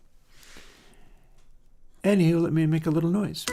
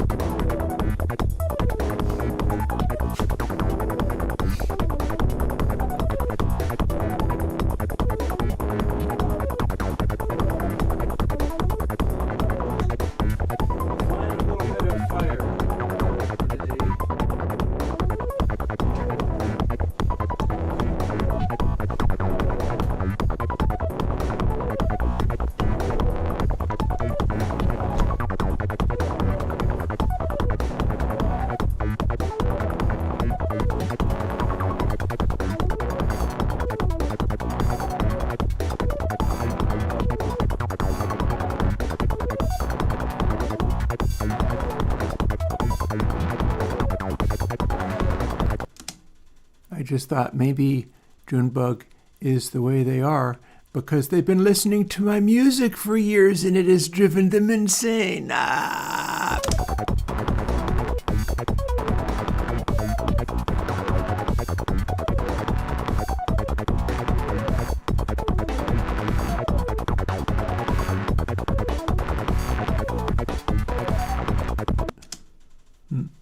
Oh, also I missed Grenz. Catch you later, Brent. I'm going to be doing this again on Thursday. We'll see what we can do. So, enough with that. Enough with this. Shouldn't need stream audio again. I think I'm on the final landing strip. I've got stuff to do with the VST versions of all of these. But I'm satisfied with where this has gone. Particular, the trim and more is working out. Oh, hey, you're still there. Cool. Yeah, today was not going to be one of the days where you would have wanted to unmute Junebug. I'll just say that. It's a pity. It is a pity. Hey, I'm glad that worked out for you.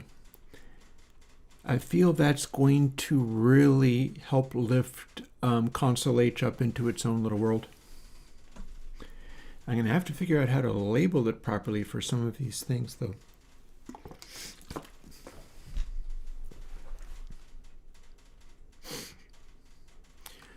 Yeah, and if you missed it, I've been revising Console X2. I'm quite excited about where that's going. I've taken the Console X2 compressor and made it into a dedicated bus compressor with some really interesting qualities going on, where it tends to be on the very subtle side unless it's extreme and unreasonable.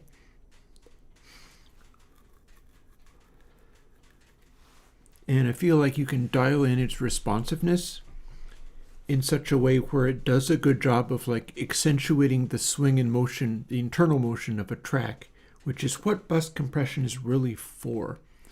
So that's pretty exciting. Actually, there's some testing I can do on that concept. And I'll do a little bit of that before probably at least starting with Console X2 Pre, which needs a bunch of changes to go along with these. And then I guess I'll be doing the VSTs on my own time. All the VSTs need to be changed. Like this there means nothing now. It's literally just about to be replaced with new ones. So the work that I did making that is useless and it's all been changed now. But let's see. Where are we at? Wouldn't be Wounded Skies. Wouldn't be The Plunge. I'm trying to remember the music that I made many years ago. And it was Full Day, that's what it was. Full Day. Because I have music that works as kind of synthetic music. So once I let it all slowly load up, I can fire up a bunch of different grooves that are essentially electronic grooves. Because I want to see how these react to different settings on the 2-bus compression. In fact, I won't even be doing anything with this. This can hide behind my face on the screen. But this stuff, on the other hand,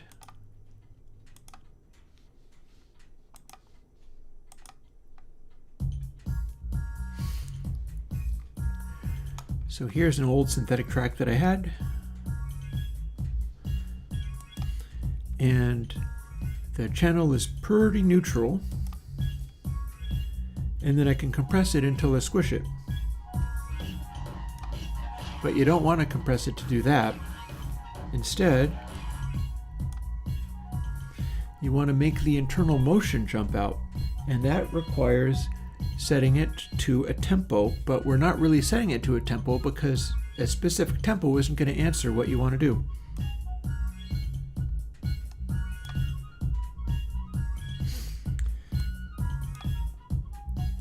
So when it's engaged, it doesn't sound that different.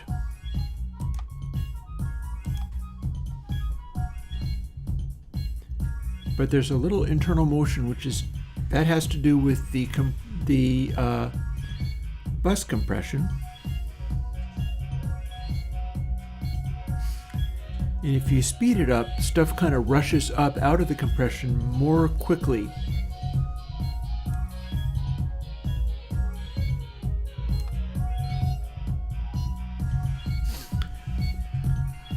So it's kind of reacting faster.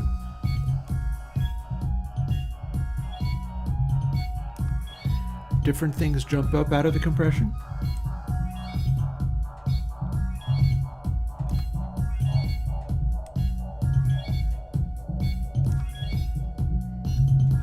Up until it starts sounding unreasonable. Unreasonable.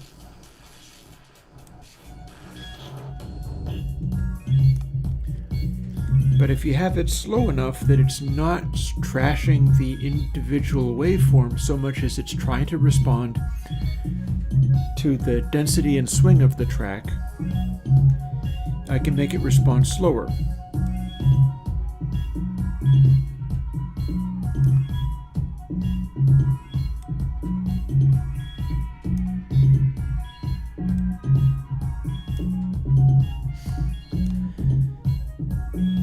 At 1, it's off.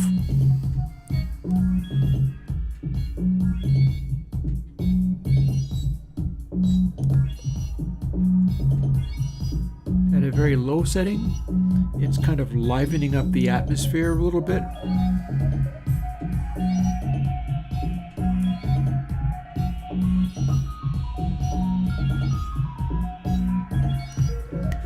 Speed it up a little bit more, and the percussiveness starts to jump out a little bit.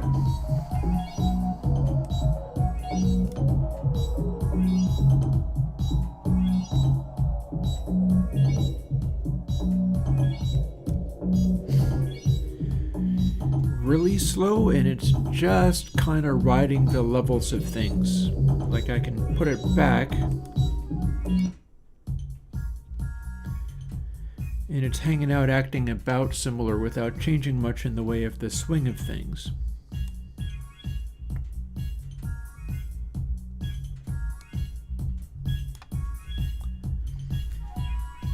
But there's a difference in what parts get accentuated.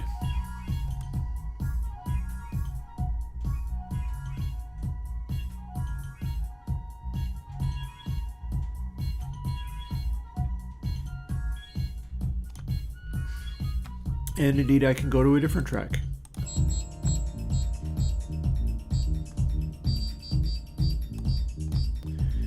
See nothing? Heavy distortion.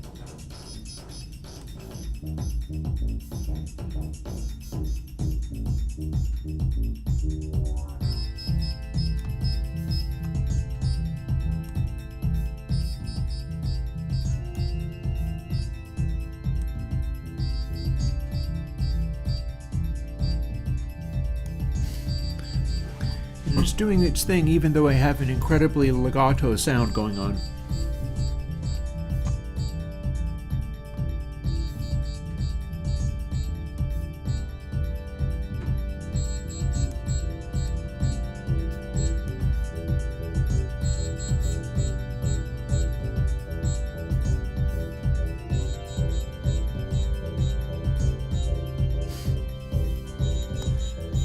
And then here's an entirely different synthetic sounding track.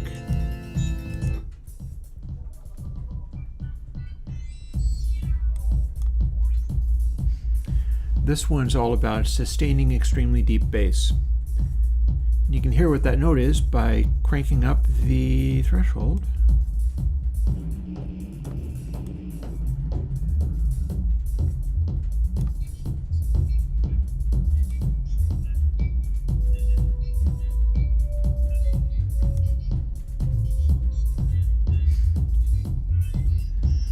That's pretty hyperactive, I gotta say.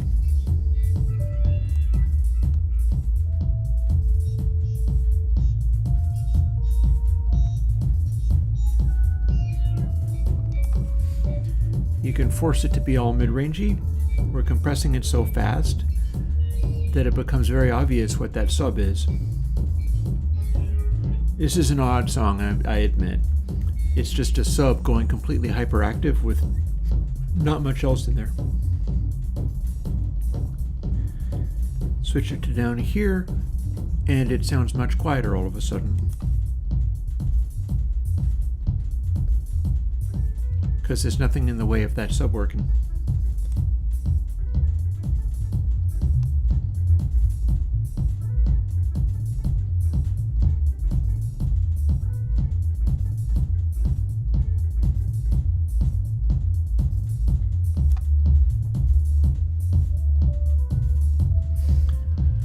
About this one, or maybe it's the same.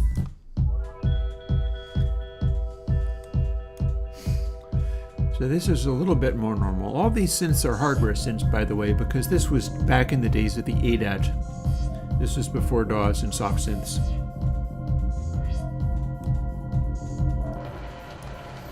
Heavy distortion.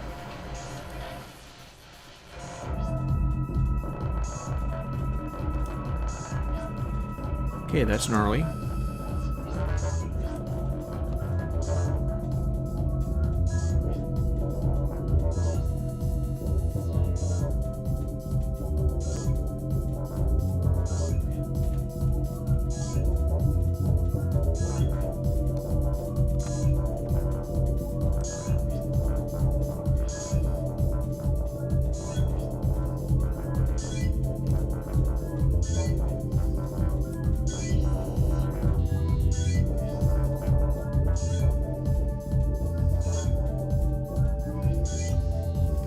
Boosted.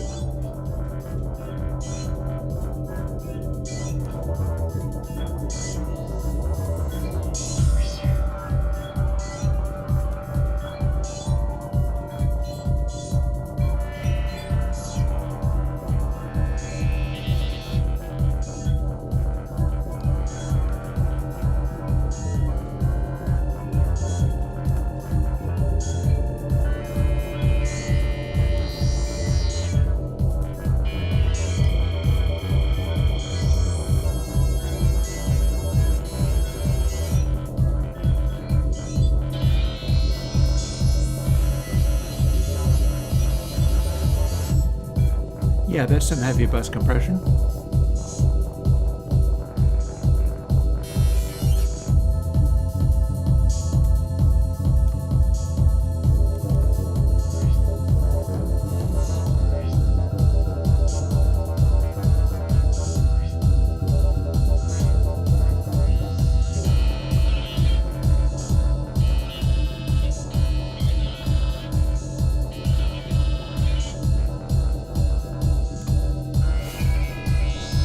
Looks like I can get it to balance.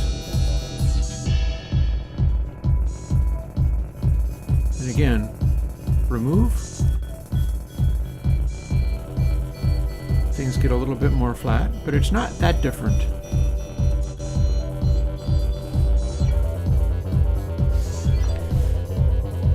I think I got it. I think I got the bus compression thing.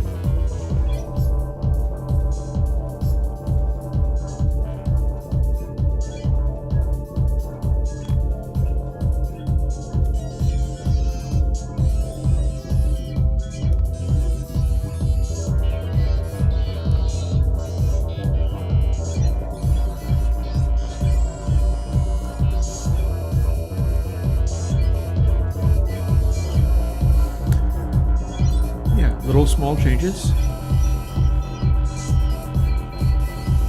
that are all pretty direct. Yeah, or we can do this.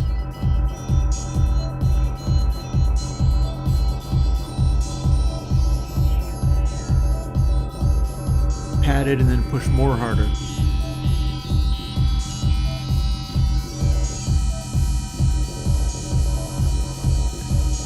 It's making the high grading stuff be a little less annoying.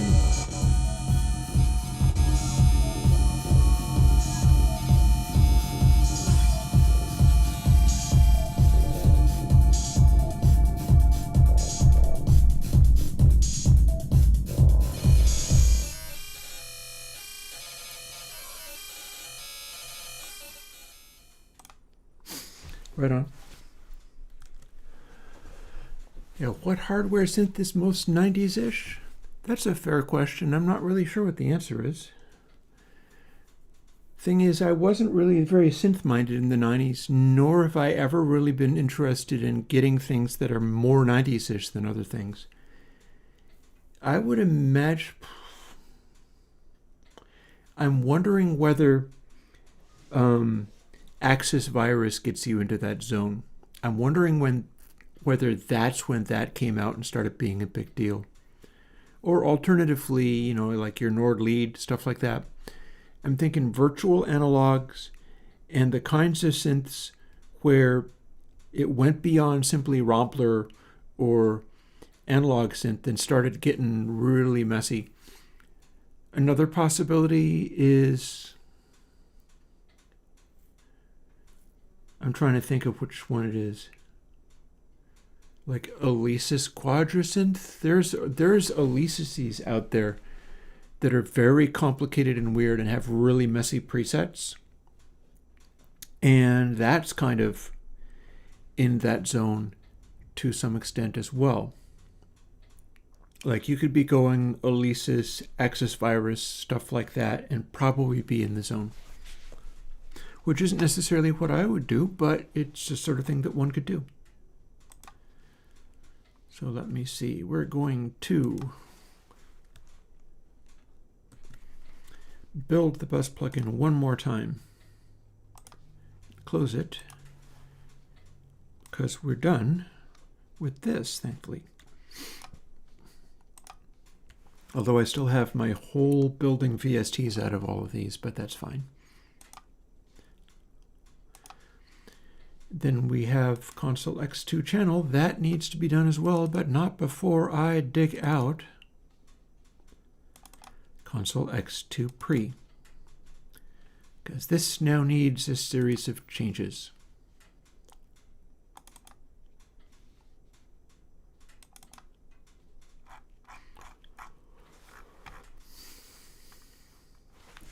Okay, looks like we've got things in place.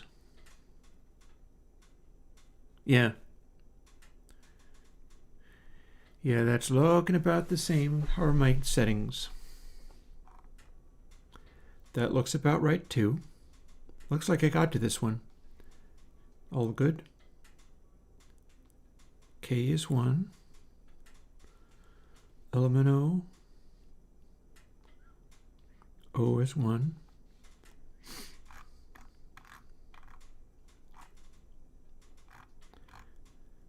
Mind you, I got to check up on whether all the details are right too.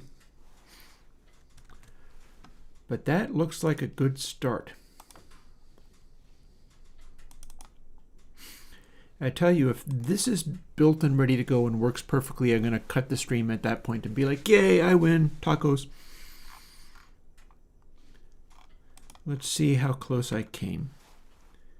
Because it would be a delightful thing if I literally had this nailed from the get-go. I would count that work I don't have to redo. So let's see, C, parameter C unit, sure enough. You could also call it parameter kunit if you wanted to be edgy.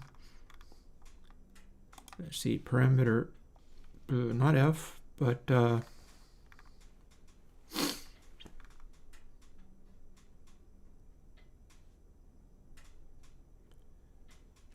G gets a custom unit.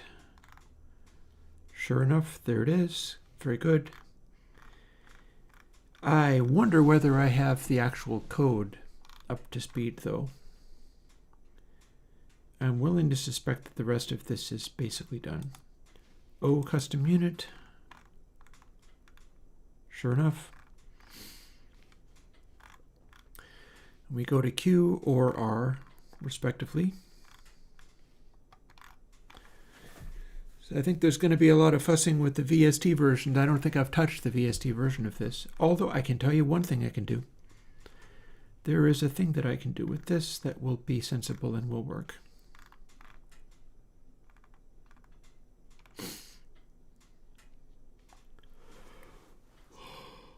And that is the change that I did to the previous ones regarding the variable k.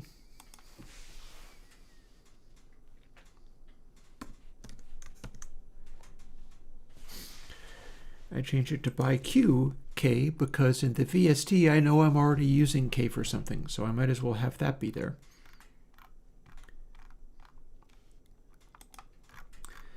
And now it's a matter of how much changes did I put into this, because I know this is not as I left it. Let's go right back up to here. Okay, so that's going to need to be changed.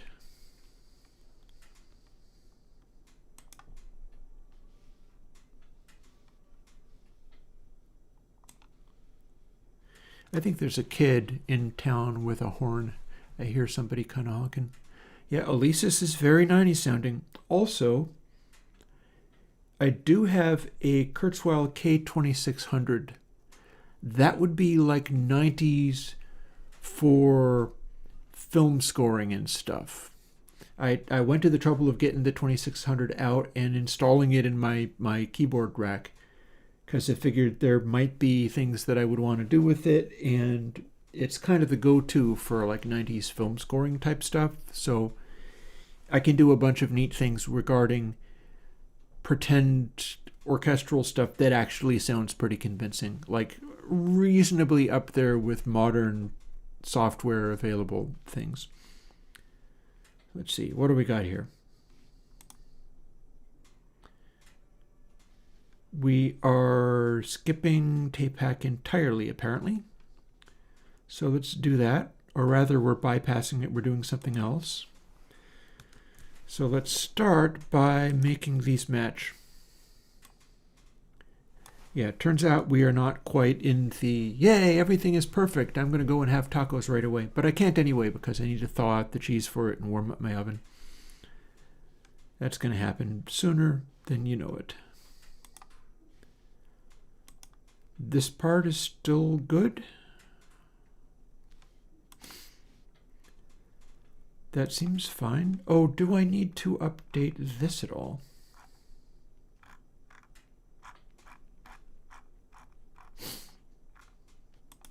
Yes or no? I'm guessing I don't need to update this. No. 0 to 4. Yeah, that's fine. Yeah, my boost is not actually different. This part most definitely is. That's the first thing I did on stream today. Way back then, is I rehacked this, talking extensively about how I did not want to change the mantissa of things, while also having to face the fact that it didn't really make a lot of difference. But I do notice that I changed that. I don't think we have changes here. And I don't think we have changes here. But let me sort of look it over. Yeah, it's not supposed to be different. It is not different. That's not different either. We're missing the pan control. That's fine. Now,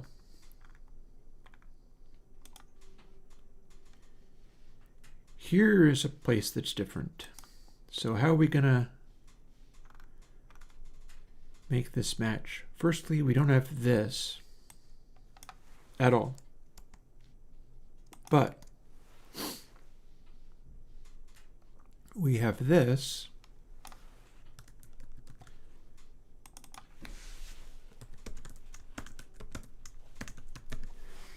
And since Console X2 Pre only has one channel, that's fine, we're done.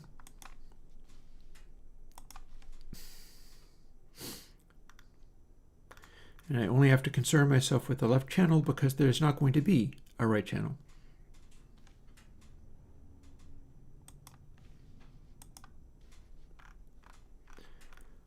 Come back you, thank you. So now this needs to match. This part looks to be matching. This, there's a change. we're just taking input sample L. We are not doing anything further with it. So, because that is not where we add more tape hack. And the reason is we're able to boost into discontinuity, which is going to accentuate the tonal characteristics it has as far as the making stuff louder sounding thing. So you basically hit the more section harder if you want stuff to sound like it's loud. And you can use the pre thing to boost, or you can use the switch up top to cut if you want an even more clear, pristine kind of sound. It's a whole gain staging thing. So it's all about the gain staging with this. And that would appear to be everything I need for that. And then we're not doing this final multiplication. There is a bunch of things in here which I need to fix. And it's no longer discontapity. It's been changed. So now that matches too. Looking good.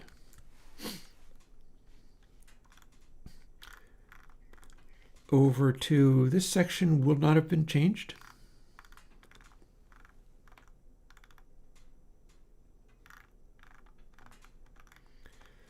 So we'll move past that.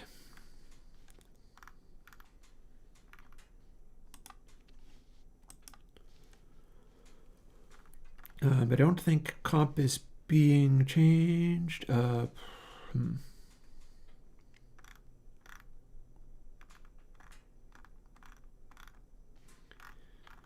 Let's see how we come out of that. No, I don't really see changes there.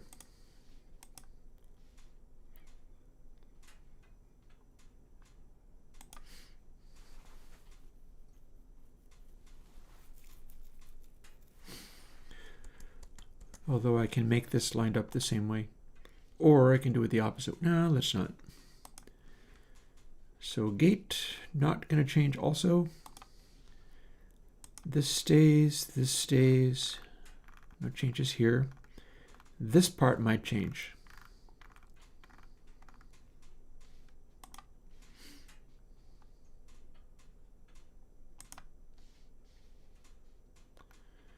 Then again, maybe it won't.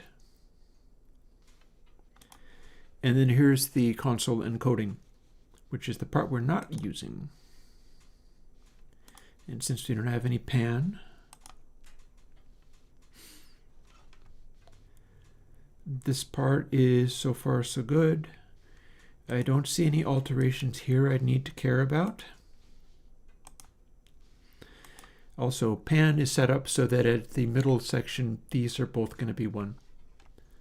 Or something like, anyhow.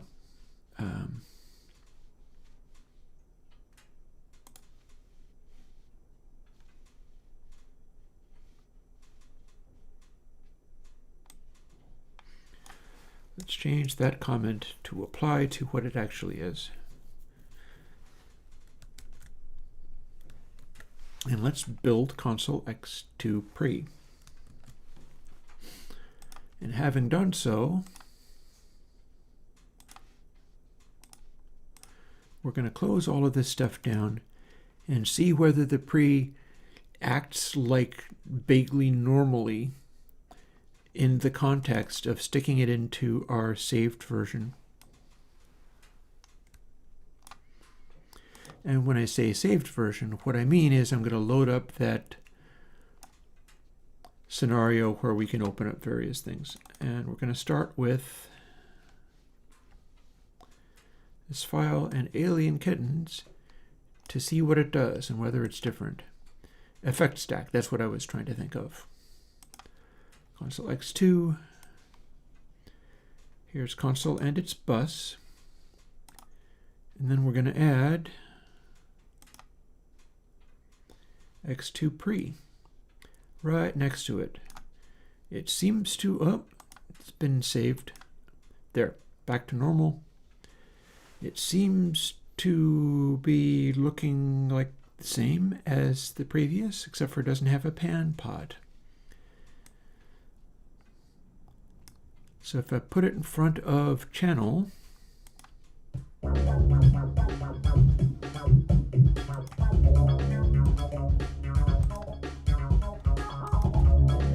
don't have a big change in sound, which is desirable. That I don't want a big change in sound.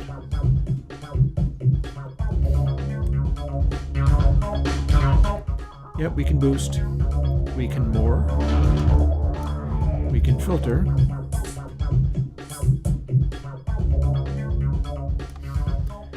we can compress. Here's our fluttery warbly compress. We can low pass.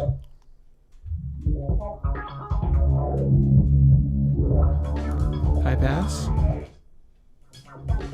And we can fader. So back to default, and this time we turn off the other controls. How close is this to acting normal?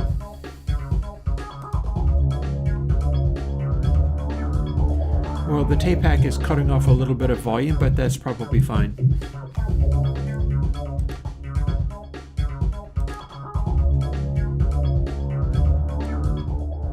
You can pad, boost,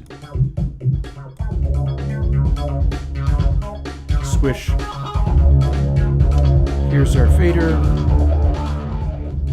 Pull it back, and this time we can overdrive the bus. So we can do that. Let's torture test something. We've got the bus on. Can we make this explode by pushing way too hot levels into it? No. It's fine. It is fine. That's good enough to go on with. The only thing I could test at this stage is try to like AB console X2 channel with console X2 pre going into console 9 channel. I could do that. I don't think I really need to.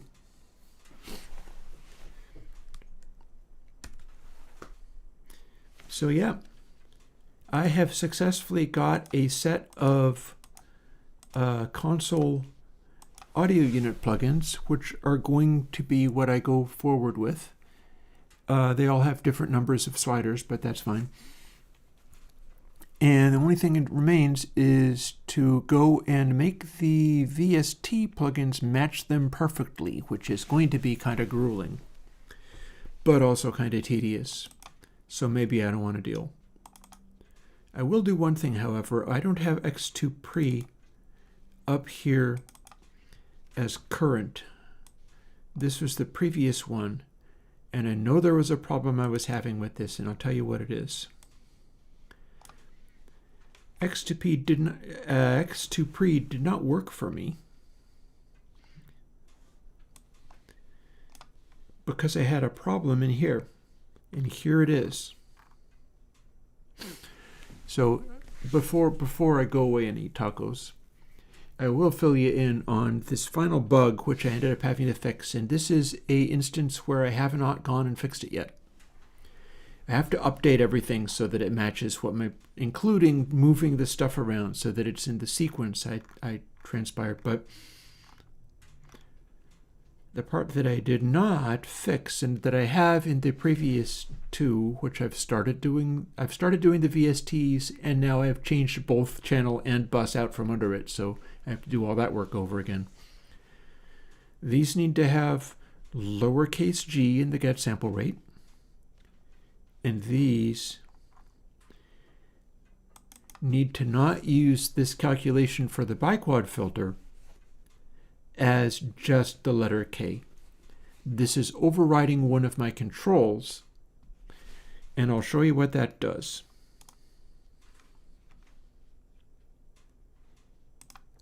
My prototype that I'm currently fooling with has this bug.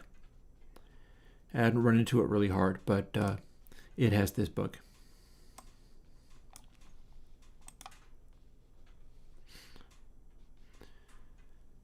So let's open up the effect stack. Nope, that's not the right effect stack. What am I even doing?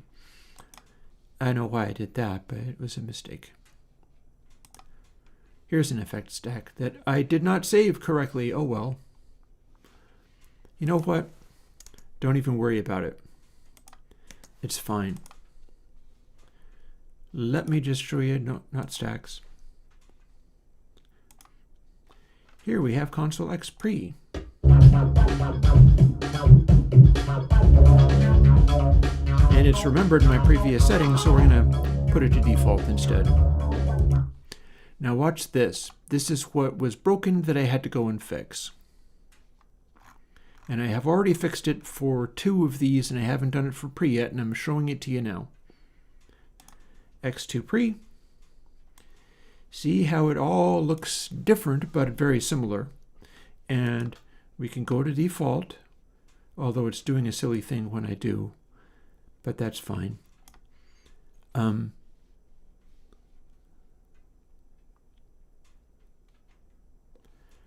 in this instance, it hasn't had these things updated yet, so it doesn't have that set up yet. But barring the changing of more from down here to up here, we've got like compression threshold and stuff, and it looks the same, right? Should be able to do this.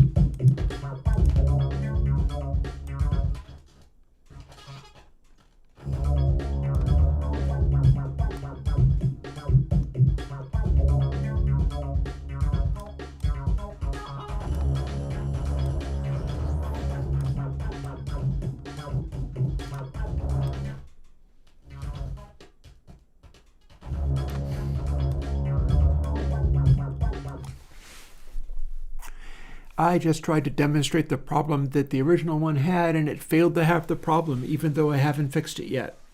What? Let's see whether I can make it have the problem.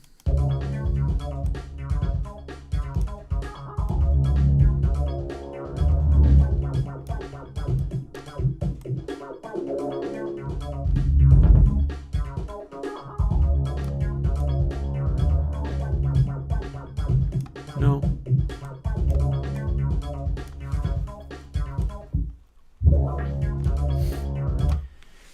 I'm going to say I am out of luck there. Well, let me tell you what it's supposed to be doing wrong. And I do not know why it isn't. And a splinter is still hurting my foot, but whatever. You know what?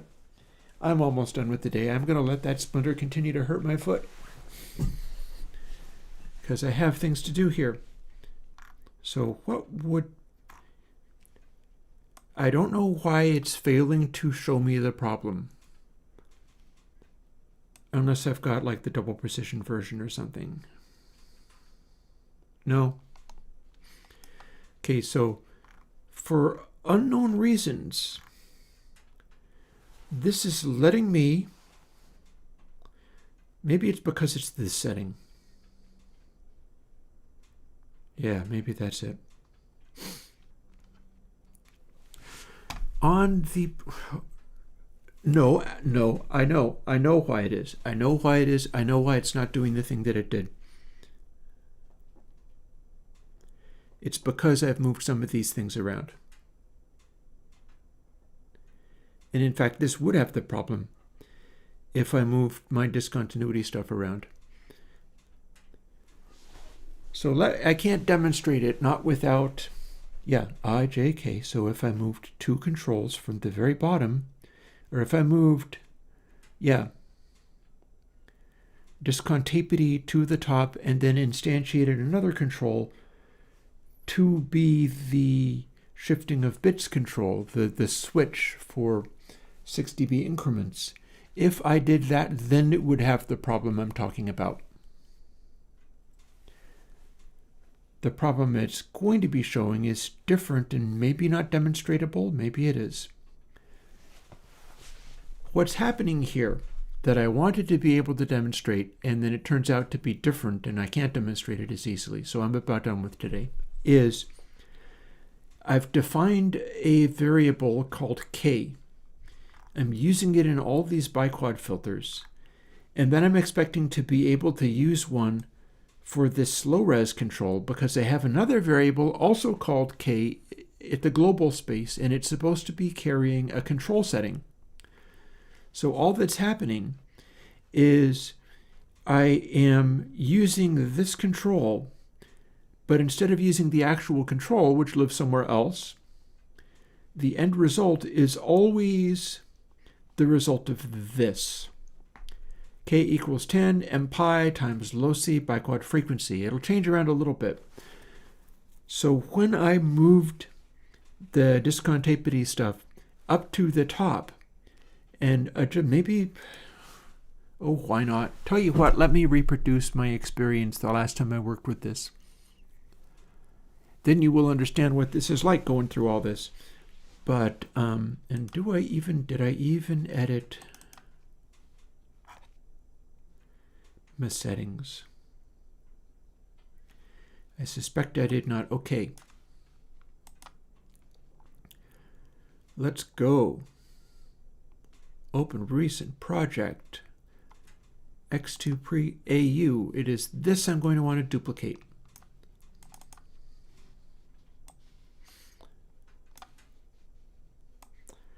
Shouldn't have to change any of these things, but I sure as heck am going to have to change one thing, and that is these controls and the order they are in.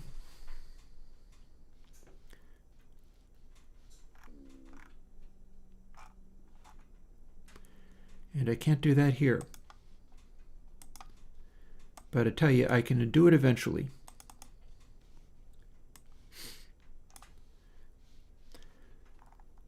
So we start with this. Pew, 17 parameters. It does use discontinuity, so we are going to have DSC buff, which we don't on the bus. That's been changed now. I'm happy with all these changes from today. It's just a little overwhelming. Here's where we define variables. That looks to be actually still the same. Yeah.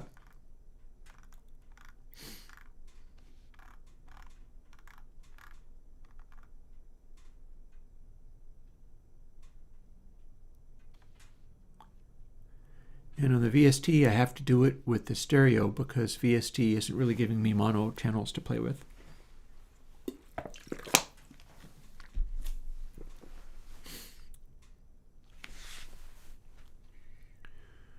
Which does make me wonder very much whether I include a pan pod on the VST version of Pre.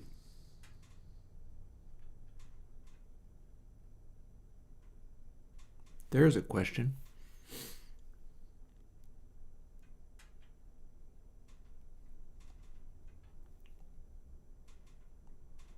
Or not, on the grounds of you'd be running it into console 9 channel, which has its own pan pod.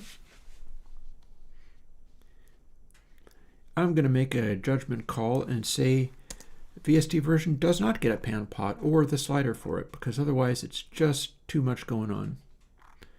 Also, I think I've removed access to, yeah, see if it goes to 16, I've added some controls and moved other ones around. So I have to leave off a pan pot. So we're good, but we don't get the pan pot. Back to here.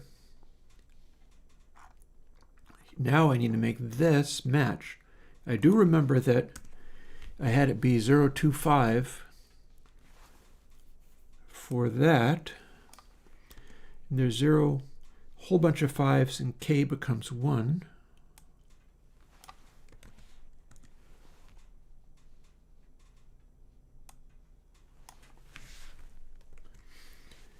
More 5s.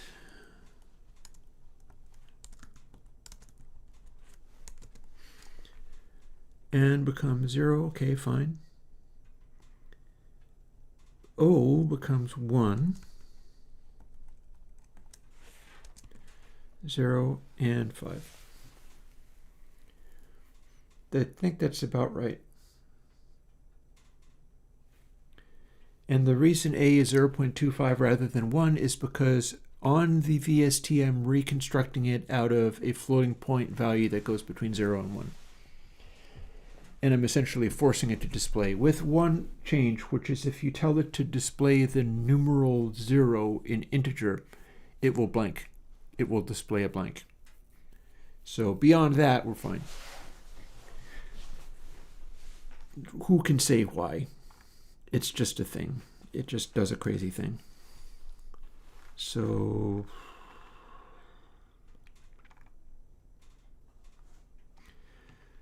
we don't have a pan, but I think we have everything else. Yep, okay, so pan A and B goes away. We have the same number of controls, so that gets to stay. But now we're going to change this stuff. And also this stuff. So let's get to it. Fader, no pan.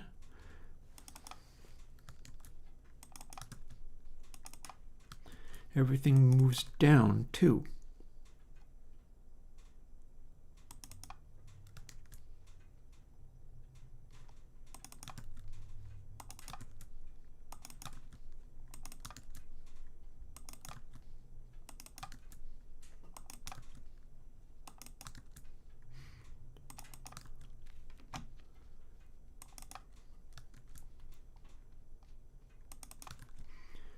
Come on.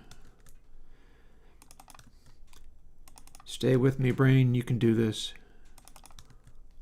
And then this moves down too as well. My eyes are crossing a bit, but it's been a long, worthwhile but long day. Now we've got these ones on the top. B is more. And A we have not even implemented yet, but it is trim. I'm going to quickly open up one of the other ones.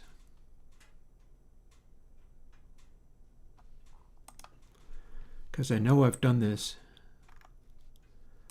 Let's see, not in AU, but in Mac VST, and either of them should do. I'm going to go with channel. Not all of this is going to be up to date, but I know I will have done this part. CPP, let's do channel, and that's how I do it for the number. So I'm just going to take that and use it. Goodbye, Mr. Channel. I will deal with debugging you more later. I did get around to moving the controls of this up to the top. That I did at least get done. And now we've got some other changes, like EQ starts at parameter C this time. And freak is parameter G. They moved down by 2.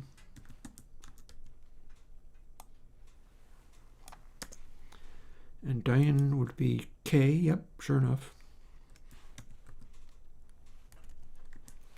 Got there. And filter is O.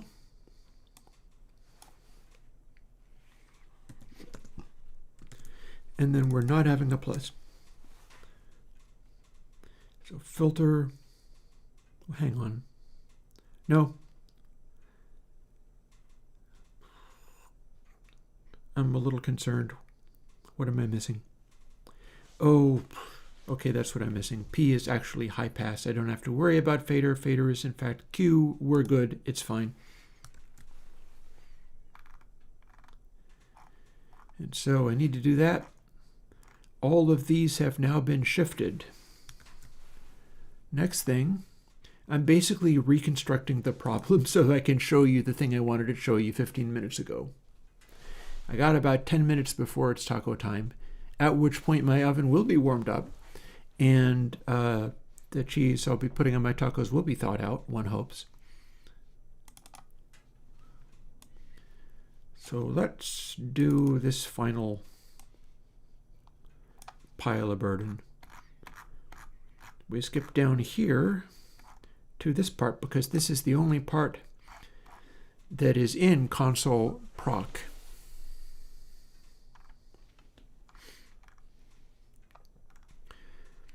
And here we begin to see some of the concerns. All these things get moved down. See where I've got treble gain as param C? I need to change this here everywhere. C, D, E, F,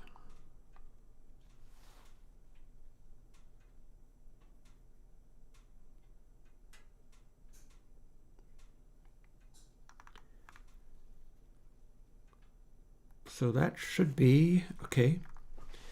Fair G. I don't know exactly what I was missing there. Something is confusing me. Looks to be not a permanent problem. And then I can just walk through the rest of these guys.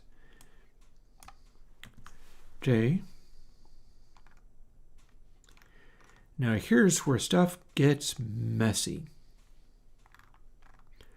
Look at where K lands.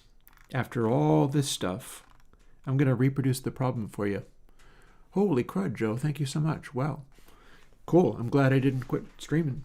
I'd normally go until 5 or thereabouts. Let me reproduce this, especially since people are being super nice to me. In regard to that, this is what I did first, and then I was like, why is it doing what it's doing? It's going insane. So thresh, not I, but K. Make note of that K. You're going to be paying attention to it in a moment. L, M,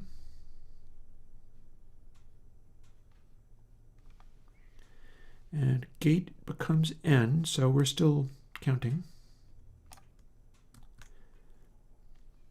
Now we've got cabs, which is O and P, L, M, N, O, P, so O,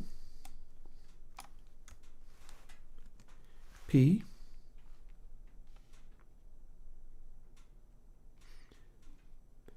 this needs to be moved up to the top. Let's do that now. And we don't have pan. And there's Q. So there's OP. Here's another O that's not going to live there. Cut. We may already have it covered. No, I did not include that code. Let's go and include it now.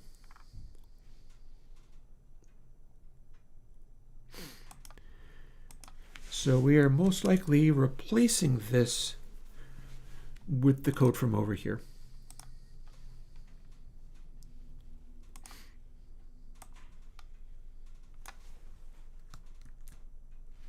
And then all the rest of the stuff is going to be further hacked as I go. But replacing some of this stuff with its various settings, with an additional gain setting that I put in there, and that's going to be rehacked as I go. Some of that I can actually just copy and paste in.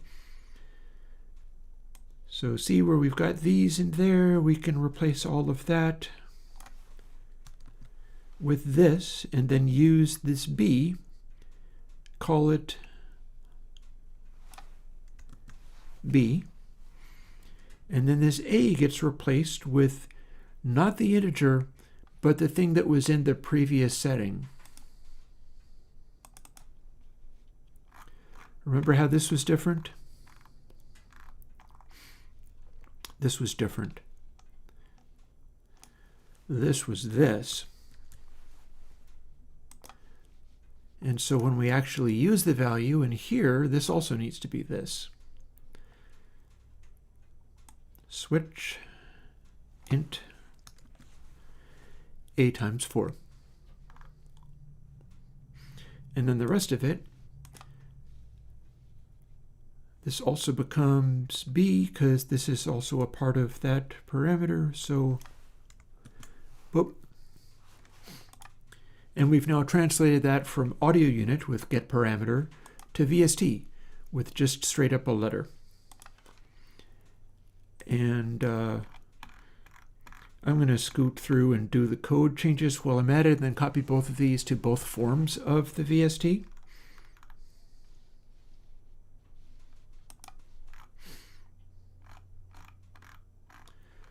So we skip past all of this, and then you can see there's space in here. Oh, I'm going to have to get it out of the channel version. That's fine, I can do that. I can 100% do that. So we're going to open up the VST channel version. And that's where we're at. And go and look at the same position in proc for process. Because this part, other than not having a pan pot or an encoding, is going to be the same.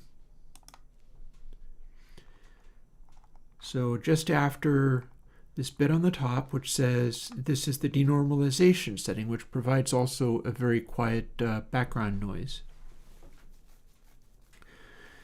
We take all of this up to and including this gain trim stuff mentioned.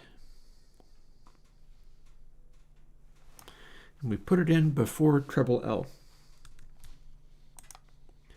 I might actually be fixing to complete all of this by the end of stream, or perhaps not. But honestly, dude, Joe showed up and threw 100 quid at me, so man, yeah, I'm gonna do cool stuff for you. We will finish this, by God. We will finish it and it'll be cool. But first I'm gonna show you the bug that swacked me. Let's see, what part of this is different? That part not.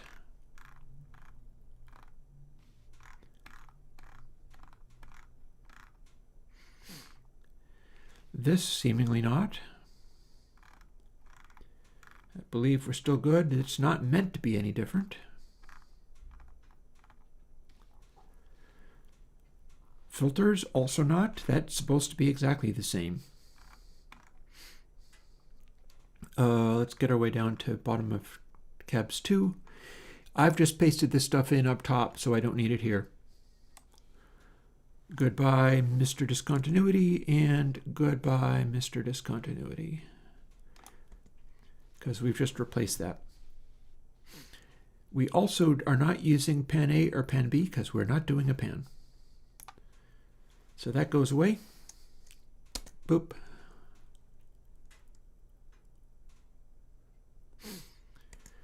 Leaving just gain.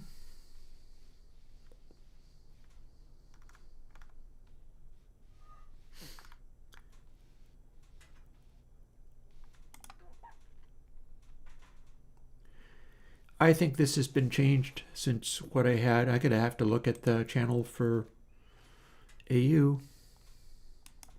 Let's take a quick peek.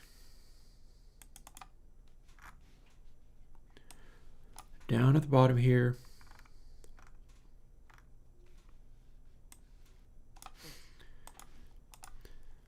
So here's the AU and here's where the VST was at. Looky there, we do this, but we don't then make it be much quieter because things were coming out kind of quiet. So we're going to leave that alone. And on top of that, what do you know? Looks like we're also not doing this.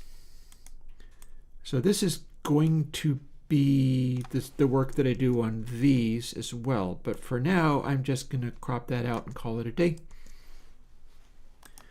That's right at the end. And then have a look at this. In this case, we are most certainly not doing gain L.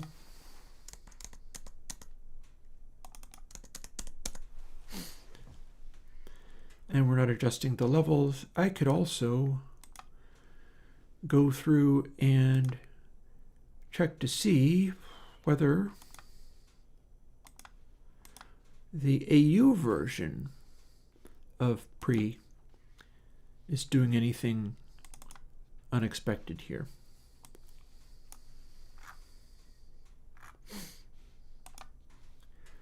Nope, that looks about what I would expect. Cabs 2 is right there, and instead of just doing input sample L, being the only one, I do both of them. But if I copy from here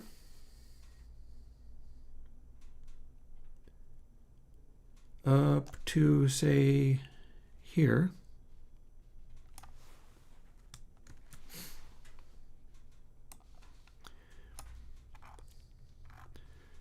and I'll do that again. There, we have two different versions. We have a floating point, 32-bit version, and we have a 64-bit version, which Reaper uses. And I love that. That's why I use the VST versions. And then right up to the top here, here's where we have our new stuff. This code can get copied directly to the double precision version, because this stuff is meant to work exactly the same, only difference being it's running on a different bit depth, but the code is meant to be exactly the same. So copy, it goes from there to while sample frames. Overall scale to while sample frames. Here we are. Overall scale, see, this is the older version. I'm going to go through to the newer version.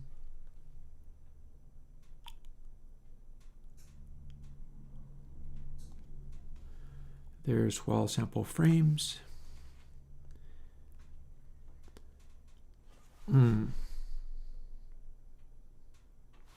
And we need to replace that, that's for sure. A bunch of that is quite different. Let's save it. Let's see if it builds. First of all, have I done something wrong? I've done something wrong.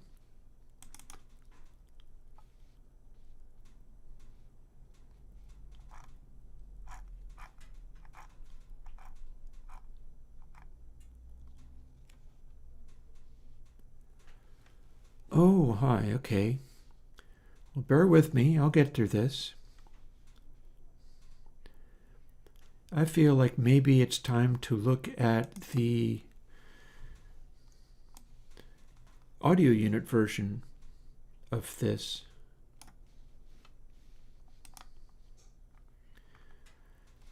So this stuff is all fine. The audio unit version is going to be mono, as in N to N. Skip right down here. I feel maybe I've got a piece of code that was kicking around that I'm not using. A bunch of this is fine. It's even showing in here where something was wrong.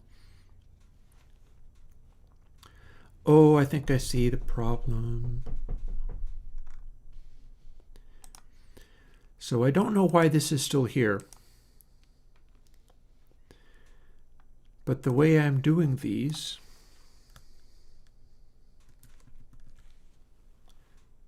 is like this.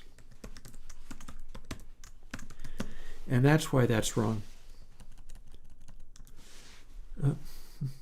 I added an E, but not in the place it needed to be. There. So we need to not have that there, but I do need to have a additional one of these for this.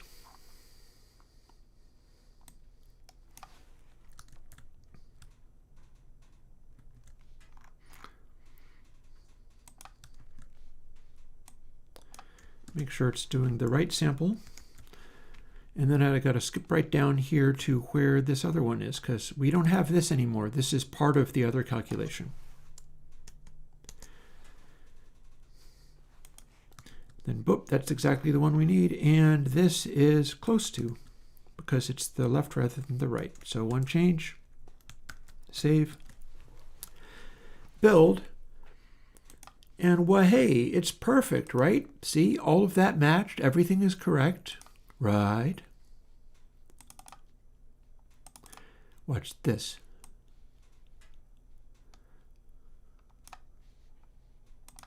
Ta-da. So that was the previous working version. This is the new working version where everything is going to be fine forever and there's not going to be any problem. Right? Watch this. And remember, all of that stuff is so much the same as it was before. Here's our VST Console X2 pre.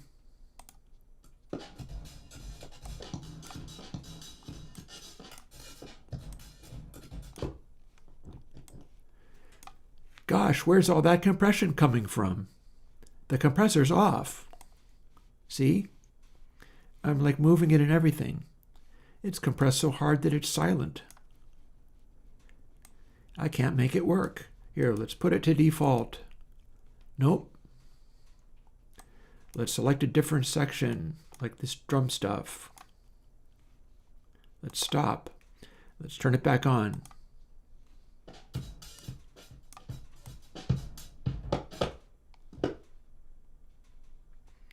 Oh no. Why is it firing the compressor? The answer is, and this took me like a half hour or so first time I ran into it, I got there. This control is just the capital letter K.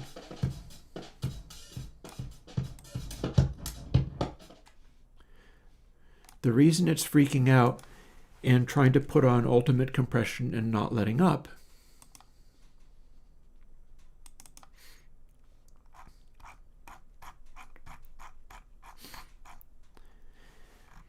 is because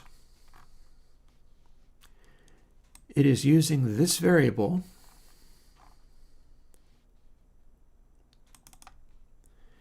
out of what it got here. This is the most recent use of the local value K.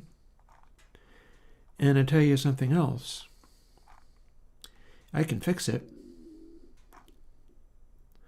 Let's go and find the first place it's used. Here it says double K. And now this is the final correction of edit all in scope, where I do by Q K.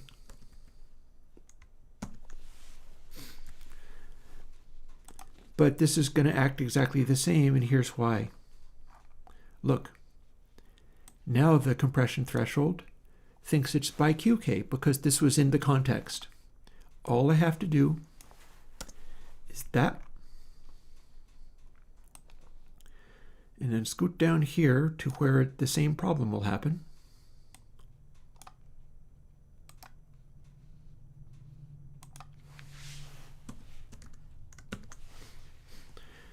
Change all in scope, and then same deal. The compressor thinks it's part of the biquad filter, and it's not. And just hit build.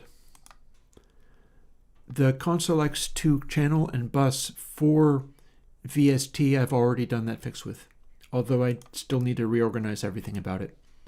But I believe this now gives me a completed Console X2 pre VST because it incorporates all the changes I just made.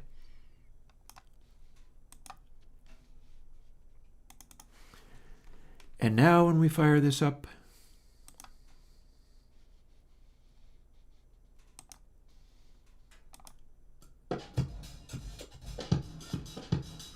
now it sounds the same as it did, right? Well, that's because threshold is all the way at 0.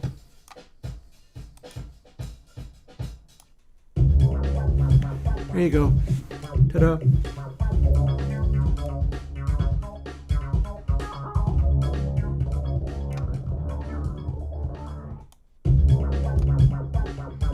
And we can use more. We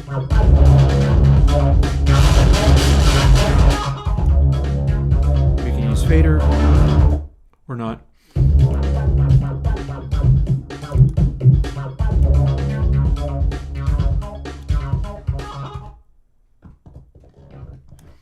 We can do the funky compressor thing, but we don't have to because we can shut it right off.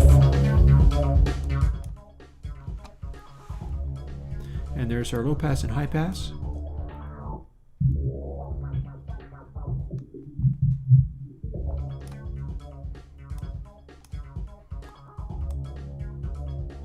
Enter gate. Oh. Gate's a little too eager.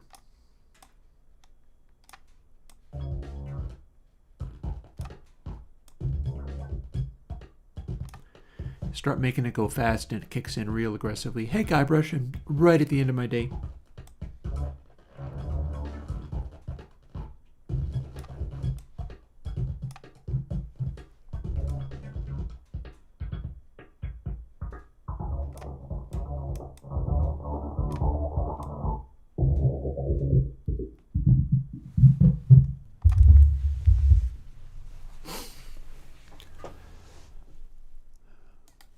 And that's going to do it. I went past 5, but, I mean, geez, anybody hanging out and being like, please go on for a few more minutes, I'll throw large amounts of money. It's like, well, gosh, okay. How can I say no? So, Joe, I hope that was entertaining. Yeah, I did about 5 hours or so. Yep, and that is the most recent upgrades to Console X2. I think that's going to work out just fine. And I was able to demonstrate what happened and turned and bit me with the new versions of the VSTs. And that's even exactly why. First time I tried to demonstrate it, it wasn't doing it, and that's because I had not moved the discontapity and or tape hack section to the top of the plugin, which is where it goes for the channel and the pre-plugins. It goes on the very end of the bus plugin. I never actually got around to seeing whether I could do a treble soften for extreme intensity and clipping. Might or might not be really necessary. I could fool with that, but maybe we'll pick up on this on Thursday. But yeah. This has been a day, and it is now taco time.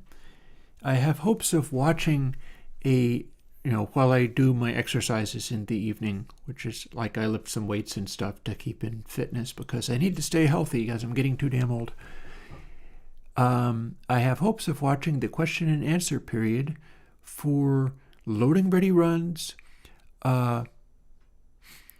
third series of Not a Drop to Drink, A Tale of Vancouver Island by Night, which is them playing the Vampire the Masquerade role-playing game on camera.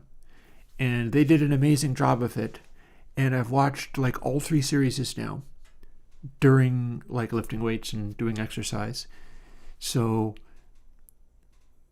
time permitting, if I finish my tacos quickly enough, this is my time to sort of unwind watching the Loading Ready Run crew that did Not a Drop to Drink, or Not a Drop to Thrink, they sometimes say because it's the third one. And just talking about their experience doing that. And it should be good fun. I'm happy I've got a updated version. I think that where I've gotten, especially I burned a bunch of extra time at the end of the day doing the refined and tuned for the purposes of 2-bus compression version. And I think that worked out really well. I'm quite happy with how the 2-bus for Console X2 is working out. And I'm quite pleased with the idea of simplifying it down. It's not all about attack and release and stuff, because it's not meant to be that kind of flexible. Instead, it's meant to let you dial in the way the sound swings without really doing anything too aggressive, whereas channel compression and gating is delightful to make aggressive. But the 2-bus, I think I've got it dialed in to where you can still do gnarly things with it, but under most circumstances it should sound just basically right. And with it might actually wind up being something where I make a lot of use of it and it sits right, and maybe even makes Console X2 mixes have a distinctiveness to them. But all things considered, that's for Thursday, maybe. Today, I'm just going to call it a day and go off and have my tacos and do my exercises and stuff. And I'll see you again on Thursday, most likely. Bye-bye.